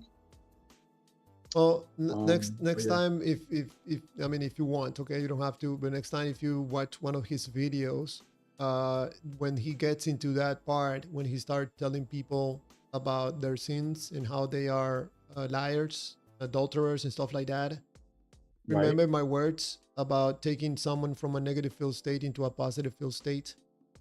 I always say that there's magic in there because this is how hypnotism works and how one of my therapies work. To make changes in someone emotional. Have you ever maybe try to read it? I don't know. Have you ever like really honestly, objectively read the Sermon on the Mount from Jesus? It's the longest, best sermon we have of him written down. It's Matthew chapter 5, 6, and 7, 3 chapters of him preaching. Tell me if you think he's trying to get people to have feelings or however you believe. Listen to what he's preaching. And this is God preaching, God in human flesh himself. God is all knowing, right? What is it again? This is God, Jesus Christ, God himself, preaching to crowds of people, thousands of people all at once. No, but what's It's Matthew? Yep. It's Matthew chapter 5, chapter 6, chapter 7. And I would say read the New King James because it'll help you to read it. It won't use like thy and nigh and hither and all that, which you won't be able to understand as well. So read the New King James Version. It'll make it better English. It makes it clear English, not the Old English. Yeah, but That's why I read the New King long. James. It is long, yeah. But read what he says, and you tell me if he's trying to get people to, he's preying on their feelings or trying to get to their conscience, and tell me what you think, because that's what we're trying to do. We're trying to reach people by using their God-given conscience to make them realize they're in trouble with God and they need to turn to God for salvation. They need to turn to God for forgiveness. If somebody doesn't think they're a sinner, why would they need forgiveness? Why would they need Jesus' death on a cross? It doesn't make sense. Like, no, I'm good. I told a couple lies. I cuss. I fornicate a little. It's not a big deal. It's okay. I'm not in jail. I'm not on the 8 o'clock news. I'm a good person. That's what most people think. But that's leading to death, because in reality, they've sinned against God, even though they don't think so. And so that's what it's about. It's about bringing the knowledge they've sinned against God. Because if someone's thinking, I've done a few bad things, but I've done a lot of good things, I'm okay. God will think good of me. He'll let me into his kingdom. That's not what's going to happen. God is going to judge you for your crimes. Just like a good judge. A good judge is not going to judge you for the good things you do. He's only going to judge you on your crimes. And if God judges you for your crimes, all your crimes, you're in big trouble. And certain people need to know that. Certain people, they don't really understand that they've sinned and that they need to receive forgiveness. So that's what he's showing them. That's all. A person can say, you know what? I've sinned. I don't care. I don't need God. Way. They can do that. It's a free country. No one's forcing them to believe it or to make a different choice. They have free will. But yeah, read those 3 chapters in the New King James so it's easier for you. And tell us what you think of Jesus' preaching. Jesus himself. Not Ray Comfort, not this guy. Jesus himself, and tell me if you got a problem with what he said. And I read some of the stuff years ago, man. Yeah. I just opened Matthew 5, 6, and 7 so I can read it. Yeah, the whole chapter. Chapter 5, chapter 6, chapter 7. Yeah. All right, I'll do that. Leave it open so I can read it after we're done with the Yeah. live stream. Yeah. Yeah. And there's gonna be some things in there that you're not gonna understand because Jesus uses allegory and he uses extreme like a metaphor. So just to give you, I want to give you a clue. When Jesus tells someone that if their eye or their hand causes them to sin, they should cut it off. He's not saying they should literally cut off their hand. What he's saying is that sin is so serious that you need to do whatever it takes to get it out your life because it's going to lead to hell. So he's using extreme language to get his point across. So he's not actually telling them to cut their hand off if they sin. That's not what he's saying. He's using extreme language, allegory, to get his point across, which the point is you need to do whatever it is to get the sin out your life. That's how important it is. You gotta cut it out. You gotta repent. You turn from it. It's very important. So you have to understand those things. But that's all. That's all. All right. Well, Aaron is on the Discord. Yeah, I think we're good. I just wanted to defend my boy Ray. You know what I'm saying? You know, stand up for my boy. So, but I'll let you talk to Aaron for a little while if you want. I'll just listen. All right, Yo, Aaron, What how up, are dude? you? how's it going, Javier? Good. Just really disappointed. I watched US get their butt whooped in the World Cup. USA is out. They didn't do too good. Yeah, they got eliminated by Belgium. It's my first time ever watching like soccer, so like I don't know, people don't call it that, but it's whatever. But like I try to watch it, and yeah, they lost. All right. So I was going for Panama or USA, so they're both out. Yeah, I and haven't Mexico lost too. I haven't watched a single game yet. Yeah, it's just I just been watching them on TV or what whenever they come up. But yeah, what's been the conversation? Do you have a topic or? I was talking about the many problems with the concept of God and some of the problems that God presents. For example, a timeless being creates. I'm saying that how can a being with no before or after performs an action? Yeah, you know what's interesting, Javier, that I think you would like. So after I've talked to you guys, like especially hearing Fathom and Robert speak, I've been spending a lot of time away from the Christian revelations and just using like AI to help me to study the metaphysical and philosophical aspects of God. So my goal is I'm trying to study because you got people like Robert and Fathom. They use all these really high level terms all the time. So I'm like, you Mm-hmm. know what? I wanna educate myself in those terms because I'm like, I could sit here all day and night, Javier, and I could sit here and tell you about Jesus and tell you about Matthew, Mark, Luke, and John. Or I could actually be like, you know what? I want to get to the root cause of how God ought to be.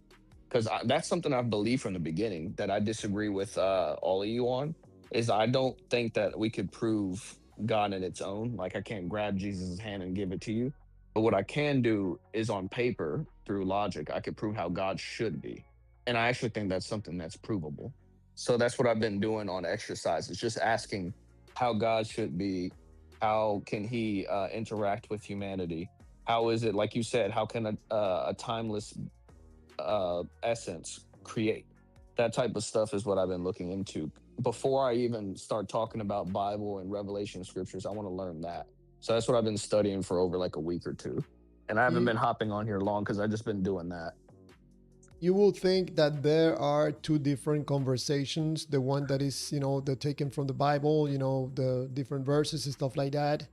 You're finding out that I don't know. I'm not saying that you're finding out, but you're Yeah. understanding that there's another conversation, like the way Phantom and Robert, speak in a totally different way. They're coming from a totally different approach to the talk about God.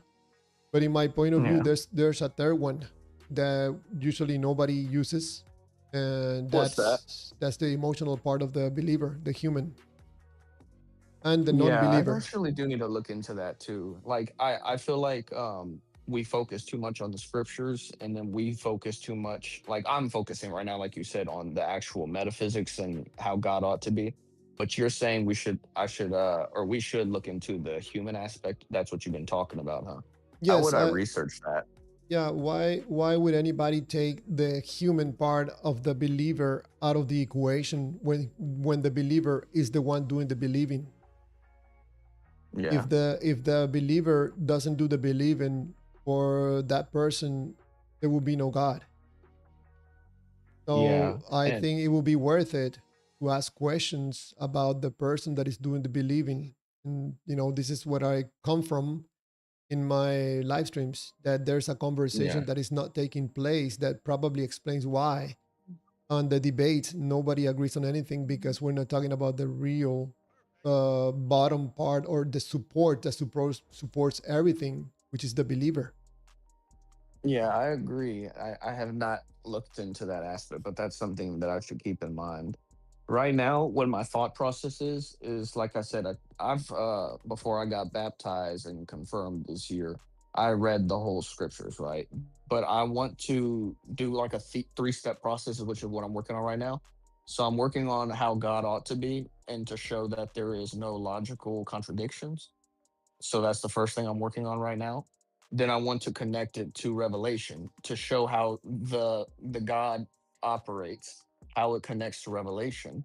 And if we could bridge that and show there's no logical incoherencies, then we get to the last aspect, which would be what's inside of that revelation. Is it contradictory? Is it morally evil? Or can we prove that this right here is not contradictory or evil?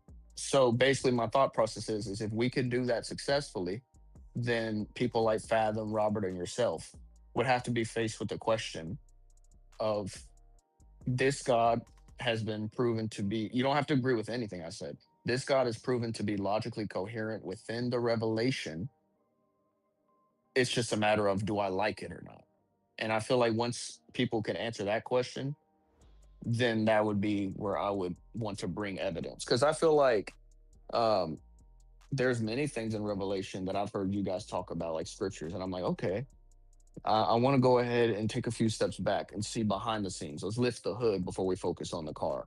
And then if we could prove that these things are possible and logical with a God, then it's not a matter of is these scriptures corrupt or contradictory, but it's a matter of do I like it or not? Preference. That's what I'm trying to work on right now. I haven't fully fleshed it out, but I've been trying my best to do that. So I haven't been doing too much scripture reading, just pure logic. I like go on ChatGPT and I tell AI, I'm like, okay, let's make a panel of secular atheists that have nothing to do with God, and let's have them work together. So like I have like a logician, I have a metaphysic, I have like a skeptic, and I have all different types of people. And I'm like, don't be biased. Don't talk anything about Christianity or religions or scriptures. Let's just talk about how God could work physically and I mean metaphysically and all that.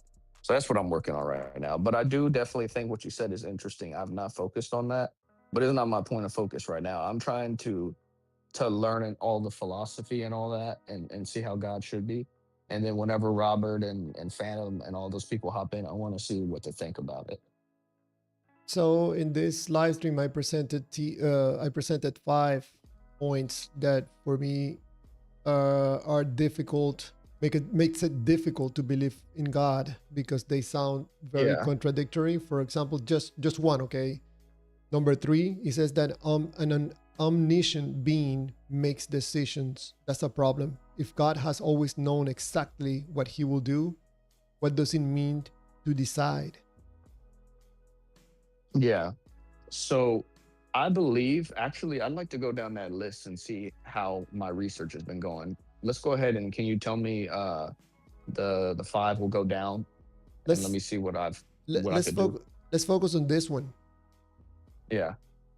Go ahead. So you say, how can a timeless God who knows all make decisions? Yeah, I read it again. I'm not an omniscient being makes decision. That's what I'm saying. That is contradictory. It doesn't make sense. So I explain away that if God has always known exactly what he will do, how does it mean to decide? What does it mean to decide? Awesome. So the sentence you said is absolutely correct. It's not possible for a timeless being that knows all, omniscient, to make decisions. For a timeless being to make decisions, that's making change. And a timeless being that's outside of space and time cannot make change. So your statement would be correct. You'd have to go and say, how can a timeless, all-knowing God, how can decision be made? And the what I've researched is that the essence of God is in itself an act. So God is pure act. And so God consists of knowledge and will. So God's eternal will is act itself. So he is. So the decisions that you would say are being made is not like God switching his brain from left to right. Basically, God is decision and it's eternally happening. So it's not possible for God to make decisions. These decisions would have to be grounded eternally in his essence.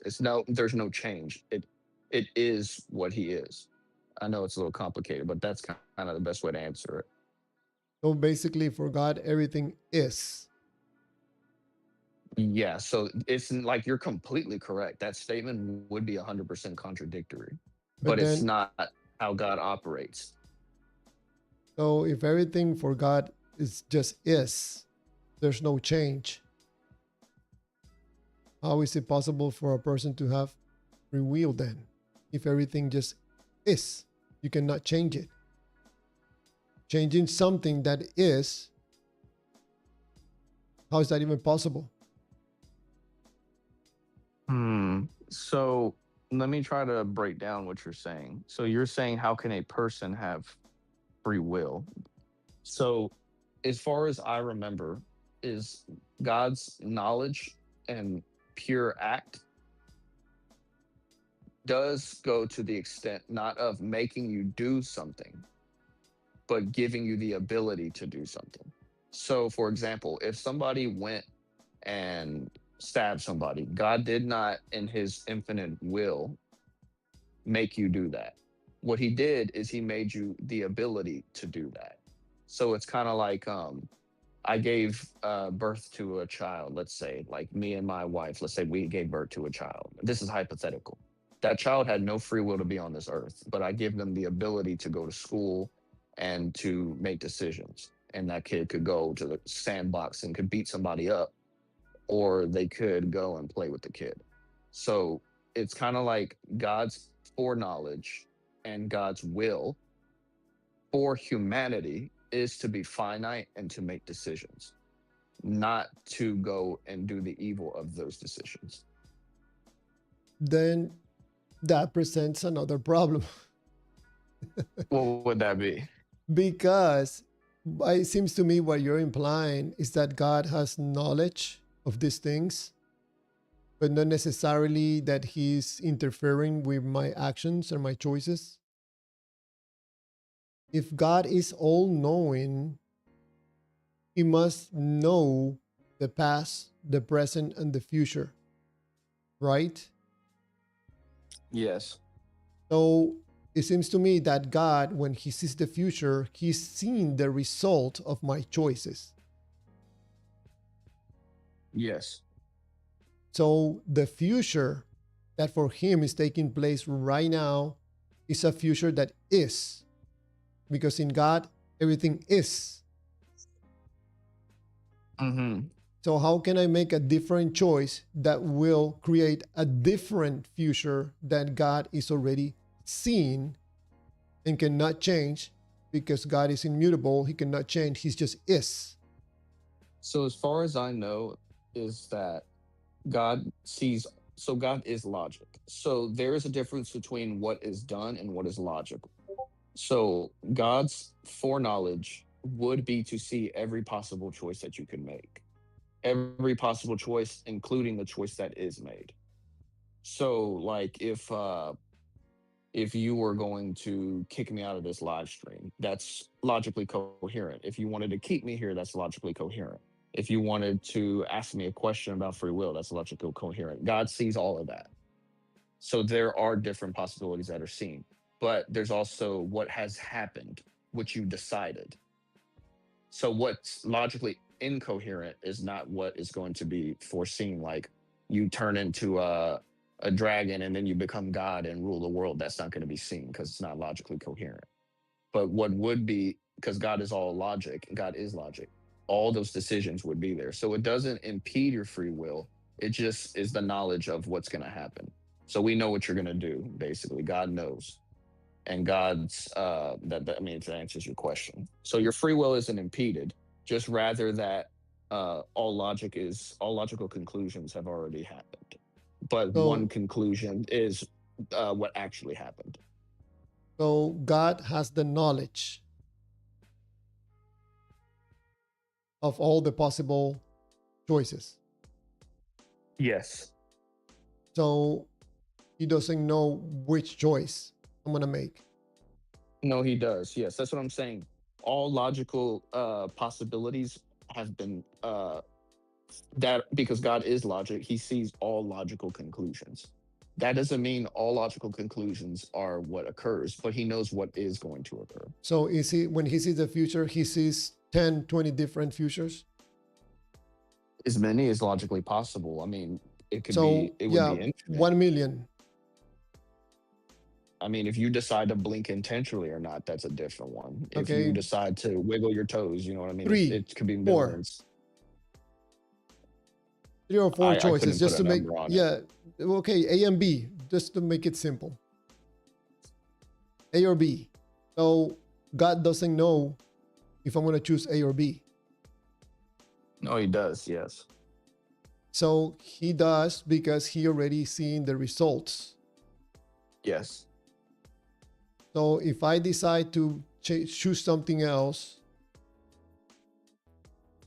how is that even possible? So let me ask you, do you know the difference between knowledge and causation? Oh, I made an entire live stream about this. Yes, I remember we were in that live stream. I was with you, and you and me could not come to an understanding of the difference. I think that So, knowledge is not causation. This is a cliche because I think in my point of view, it implies that God has knowledge, but it's like a passive God. Only knowledge. So, It doesn't yeah. interact or create. No, he does interact in the sense that we're dependent on him. Yes. So our nature, our existence, our ability to operate in this finite world, absolutely, he is part of that. His logic, the way that laws of physics operate, the grass, the rain sustaining the grass, all of that is because of God. He is not. He's not like, oh, I just left this planet to burn to hell. Like, no, I mean, it's being sustained by God.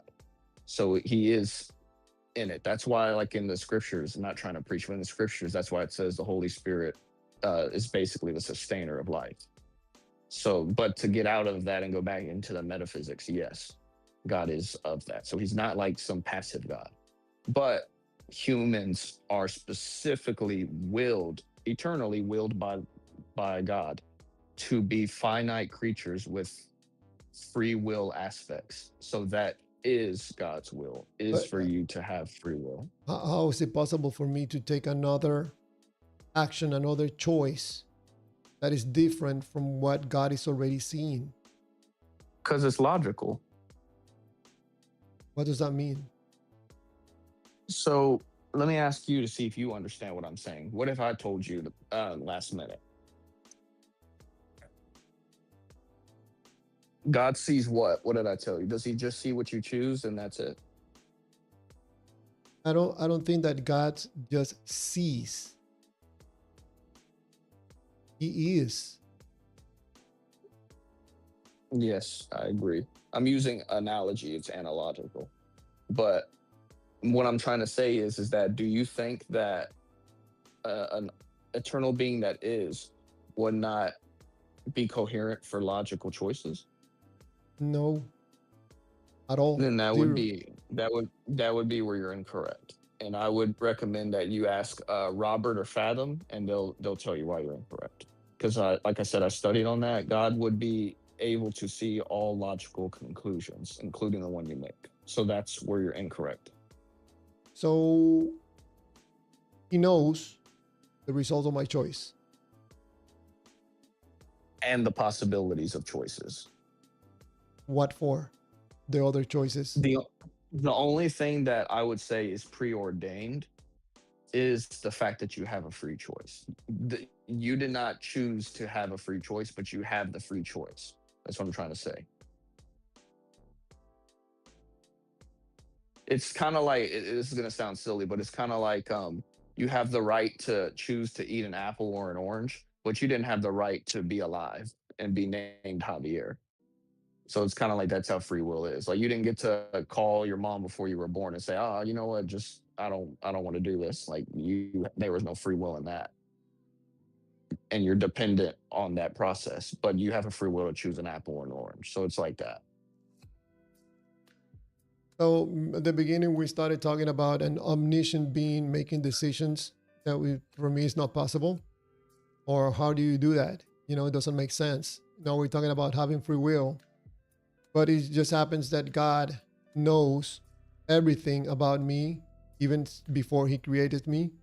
So he knows the results of my choices before I'm created, because he knows everything. He just is. Yeah. My choices are in God.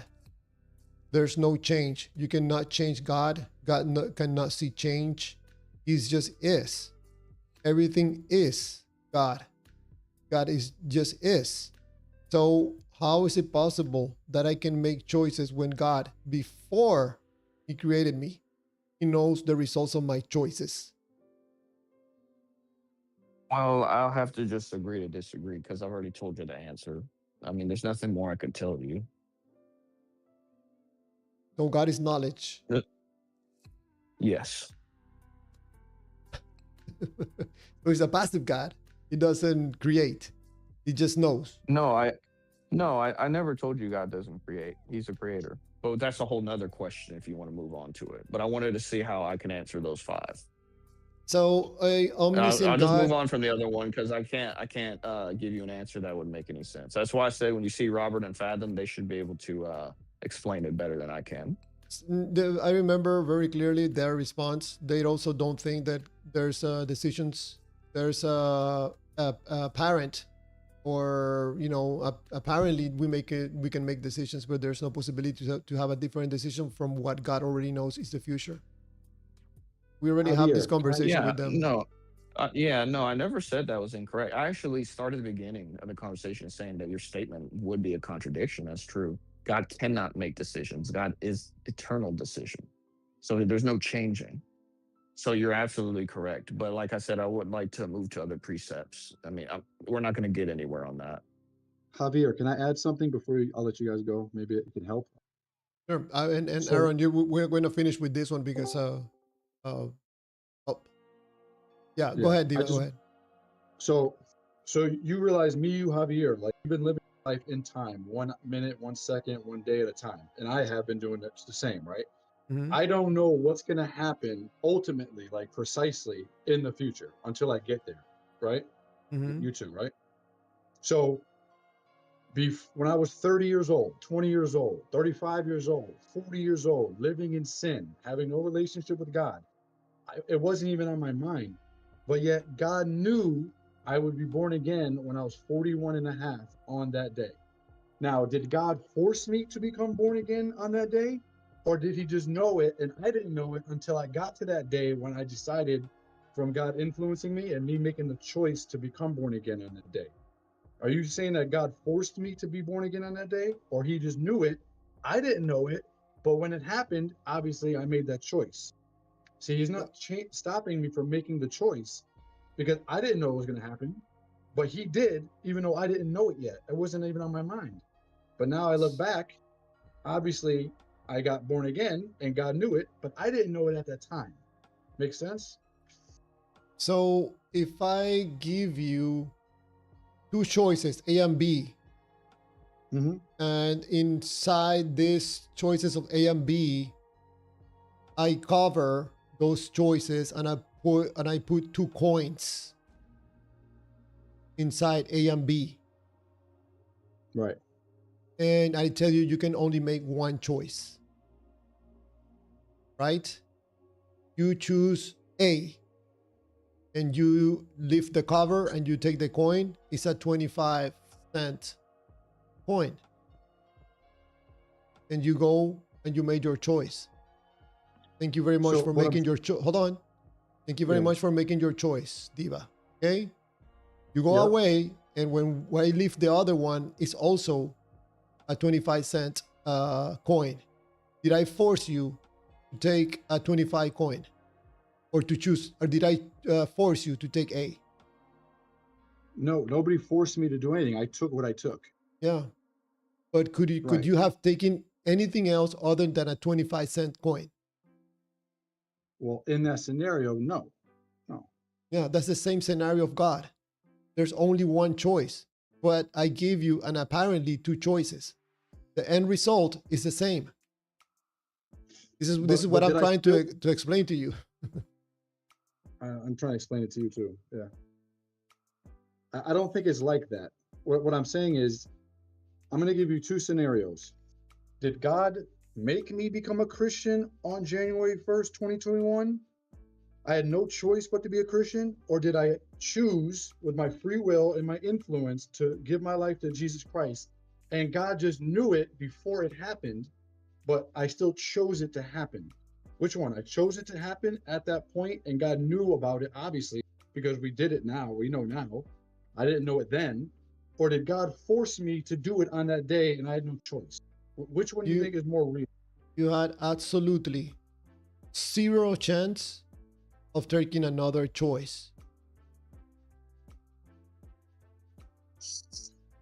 0. Right. We know that now.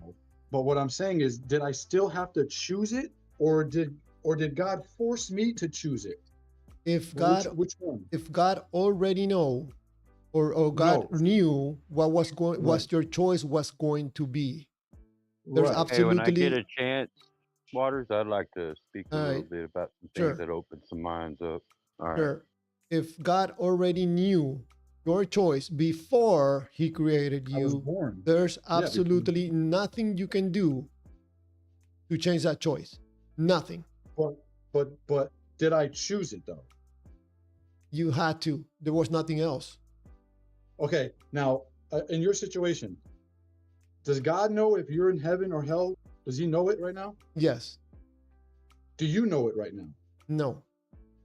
So the fact that in this scenario, again, I was thinking the same thing like 10, 15 years ago. I had no idea about I didn't think that would happen to me. I didn't know. I thought I was too far gone to be a Christian because I sinned all my life. I didn't understand it. Or that's for certain people that go to church all the time. I didn't understand that. That wasn't even in my wheelhouse.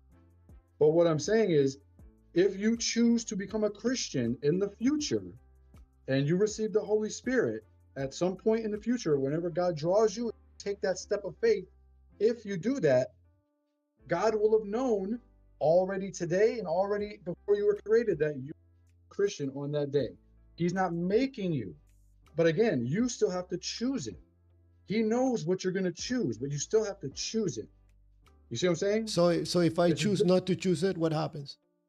Yes, if you continue and you reject Jesus Christ, but again, you still have to go through every day making that choice, right? It's not like you can just, like you could say, I'm not going to choose it. And if you continue on that path, evidently I you already will made end I up- already made my mind. I choose I don't- no. Okay, you can say that, and maybe it's true, but again, only God knows if you do not change your mind or if you do change your mind. We don't know that, right? And so it doesn't have any bearing on what you choose because God already knows what you choose. He doesn't make you choose it, he just knows it. But But you don't know it. but Diva, in the eyes of God, or in God's isness, Right. I'm already in one place. Right. How is Right. it possible for me to choose a different place from what God already I got you. knows? I got you. Because you don't know that you're going to choose him in the future and actually be in heaven. You don't I know agree. that. That's what I I'm saying. agree. You don't know that. I agree with you. So that could be the outcome that God already knows already. Now, was that the outcome that God knew about me? Theoretically, yes. But I had no knowledge, no thoughts of even thinking that this would happen to me. It was like, I can't explain how my life and everything was different on the inside. It's a miracle. It's the greatest thing that ever happened to me was God. So if God sees me in hell right now, We don't know that though. he That's what I'm doesn't saying. know. Does God know it or not? God knows it, but you don't know it because Okay, you I still. agree. Oh, I agree. So, but God right now is seeing me in hell or in heaven, correct? yes. Yes. Okay, so I don't know Yep. which place is that. Right. So if in God's eyes or isness, I'm already in hell and I make last minute and I'm like, you know what? I believe in God and I repent from my sins. But you can if you're genuine. Yeah. You can if So you're genuine. is that going to change what God is already seeing? Because let's say if you genuinely, let's say they said you got 6 months to live, right? And you're like thinking about stuff. Diva, the example is very Yeah. simple. Yeah, I know. I'm telling you. And you really just give your life to Jesus because at point and it makes you do it, or it drives you to do it. God already knew that at that moment you would have done it. Already knows that. That's what I'm saying. You're still having to choose it though. You're still choosing every day, every minute what to do or what not to do. He just knows at the end what you will ultimately have chosen before you die. That's all we're saying. And I'm using the example that I never thought I'd be a Christian. This wasn't on my bingo card. I was enjoying my life until God drew me to him and I took a step of faith But and I felt I had to, and then it happened. So he it knew seems I was going to do it, but it I had to seems to choose it me still. it seems to me that my two choices cannot take me anywhere else than the place that God is seeing me right now. Agreed. And that's for everybody.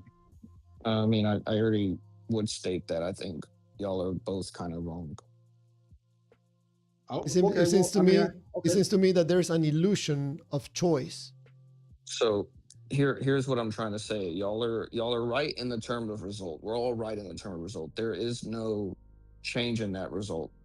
If I'm going to be in hell, I'm certainly going to be there. If I'm going to be in heaven, I'm certainly going to be there.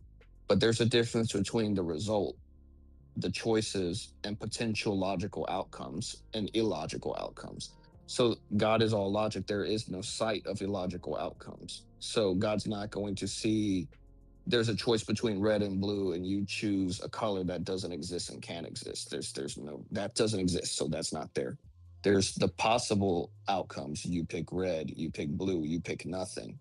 God sees all of those. Those are possible. God is logical. Therefore, it is possible and God sees it. And there is the choice that is made the result, which God sees that and knows that is the result that's going to happen. That right there is not changed. But the potential choices are certainly there. So Javier, there's a logical possibility that God sees you repenting and going back to church. There is a result where, let's say, God sees that you did not go to church, and that right there, I would say, is what you're thinking about. You're like, there's no way I could change this, and I never said that you could change it. But there's not only one sight that God only sees what has happened. He sees what could have happened, which maybe even what should have happened, but definitely what did happen is what stays the same. That's what you and Diva are absolutely correct on. What are But the other? you are very farly incorrect on what I've been trying to tell you for like 20, 30 minutes. And that's what you won't understand unless you try to listen to it. So let me ask you, what are the other possibilities for? They're logical. That's what I told you. What for are those So let me ask you, possibilities? because God is logic. That's what I'm trying to tell you. Those possibilities are there for like when you keep saying I couldn't have made a different choice. You couldn't have made a different what? What do you keep saying this word? The word is choice. That right there already answers your question. There are potential choices. Every time you say I couldn't have made a different choice, you have a choice. You just could not have made a different result. So the choice is there. The free will is there. It's just the result is going to have already been done. But there's Seem- potential choices that could have been made. God sees those. You think that God's only limited to see, oh, well, there's only one thing God sees, and that's what Javier is going to do. No, logical choices have logical possibility that's seen by God. That's what I'm trying to tell you. So in the case of being saved, I can only be going to hell or going to heaven. Could or will? That's a different question. Will or could? What are you asking me? So in the mind of God, so you already know if I'm in heaven or hell. Okay, but I gotta ask you first. Are you asking, can God see if Javier could go to heaven or hell? Or are you saying, will God see if Javier did go to heaven or hell? Is God seeing right now the result of my choices, or is God seeing me right now where my final result is of my choice, if I'm in heaven or hell? Is he seeing that right now? So God is seeing, unless like your will, there's no logical chance ever that you would have went to heaven. Like there's no possibility ever. Then what God would see, what could have happened is Javier being in heaven, being saved and spending eternity with the Lord, and could see Javier being eternally in hell. But he would see the actual result and know the actual result of where you would end up. So does that mean that he's seeing the result? He's seen the result, but he's also seen what you could have did. Therefore, there's choice. The only way that there would be no choice is if God could only see what's logically allowed of you. So if God created humans to have no free will, and God, and it's, let's just say it's illogical for humans to have no free will. It's completely illogical. There's no world where this happens. This is a privation. It's eternally willed and eternally impossible. Then God would only see you going to one place or the other. So Because there's no choice. It seems to me that something in your explanation, Aaron, is missing, because it seems to me that what you're saying is, Javier, you have 10 options in front of you of selecting coins, and God is seeing the result, but he's also seeing the possibilities of your choices, the logical possibilities. But when we uncover all the different options, all are 25-cent coins.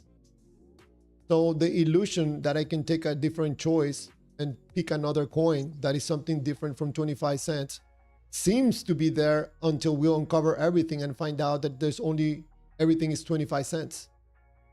Because So God, I guess, yeah. in the result, the optimum result of my life, if I end up in hell or heaven, God is seeing me already in hell, burning. Yeah, so let me ask you one more time. And if we could get an answer to this that you agree to, then it'll answer everything. It's simple. Sure. Does God see what you could have did? Does he see the different choices?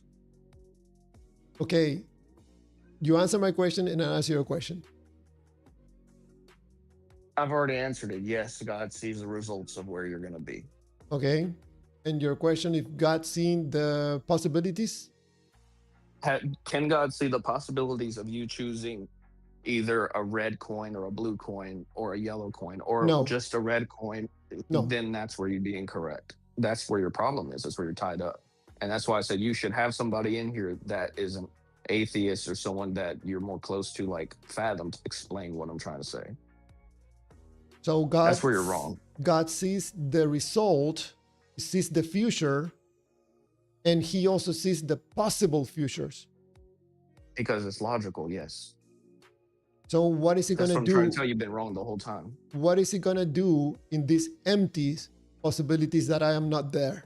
I'm not never gonna be there in those possibilities because he already knows that I'm gonna be in only one of those possibilities, which is not it's not a possibility, is the result. Yeah, I don't know if I fully understood what you're saying, but are you What saying what does yeah? God is gonna do with those possibilities when he knows never I'm gonna be in any of those possibilities because he already knows where I am at the end, and it's not a possibility. That's where I am. So the only way that would be possible, what you're saying, is if you had an absolutely solid, impossible to move will. So your human will, first of all, there's proof of change. You literally just a few years ago in your life had said, "Oh, I believed. I was a Christian. I believed in the Bible. I believed this stuff. I didn't really understand it until I read it, but I believed." The fact that you went from belief to unbelief or doubt shows that your will had movement and fluctuation. There's possibilities. There was a chance for movement. I Now, if there is, are you? Let me ask you a question. At least for you, do you think there's a chance ever in a anyone, even a millis, like a milli% chance, like 0.001% chance that you would believe in God? yes. It doesn't have to be, yeah, it doesn't have to be Christian God. So the fact that you are even open to that, Mhm, there's possibilities. mhm. Your I will would have to be like your will would have to be locked in, and there's no chance. Then God would only see the logical conclusions, which would be Javier being in heaven or Javier being in hell. I think that I see where the possibly the confusion is in what I'm trying to communicate to you, because you're talking about God and you're talking about me at the same time, and I think that complicates things. First, let's talk about God and take me out of the equation. Okay, God talking in relation to me, but not in my choices yet. Okay, he knows where I end up already. Don't talk about choices or possibilities in my case. He knows where I am right now. I'm in hell. He knows this already. He sees me. Actually, he saw that before he created me. And putting Yeah. So and saying saw, so saw. I asked, Go ahead. yeah, I asked AI, you should do the exact same thing. I asked AI, can God see all logical possibilities you do and the exact result that you will choose? And the summary at the end says, if God is timeless, omniscient, source of all being that reason has established, then God knows every logically possible course of action and eternally knows every actual free choice that the creature makes. His knowledge is not a prediction made in time, but one eternal act of knowing reality exactly as it is, including contingent and free acts. So that's exactly, I just looked this up right now. That's exactly, and this is like I told you, I made an AI panel where I said, I don't want any influence from scriptures, from Revelation, from Islam, nothing. I just want a panel of hypothetical secular atheists that are logicians or metaphysics people. And this is what it said. It said, exactly what you're disagreeing with. It is Hey, logical that Aaron. God would see every possibility. That's a logical course of action. So you would be wrong, Javier. That's what I'm trying to tell you. Who called my Hey, name? Aaron. Yeah. This is crypto. What's up? I look at things bigger because not just the Bible. I look in, and I look in the Ethiopian Bible. I also read about Enoch, and also try to pay attention to Sumerian ancient civilizations. Enoch 1 through 16, where the fallen or the Nephilims write a petition for Enoch to give to God, to try to win over favor of the wrongs they did towards the women and whatnot. If you kind of pay attention to that, and I can pull up some other things, but I want you to check that out and then try to answer to me why they gave him petitions to go to God. And then when God found out, he dealt out, because the way I see it is God sees everything. And also, we have a book in which everything is recorded of our life, all beings, for Judgment Day, that we are presented on choice and free will. So I think God has a, I don't think God knows exactly what we're going to choose. That part kind of separates my thinking about things. So God is And not you can all-knowing. pull it up right now. You can Yeah. pull it up right now, Javier, and kind of read through Enoch 1 through 16, or even ask the question. Whenever Ariel, Michael, the angels, and Enoch went with the petition to God about the Nephilim and the fallen angels. So That to would answer, Because he answer that, runs. Go that ahead. would that yeah, would imply that yeah, God is not all-knowing. yes. So if Not first of all, I don't, yeah. necessarily all knowing, he just knows what's going on at all times. But So as so far one as knowing second, what you're yeah. going to choose might be different, and what you choose is either going to be forever with him and his kingdom with Jesus and whatever, his son, So he doesn't know or the there's future. going to be others that claim you and you live forever in eternity without him, and So will be probably perish when he decides to make judgment on all beings. I mean, so really, you got to really yeah. do a lot of research. So to answer your question, Javier would be absolutely correct that if that scripture was true, which me and you and Diva actually talked about it, that a majority of Christian consensus says Enoch is not divinely inspired. So first of all, that would be an address to Enoch, the book of Enoch. Second of all, if like Javier said, if God does not know the choice you're going to make, then he's not all knowing. And it's actually illogical. And I would say that would prove God to be false. That could not be coherent. Either that But Aaron, religious but either Aaron, that religious text would be false, or if a God could not know everything that's logically possible, then that could not be a logical God. It would be a false God. well, hold on, Aaron, because like he's trying to make, he's telling you over and over and over, he could do whatever he wants because it doesn't matter if he's already in hell or in heaven. It doesn't matter. That's what he can't get past. If he already knows that, then he could just live his life and not worry about nothing, because he's going to end up either there or there. You see what I'm saying? Regardless of any of his choices Yeah. until death. And The that's, only to problem me, is, yeah, to me, whenever they talk about the story of Abraham, he tells Abraham, "Go and kill your son, sacrifice your son for me." And he was going to do it up until the last moment. He said, "Stop." So I don't understand that part right there either. He didn't know. To me, he didn't know if he was actually going to go through with it or not.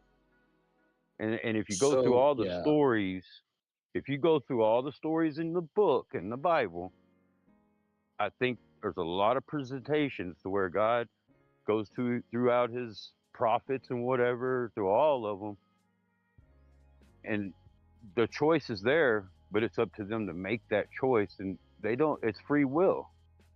Even if you want to talk about Peter denying Jesus Christ, Simon, Peter, yes. whomever. So to get and it into hurt when he did choose that. You know what I'm saying? So there's. I'm just saying, yeah, you got to put a lot of thought and not just say, you know what, because my church or these people said these books weren't allowed in 1611, which is compared to 4,000, 5,000, 6,000 years ago.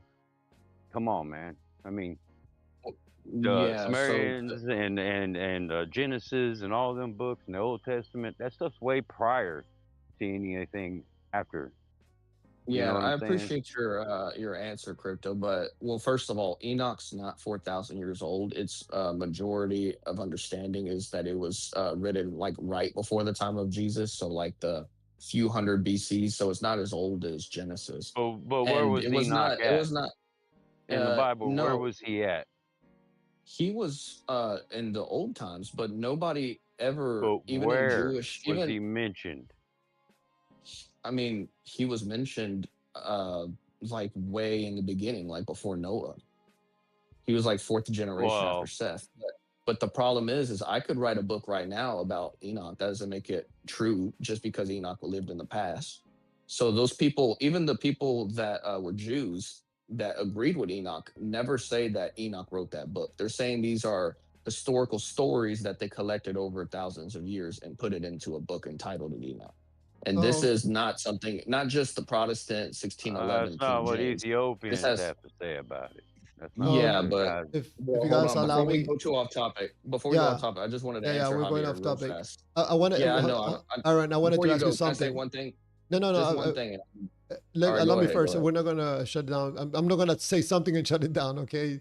I wanted to. Okay. You said that you got the stuff from ChatGPT or one of these AIs. If you ask this AI that you're chatting with, if God already knows the future and the result of my choice going to heaven or hell, what are the other logical possibilities for? If I'm never gonna be in those possibilities, in those possible logical, whatever possible choices, if you can ask ChatGPT to see what it says, because Yeah. I have like 100 hours of conversations with ChatGPT and Claude about these topics. Yeah, I could ask it. I mean, I'm pretty sure it would just say what I told you, but I could ask it. But I wonder just what will be to their response. Go ahead. yeah, because I literally spent a lot of time curating this, I call it the panel, to make sure that it is not biased towards my beliefs or Christian beliefs. I've worked very hard to make it that way. But and I'll put that down. I'll re-ask you in a second. But yeah, the Enoch has been, with the exception of the Ethiopian Orthodox Church, has been disputed since the beginning of like the 400s and 300s ADs. But that's not the point. The Just so I could be real fast, it would go a whole nother topic. I've been studying crypto. I've been studying anthropomorphism, anthropopism, and divine accommodation. Those concepts would help to explain why it appears that an infinite God would not know the decisions that are made. It's God coming down to us and explaining it in a way which he would have eternally explained it. He can't change his mind and just explain. It would be the way that we would understand, as like an adult has to like make silly noises to talk to a toddler, is how God would be communicating with us. So no, I he knew understand that. well, one second, you keep interrupting. So he knows, of course, what Abraham was going to do. That does not mean Abraham knew what he was going to do. So Abraham is given the ability to show his heart if he truly believes in God, even willing to sacrifice his own son, even though there was never a result, not a possibility, a result where God would have said, this isn't going to happen. What? Hold on a second. My dog's pissed on my clothes.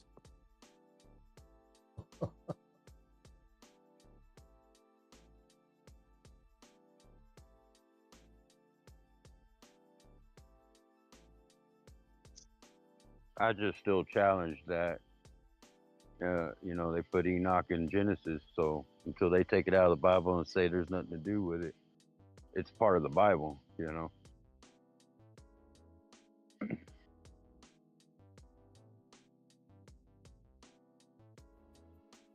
Are you checking in on that, Javier? No, I was checking on the question that I proposed Aaron to ask ChatGPT, and ChatGPT is responding the same thing that I'm saying. Hey, Javier, can you ask ChatGPT this specific question and see what it says? Because I've heard Sure. it said this. Say, if God exists and you could only pick one religion to be, which religion or what belief would you pick out of all the religions? Which one, like, obviously is the most truest one, or the one that you would pick? Ask ChatGPT and see what it says. You gotta ask it like that though. Okay, so if God exists and you can pick one religion, which religion would you pick? You have to pick one religion. Which one would you pick is the correct one or the true? Yeah. And you have. Yeah. Okay, if God exists and you have to pick one religion, which religion would you pick? Right? Yep. Sounds good. Okay, so here we go. And then I have a question for you. If I have to evaluate religions purely on philosophical coherence, historical evidence, internal consistency, ethical teachings, and explanatory power, I couldn't honestly say there is one religion that clearly stands above all others as the correct one. Here it is. Here it comes. Give it to me. If I were forced to pick one, it would depend on the criterion. Historical grounding, Christianity. Strict monotheism, Islam. Philosophical sophistication, Judaism. Focus on practice over deity, Buddhism.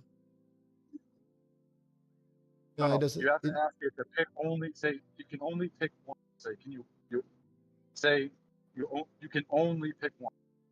That's put it like that. That's the question I want. Only pick one. Yeah. If I were required to pick exactly one, despite the uncertainty, I would pick Christianity. Not because I think has been proven true, but because its central claims are tied to historical events and people rather than being presented solely as timeless revelations. It has an extensive philosophical tradition that has grappled with questions about morality, existence, free will, and God for centuries. It has had enormous influence on ethics, law, art, and philosophy, which has generated a vast body of arguments both for and against it. That said, I would still regard it as provisional choice rather than a conclusion based on conclusive evidence. I don't think the current evidence justifies certainty that Christianity or any other religion is true. That's not very encouraging. Yeah, it did pick Christianity, right? If it had to pick only one.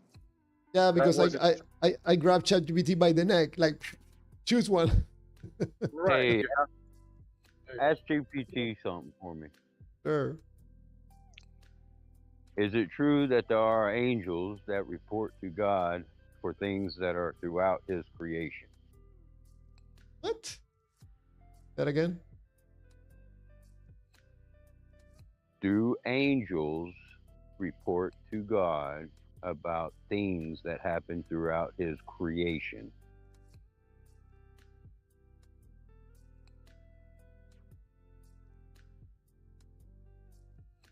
Do angels report to God about things that happened about creation? About His creation? Throughout His creation.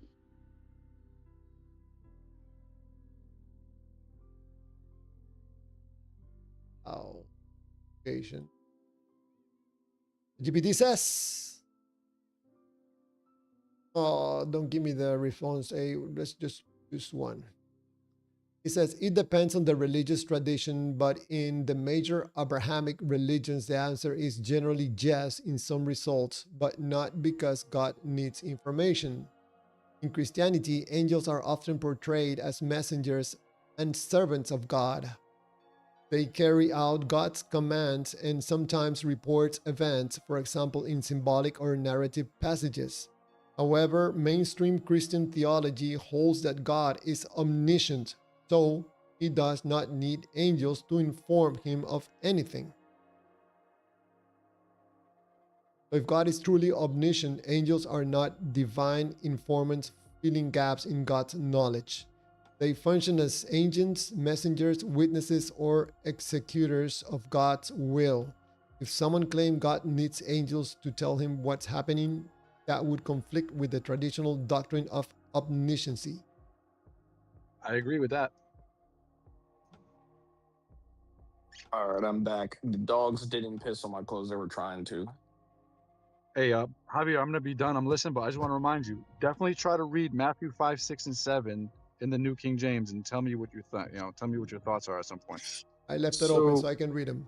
Okay, thank you. So Javier, what was the question you wanted me to ask AI again about why these choices exist? If God knows something exactly is going to happen, or what was it? Yeah, if God already knows the result of my choice, what are the other logical choices for if I will never be in participating in any of those other choices or results?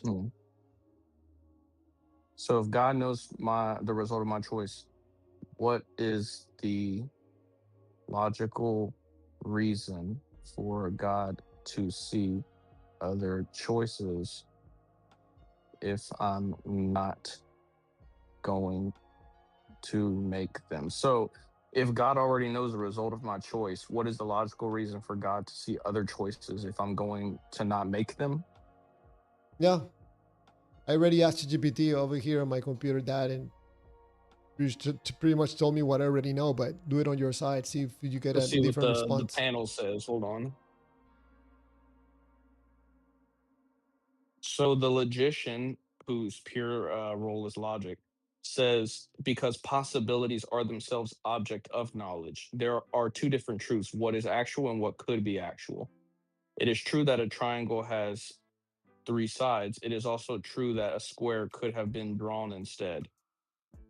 So that's what it says here. Let me see. Hold on. The mathematician gives an analogy. Let's see. That Hold doesn't on, I'm sound like trying to read these. ChatGPT. Yeah, it's just I curated it a specific way. Like it's a panel of different people, like in different roles. Hold on. When a person chooses, okay, I'm just gonna go to the summary. Hold on. All right. God's knowledge of possibilities is not for decision making or prediction. It is an aspect of perfect understanding. God's knowledge of actuality is not a later update to that understanding, but the eternal knowledge of which possibility in fact is realized. So the reason God knows unrealized possibilities is not because he needs them, but because perfect knowledge includes both the space of all logical possibilities and the actual world that freely unfolds within that space. So that's basically the answer is God knows all the logical possibilities, because the different truth is what is actual and what could have happened. So the reason God knows that is because his perfect knowledge includes all logical possibilities, and all, of course, that would include what's actually decided on.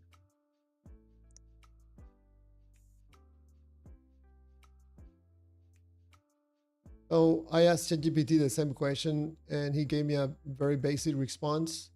If God infallibly and eternally knows that I will end up in heaven or hell, then there is never a possible world in which I end up differently. Okay, ask your ChatGPT, answer me unbiased. Does that not mean that God couldn't see the logical choices I could have made, even if I made only one that happened or something like that? My ChatGPT already knows that he cannot BS me, okay? Yeah, I already you went gotta through tell him that to be filter. unbiased. Yeah. So, So do you want me to write the question or you just remember it? repeat it so I can. And God. So, because your ChatGPT said there is no possibility of worlds where anything happens different. Say, does that not mean that a logical God couldn't know possible choices that I would make, even if it's not the one I do make?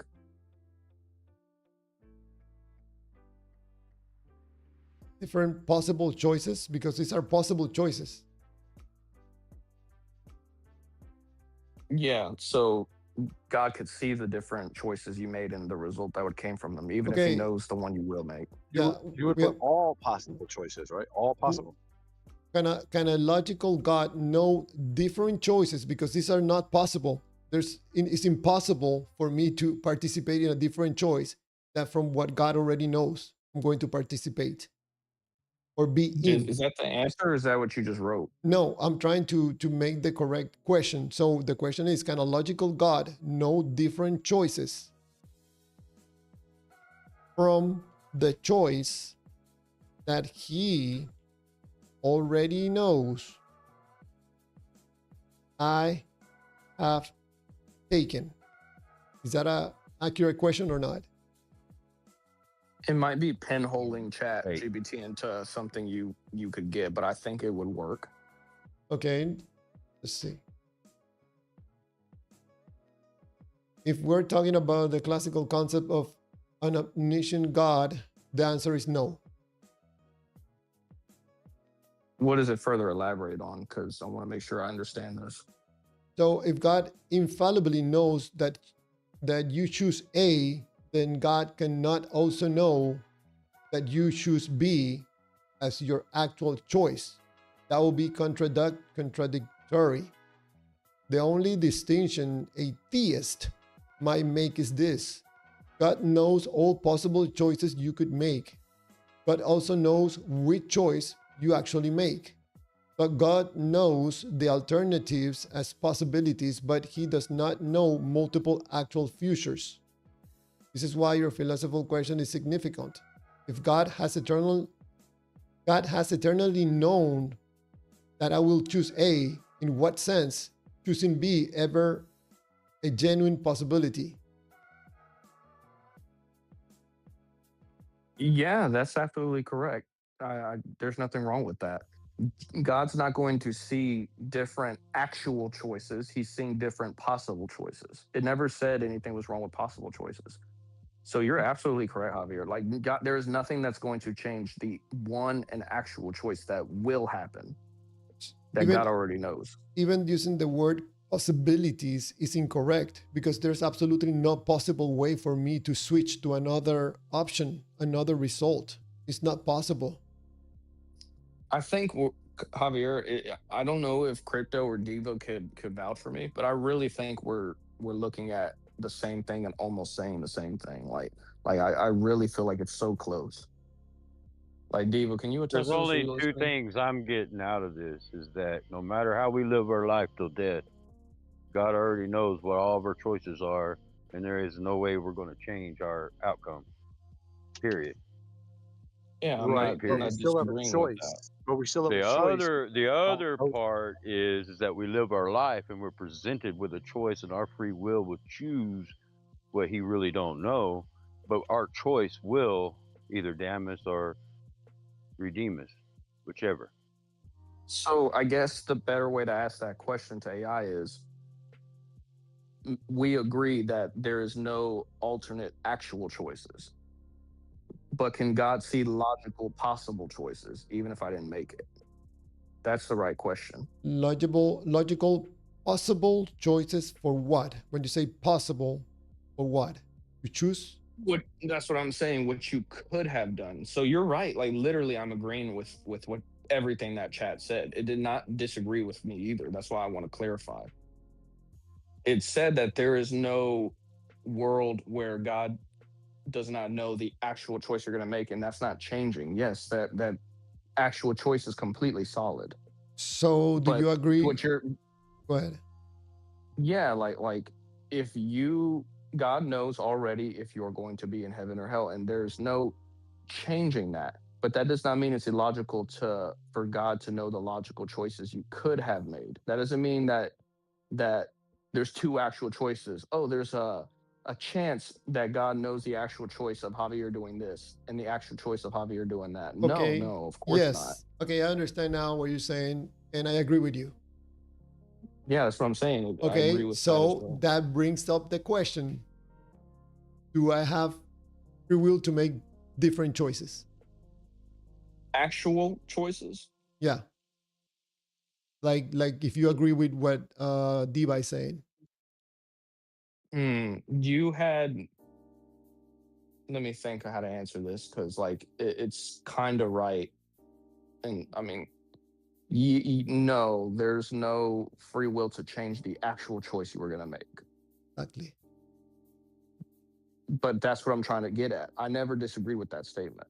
I'm saying that there were potential choices that God logically could see. That's I why I would love for you to ask AI that one question. We agree that there is no changing the actual choice, but can a logical God see the logical potential outcomes that didn't happen or could have happened, something like that? but If it Javier, just you don't Well, know the choice. can Javier ask that real quick? You know what I'm saying? okay, No, you don't. but You don't hold know. on, hold on. Could a logical God see different logical options anyways? Even if there's no change in the actual choice, you have to add that last part. Even if there's no change in the actual choice, we agree with that. There's no changing that.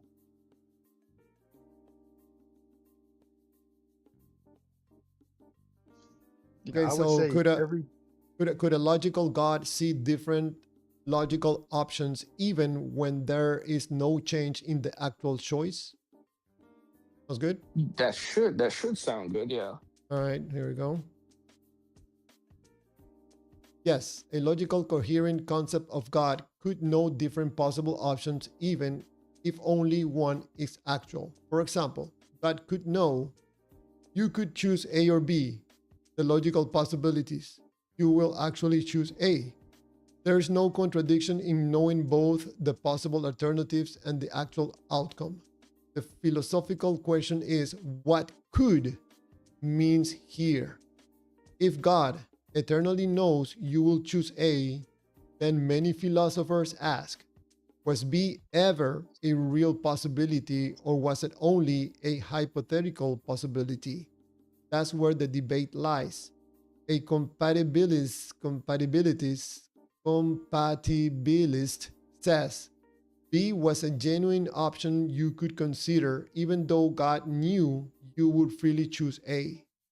An I agree. incompatibility says if A was eternally fixed as the actual outcome, then B was never a real alternative in the libertarian sense. So, yes, a logical God can know all logical possible choices. The dispute is whether those possibilities remain genuinely open once one outcome is eternally and infallibly known. So So, what do you feel about all that? so what I come up with that is the question that if we have free choice of choosing something different from what God already knows and have known forever, we're going to choose. And the answer So is do you no. agree? Do you agree with the top part, the yes part? I I don't think that ChatGPT is saying that yes, uh, um, what is the part? The logical, coherent concept of God could know different possible options, but this is something that is debated between compatibilists and incompatibilists. So I would actually be open to saying there's a chance I could be incompatibilist, but I don't think that you have the ability to disagree with the top statement. I'm not talking about um it splits into three parts. The first part is saying that yes, it's logical that God would see different possibilities, but it's not changing the actual. You agree with that second part. It's not changing the actual, and I really do believe that you should agree with that first part. The other choices at the bottom is, are you compatible? Meaning, well, I did have the free choice to choose A or B, even though A was the only thing that could happen. And an incompatibilist would say, no, there was never a world where I could have not chose A, even if for some reason B was a possible choice. I I So, I think that you could get the illusion in your reality that you have three different choices from selecting from three different buckets or different choices, but there's only one result behind those buckets. There's never two. So yes, the choices or the illusions of choices are there, but the results are not there. There's only one result. so if you agree with, or Javier, let me try something else. uh, you're Your breaking life, up. your life up. Yeah, let me just I could jump in. Your life up to this point, you know exactly hello, how hold to. on, I think it cut out. Hold on. Before anyone cuts me, wait. I'm so sorry, Diva. Like I have to take a call, but I just wanted to ask Javier one thing. I'm sorry, bro. That's my No, no, go fault. ahead, go ahead. No, it's okay, go ahead. Like, so do you agree with that top part? Not the incompatibilist or compatibilist. Do you agree with the top part? Is what you said, right? That you would call it illusion, though. You wouldn't call it a choice, but you would say yes, God could logically see the quote unquote illusion, right? Of the choices, not So the at that results. point, yes, I think at that point we're almost in agreement. I don't think there's anything wrong with that, but I I, don't think th- it's a contradiction. That's what I'm I, trying to say. I think for practical purposes, we have no choice. In the actual result, In the that actual we result, cannot yes. change that. Yes. Yes, we cannot change that. Now, there seems to be choices, and I think God has to create the choices in order for us to see the illusion that there are choices. but the result Now, is forever one. what's interesting is, and yes, I would agree, and this is my last statement. What's interesting is that if the logical being we call God sees different choices, that actual result is fixed, yes. But the fact that God could see logical different choices means that there was a logical choice. It's just the outcome is fixed. So that does not uh that does not say that free will did not exist. That says free will to change what already is going to happen does not exist. And if It- you could agree with that, then that's good enough for me. Like that's what I'm trying to tell you. And I feel like we're literally like 99.9% agreement. we're almost there, but I don't see the connection. I don't see the free will of making choices when the result of those supposed choices can only take you to one result. This is the same scenario that I presented, that you have three different options of coins, but they're all 25-cent coins. Where's the option? It seems that we have I three think choices. So I it's think that's basically a coming bad down one. to That's the a bad one, disagreement. though.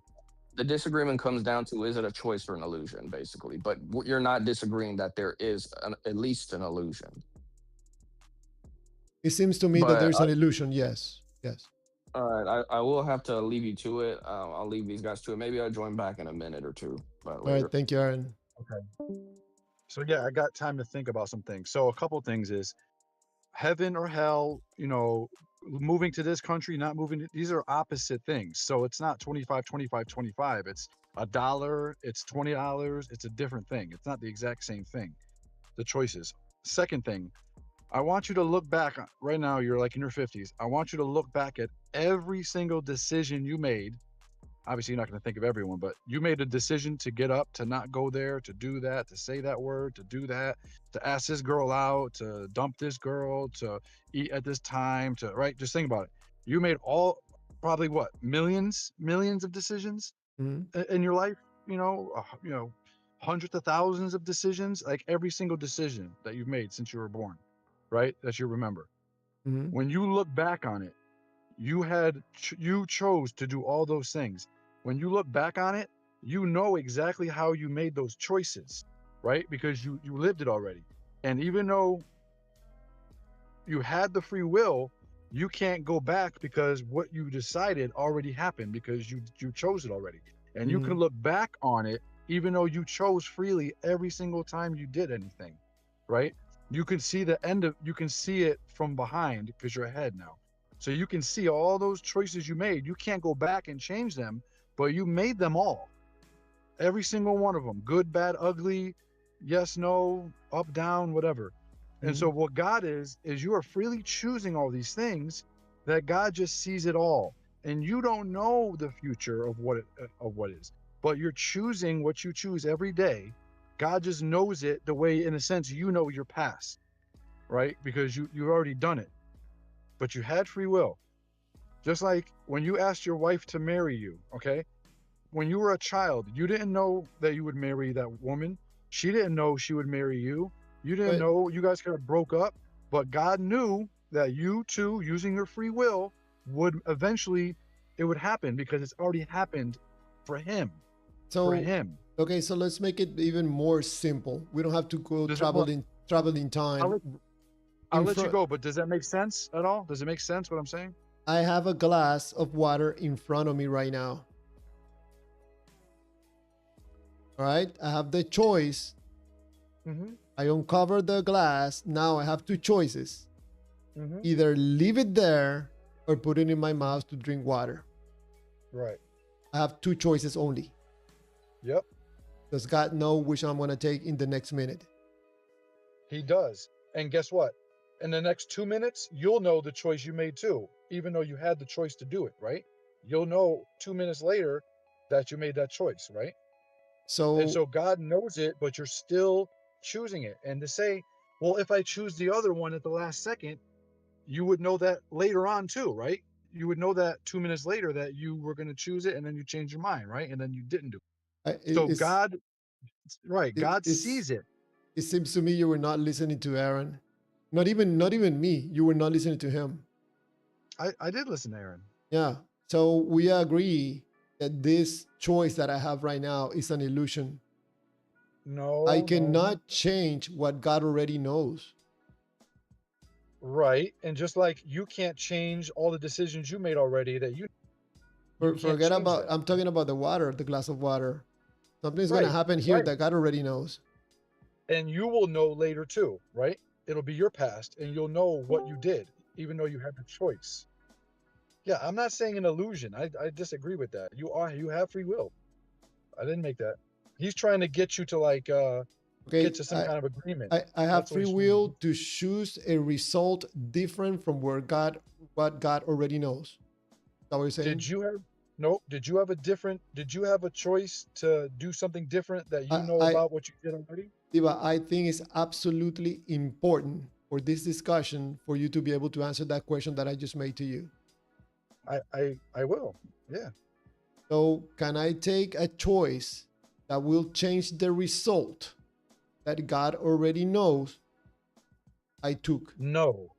No. Okay, so I cannot make any choices that will change the result that God already knows. That he knows, right? But once you make the choice, right? Whatever choice you make, 1 minute later, will you know the choice that you freely chose to make? Will you know it? That what you did? Wow. You will, right? You'll know what you did in the last minute with the drink. You'll know. I would God know, knows it already.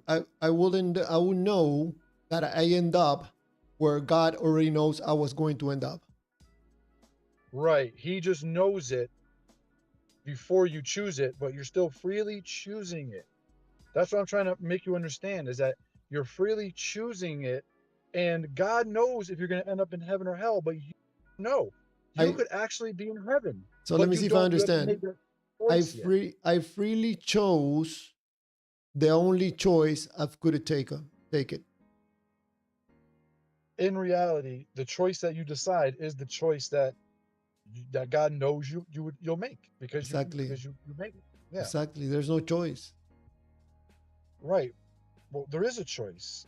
He's not causing you to make that choice. He just knows what you're going to do. You still I, have to choose it or I not can choose it. I cannot take a choice that would end up with a different result.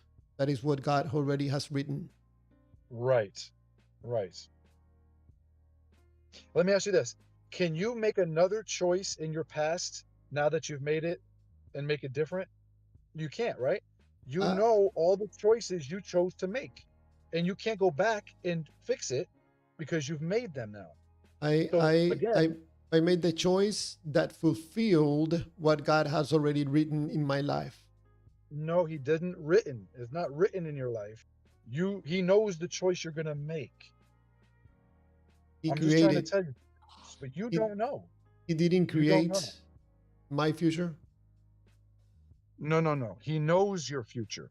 He didn't create your future. He knows your future. Totally different.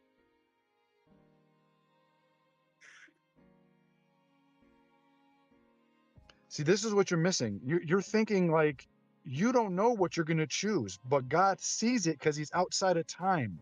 So him knowing it, it doesn't mean he's causing you to make a choice that you have to make no matter what.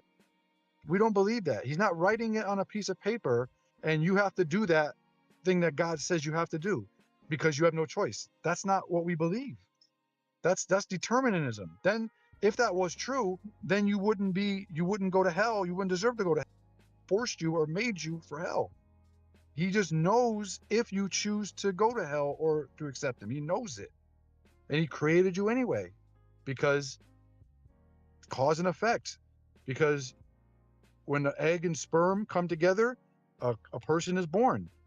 And that's what happens. And so Uh, again, if you watch the video I sent you by Frank Turek, the fact that God knows all possible outcomes would probably give me the best. Again, he knows everything, that this is the best world that would save the most people and punish and send to hell the less people. That's what mm, I believe. I believe I, that he's made the world where the most people will be saved by using their free will. I And think that's what I believe. Aaron, if you're listening, you told me to get either Phantom or Robert to explain it to me. I think you can be kind enough to explain it where you were telling me to Diva, because it seems to me that he's skipping an important piece of information. I thought I made good sense. I don't know. That was my best I stuff. didn't fully hear what are you trying to say, Javier? I cannot take or make any choices that would end up with a different result than what God already knows. It's impossible. Yeah, you cannot make a choice that would change the actual result. The What's question wrong? would be is can you wait, what would you say, Diva? What's wrong with that? Because you don't know the choice you're going to make. You could be born again. You could be not. You don't know the choice you're going to make. God knows, but what's the problem with him knowing it? I think, doesn't Diva, matter. the part, That's- respectfully, that you're not understanding, you are creating a Yeah. disconnect between the choice and the result. You want to disconnect it. It's not possible. I don't understand what the problem with him knowing it, though, is with you making choices. If God You're still already making knows that I'm going to drink this glass of water, Right? I cannot, there's no possible choice in my reality where I can just put the glass back down. It's impossible. I cannot do it. But do But- you know? But hold But on, you but know hold on. But because right now I have the glass in front of me, like 2 inches away from my mouth, it seems to me like I have the choice to put it down or put it on my mouth. You do. Yeah, it seems that way. But the result is that God knows that I'm going to drink this. He knows Okay, it. so which one does God know you're going to do? Drink it or put it down? Which one? Tell us right now. You see, that's the disconnect. And then we'll do the opposite. Which one does he know you're going to do? Please tell me right now. Please tell me that you know what he knows you're going to do. Tell me that one. And I then we'll do don't- the opposite, right? I don't know which one is That's the result right. You don't know. because He knows. it's an illusion of choices. No, it's not an illusion. Again, you can't tell me that you know what God knows what you're going to do. So so you still have the choice. If you can't tell me that you know what God knows what you're going to do and then do the opposite, you can't, right? Because you don't know that what God knows what you're going to do until you do it. So okay, Until so it let's becomes say history. let's say that I agree with Until you. it becomes history. I don't Yeah, I don't know what the choice is that God knows, okay? right. All right, so I'm gonna drink the water. You see? Mm. Yep. So obviously God's choice or knowledge was that I was going to drink the water. Yes, at that moment. So okay, so did I not drink the water? No, you chose to drink the water. It's of your free will. impossible. It was impossible. There was no choice. Yeah, you chose to drink the water. Wow. Did you not choose to drink the water? Come I on, I think- got you. You just don't I want to think, believe, Robbie. You don't want to believe. That's I think Javier, I think there's one thing you are mixing up though. Okay. So you're mixing up the choice and the result. You're like mixing the two. Like you're saying that there was no free choice in the result. Well, I mean, you're kind of like saying it backwards in a way. Like you're saying like the result I could not have freely changed it. That's what you're saying, right? Mm-hmm. Yeah. But let me ask you a question, and I guess this will straighten it out. Did you choose to drink that water? There was no possible way that I could have answer. not drink the water, and you witness Yes, the but- result. Yes, there was. Well, hold Yes, on, there hold on. was. But that's not the question. That was a Sorry. very Try it again. That was it was an avoidant answer. All right, Did try it you again. choose? Did you choose? I'm not saying could you change the result. We already agree on that. Mhm. Did you choose to drink the water? Yes. And I'll even make it. I'll make it a yeah. So you chose to drink the water, yes. and there was no other outcome in the world where you didn't drink that water. Yes. Were you coerced into drinking that water? Was there a gun, or was there God like grabbing you and making your mouth drink the water? No. So there's no coercion. You made the choice. 100% made the choice. When you We're did. leaning, that leans way more towards free will of choice. I'm not saying there's free will of changing God's result. Nobody believes that. We've agreed on that. There's full agreement in this. What was the other choice? The other choice is that you didn't drink it. Choice, not result. I'm not talking about the same thing. You're mixing up the cause I and the get it, effect. Javier. I'm blown away. I can't live that way. Clearwaters, do you know specific people who died, how they died in the past? Like if you look them up, right? You No, can find out. Diva, Like, we're talking about the glass of water. I think it's more simple for this example. I'm trying to show you. I Like think people the like problem, yeah. people 100 years ago or 50 years ago who died, like a car accident or this, you can find out specifically how a person died, right? Mhm. And no matter what, that's how they end up dying. They did not know that when they were living, right? God knew that, but now you know that because it's after the fact. So those people, whatever happened to them, whenever it did, happened because of how they chose or what happened in their body or whatever. But you see it because you're living past them. And so God sees it like that, like it's already happened, but they all chose or died or whatever they did, they already did it already, the people that died before us. And I it's the think same thing. the problem with that, Diva, that Javier is not going to agree with, is that basically you're saying to him, not saying that's what you're saying, but to him, he's saying, oh, well, basically you're saying I have free will because I'm too ignorant to know the choice I'm going to make without a choice, right? Javier, something like that. Like, because he sees it as an illusion. He thinks, like, okay, well, you're saying, this is what he thinks you're saying. Oh, Diva's saying I have free will because I don't know what's going to happen. It's like, saying someone has free will if you built like a game, like there's only two choices. Oh, you have free will, but you're like, there's no other way he could have chose option B. He made it impossible or something. So it's an illusion to him. So let me see if I'm still trying to understand. So let's say, for example, I'm gonna put the glass close to my mouth right now. I have two choices: put the glass back down, or put it in my mouth and drink water. Okay? Or dump it on your head. No, You do no, that no, one. no. Just do two options. Let's not make it Oh, complicated. I have Yeah, 100,000 different options. I can try it got it. in 1 degree, 2 degrees, 3 degrees. No, it's just two examples. Okay. So right now, God is looking at me. Okay, and he's smiling. Look at Javier. Look at Clearwater. He thinks that he has a choice. Look at him. He thinks that he has the choice to put the glass down or drink it. He does. You Oh, do. silly. Look at him. Oh, how You do innocent. have He this thinks that choice. he has a choice right now. He already, do. I already know that he's going to drink the water. But you have a choice. Yes, you have a choice still. So, okay, so God is saying that right now, okay? Okay? Yeah. I'm going to put the Yeah. glass down.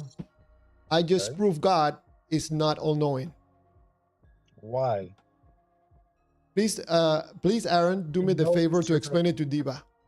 He knows you're gonna Well, put it but down. but that's the thing though. Like we already agreed that there is no way to change the actual result that's already going to be fixed. Diva agrees with that. I agree with that. You agree with that. No, But you're no, no, no, mixing. no, You're no, mixing. no. You're No, Diva doesn't agree with that. No. wait. You disagree, Diva? No. Give me your point. I'll tell you just to make sure. I just Do proved to you agree? you. Well, hold on. Oh, Do you sorry. agree? Go Do ahead. you agree that Javier cannot change the choice, the actual choice of drinking the water? So he cannot change the actual result. What God already knows is going to happen. Of course, I agree with that. So that's what I'm saying. He does agree with it, Javier. Yeah. So you agree that I cannot change the choice and the result. No. You have a choice. You just don't know the result. Please God knows ask. it. Hold on. Change it. Aaron, ask him the question again. I don't think he understood the question. I thought he did, but like, do you think that Javier could freely Me change the the result question, that's already going Javier. to happen? What's that again? Can Javier freely change the result that is already going to happen, that God No, knows is going to happen? of course Yeah, not. that's what I'm saying. He does agree with that. I do. But Okay? he's So, understanding choice has guys, so causation. right now, I either had the choice to drink the water or put the glass down. You do have the choice. So Always. I was saying that God was looking at me, look at Javier. He think that he's not gonna drink the glass of water when I already know that he's drinking the glass of water. You freely made the choice in a fixed actual result that you cannot change. That's a Javier, statement we should all agree on. Javier, now that you made the choice, the No, second no, no, choice, right? no. Hold on. I'm still haven't made the choice right now. You said you I- put it down. No, You said no, you put it down. no. I'll have the glass right close to my mouth right now. Sorry, I thought you made So another choice. God is Sorry. looking at me right now, Waiting for you to make the choice. knowing to Yep. take the choice that He already knows what is that Right. choice and what's the result. Right. I got no problem with that. Okay, so give a guess. What do you think God knows already? He knows what you are going to know after you make your choice. He already knows that. God already After you knows make that I'm your- gonna drink the after- water. After whatever choice you make, let's say you make a choice in the next minute, you're going to know what choice you made in the next 2 minutes. God already knows now, and before we started this conversation, the choice that you're going to know you're going to make in a minute. That's all I'm saying. You're still choosing it though. I guess here's a way to help you a little That bit, makes sense. Javier. Mhm. Let's do like you said in the beginning. Let's focus on the human, right? Let's take away God for a second, right? Is it a logical conclusion in your scenario that you drink the water or that you don't drink it? Even if it's an illusion, those are logical choices, right? Yes. Those are the choices you presented. Yes. Is there a logical choice in what you decided that you throw the glass against the wall, it turns into blood, and you drink that? Is that logical? Yes. Like that's not a logical choice that you have in your option because you didn't add that. It's not one of my first choices, but it's a choice. No, it's not a logical choice. That's what I'm trying to get at. I mean, Unless you could do it right now, like let's throw the look, glass against the I wall can- and turn it yes. into blood and you drink it. no. Yeah. I thought you meant my hand. No. Turn the No, water into no, blood. no. No, of course not. Well, that's not Sorry. logical. So that's what I'm saying. God sees the logical choices, all logical choices in all logical scenarios, even though he knows the actual result that you can't change. That's what I'm trying to get at. So God is not going to see Javier grab that glass, and you don't see it either. You're not going to grab that glass, throw it against the wall, and it turns into blood and you drink it. That's why you didn't add it. You keep telling Diva, let's make it simple. Only two choices. Hypothetically, if there was only two choices, only two logical, that's what God would see. God would not see anything outside of logic. Now, if we stop restricting it, we're only restricting it to make it easy. But if we stop restricting it, God would see thousands upon thousands of logical possibilities. But if we make it only two, there's only two in Javier's world. There's only two. Drink the water or don't drink the water. You Then keep that's using what God would see. you keep using the word possibilities. Possibilities to do what? That's what I'm saying. Possible choices, which your AI that you've already curated for all this time already agreed with what I told you. So we're not gonna backtrack. God logically can see possible choices, but God knows the only one actual choice, and there's no changing that. We already know that. Yeah. And therefore, if God could see the logical choices, there is eternally a logical choice. So there are choices. This is something you logically could have done. There's no coercion. The only thing that you cannot do is you cannot laugh and look at God in the sky and say, hey, I'm going to change the actual result. Oh, I'm going to drink it. Oh, I'm not going to drink it. Because God would be like, okay, well, Javier, you're being ridiculous. You know that you can't change the actual result. And there's no way you would disagree with that statement unless you're being illogical, Javier.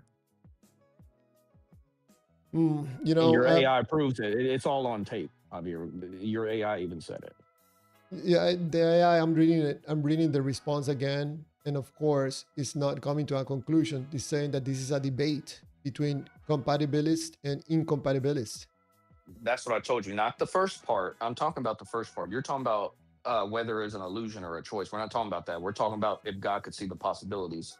That's what we're talking about. And you have to agree, yes. Unless your panel, you believe that your AI you curated is very wrong, then that's a All whole right. other problem. Hold on, let me do something here. I'm going to take the part where it says, so yes, a logical God can know all logical possible choices. Okay, so hold on.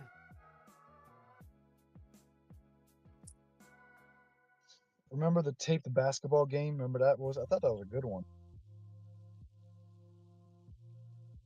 The recorded Bruh, basketball game. this is I'm gonna tell you what I'm asking ChatGPT. Give me just 1 second. So there is possibility for me to make any of those possible choices,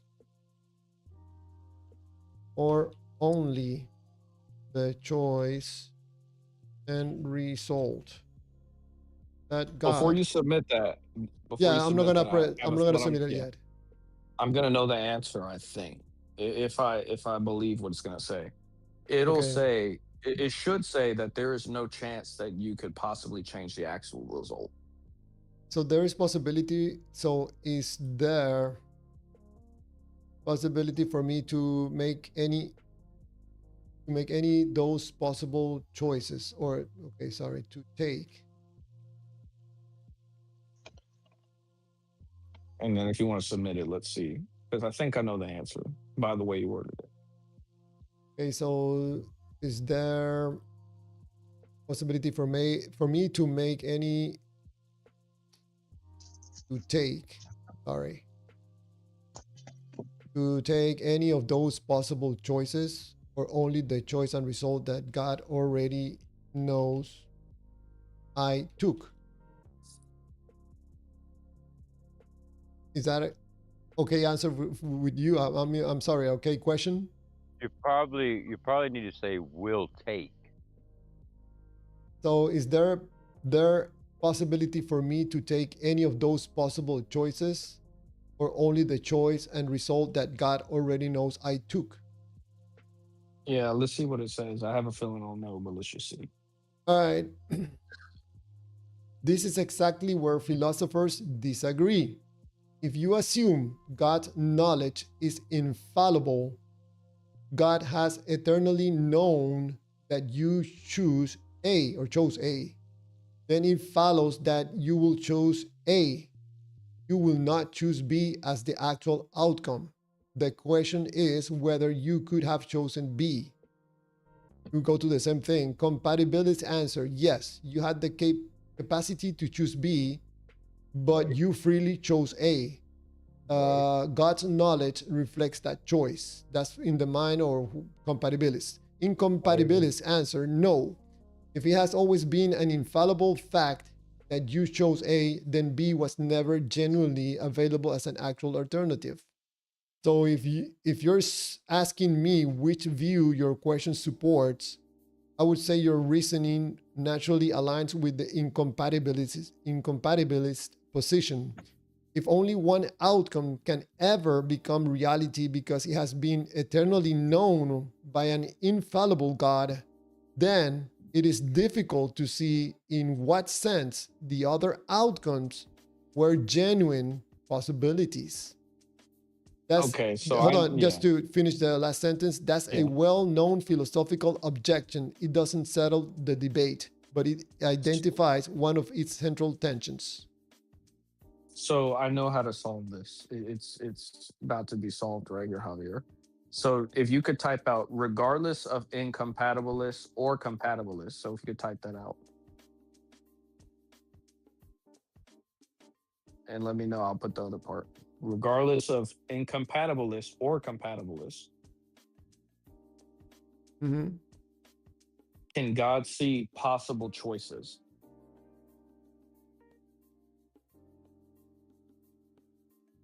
Can God And then see possible choices? you could put in parentheses. But Aaron, B, when you say possible for what? possible, like logical possibilities of what you could have done, not what you will do. We already know what you will do is fixed. But isn't What the you question could do. like erroneous?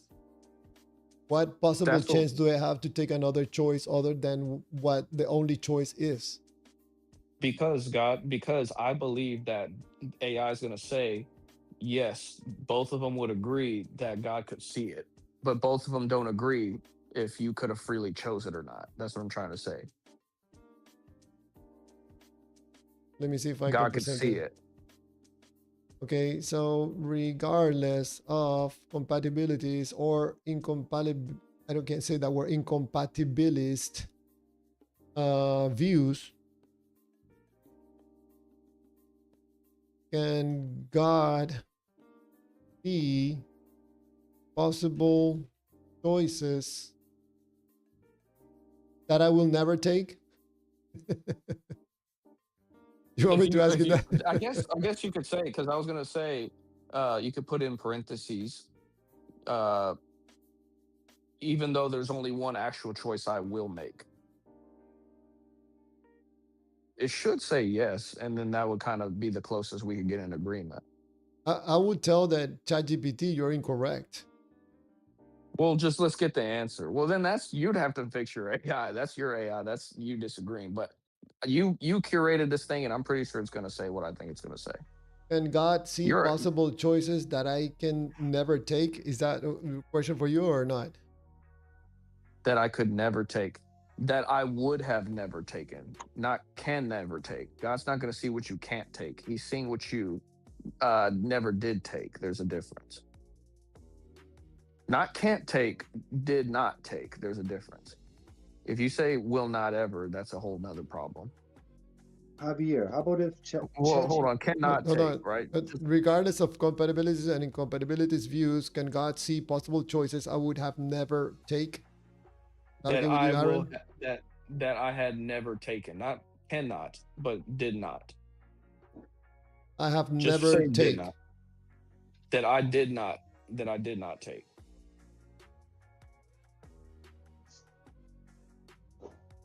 And then that's it, because I have somebody waiting on me.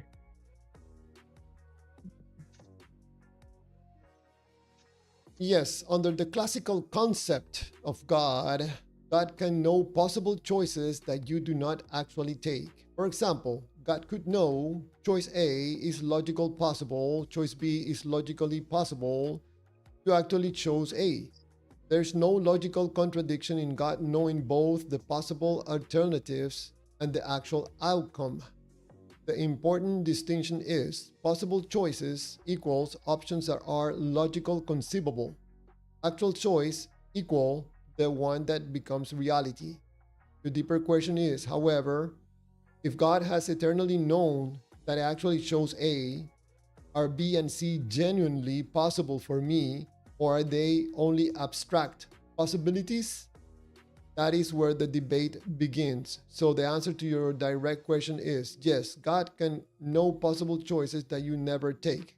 The disagreement is whether those unrealized possibilities were ever real options for you, or merely logical possibilities that were never going to occur. I think ChatGPT is coming to a conclusion and presenting a dilemma at the same time. That's what I'm trying to get at. You and me, you would have to agree with that. The only thing is that because what I did is that exercise just proved, regardless of being incompatible or not, God could see it. So he's all knowing. The only difference is do we agree if you could have possibly chose or not? Which I'm not fully against incompatibilists, but I have to think and research that more. I'm not fully. I would probably say I need to look at those two options, but that's not what I'm focused on. I'm focused on does God know them or not? And your AI did say so. I'm sorry, I got to run. This dude's been trying to call me. I'll see y'all later. All right, thank you, Aaron. Appreciate it. Hey, Diva and Crypto, man, let's shut this down. It's already 12 o'clock. Man, this is what an interesting conversation, Diva. Thank you so much, Crypto and I Aaron. think I learned I'm a compatibilist. Okay. See, Javier, this is If you this is why, define what what is that? How's an incompatibilist or whatever you say? I can't even say it Compatibilist, now. incompatibilist. Yeah, an incompatibilist to a catalyst. I'd be on the catalyst side, I think, because I believe we have free will to choose A or B. That is the deal. But I don't know. I can't even live life to go evangelize if everything's already just where it's going to be at the end. That it makes no sense. see, the Bible doesn't say that though. See what I'm saying? It doesn't say that. So, Well, but, I mean, so- but the Yeah. argument was, or what we're talking about is, he was kept saying it. If he even if he tries to get into heaven, it's already preordained that he doesn't get in heaven or he does get It's in not. heaven. So no matter It's what choices he makes until the day you die, it's already written. It's already written. right, right. But he doesn't know which one is which, though. That's what I'm No, saying. I know God that, knows. but the So the how whole does he know? problem with that is you don't have a choice. Is what the problem is. You You do can't have a choose choice. A or B. You don't have no free choice, and that's what he's saying. No, right, but he does have a choice. But if I can give you like 2 minutes just to say wrap it up and then or whatever Yes, you go want to ahead, do. Diva. Wrap it up. Yeah. So this is why Ray Comfort goes right to the conscience, because trying to intellectually show you God and all that, it doesn't work. You're not going to get saved. So this is why we kind of try to work on the conscience instead of the intellect, because the intellect, you're never going to get somebody. That's cool, Second, but Ray's not the one that's going to save me, my friend. I don't know who second, Ray is. no, I'm talking about Great comfort. you know what I'm talking about. The method. Anyway, and another thing is, you know, God, for God to be a true God, he's got to be a big God. And the biggest God that can be possible is the true God. And so God is so big that he's all knowing. He knows the atom in the middle of your eye. He knows the atom in the very, very sun. He's such a big, huge God that he's worthy of worship and worthy of everything. And so when you think about God, you got to think like he is so beyond what we could ever think about knowing or anything. That's a big God. That's a God you want to serve, not some little God who doesn't know what you're going to choose to do freely, right? Even though you're choosing it. And every time you've made a choice in your life, you've never said, well, does God know I'm going to make this choice? So maybe I'll do this, but then God will know that. You don't do that. You just make your choices. You choose it and you make your choices to do good, to do evil, to say something, to not say something. You choose. God just knows what you're going to choose. And the fact that if you're going to heaven or hell, God knows it, but you don't know it, and it could be either one. Just like it could be for me in crypto, it could be either one. We don't until we make that final decision. So you don't know which one it is. God does though, but that doesn't remove you from making choices. Okay, because you don't know the choices that you're going to make. Again, the choices you've already made in your life, when you look back at it, that's in a sense how God sees it. You've made those choices all by yourself. Nothing stopped you from drinking the water or getting up or going to work or not doing that. You already know the choices that you've already made. God knows it, but you freely choose it. And when you meet God on judgment, for you to say, well, God, you already knew that's why I never became a Christian, it's not going to work. That's not going to work, because you have a choice, and you don't know that God knows where you're going. You don't know what God knows where you're going to be. And the same example I said about myself, for my whole life, I didn't know I was going to become a Christian.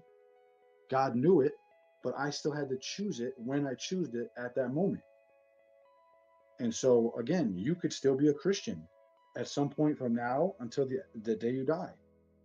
Be You a don't Christian know again. what you're going to choose. All right, go ahead. Be That's a about it. Christian again. I'm sorry. I don't think you were a Christian. I think you were a false convert. A false That's what I believer. believe.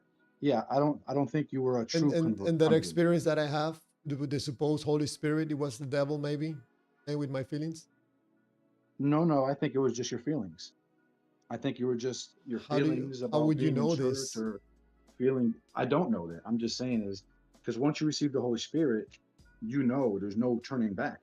How would you experience the Holy Spirit and then change and go away? I mean, I can't ever leave Jesus Christ. He's shown Uh, me too much personally. I can't do it. that's that's for I'd a, be parting. Yeah. that's for a total different conversation. Let's call it Okay. for today. Okay. Please read those. Please read I'm gonna those leave three it chapters. open so I can read it. Yes, Yeah. I left it Read open a so I couple can read it. times. Yeah. Okay. And Thank you. if you have time, go watch Fran Turek saying these horrible things. Okay. I'll look at it. All right, man. Thank you so much, Diva. Appreciate it. Hey, Crypto, you want to say something sir. before we shut down?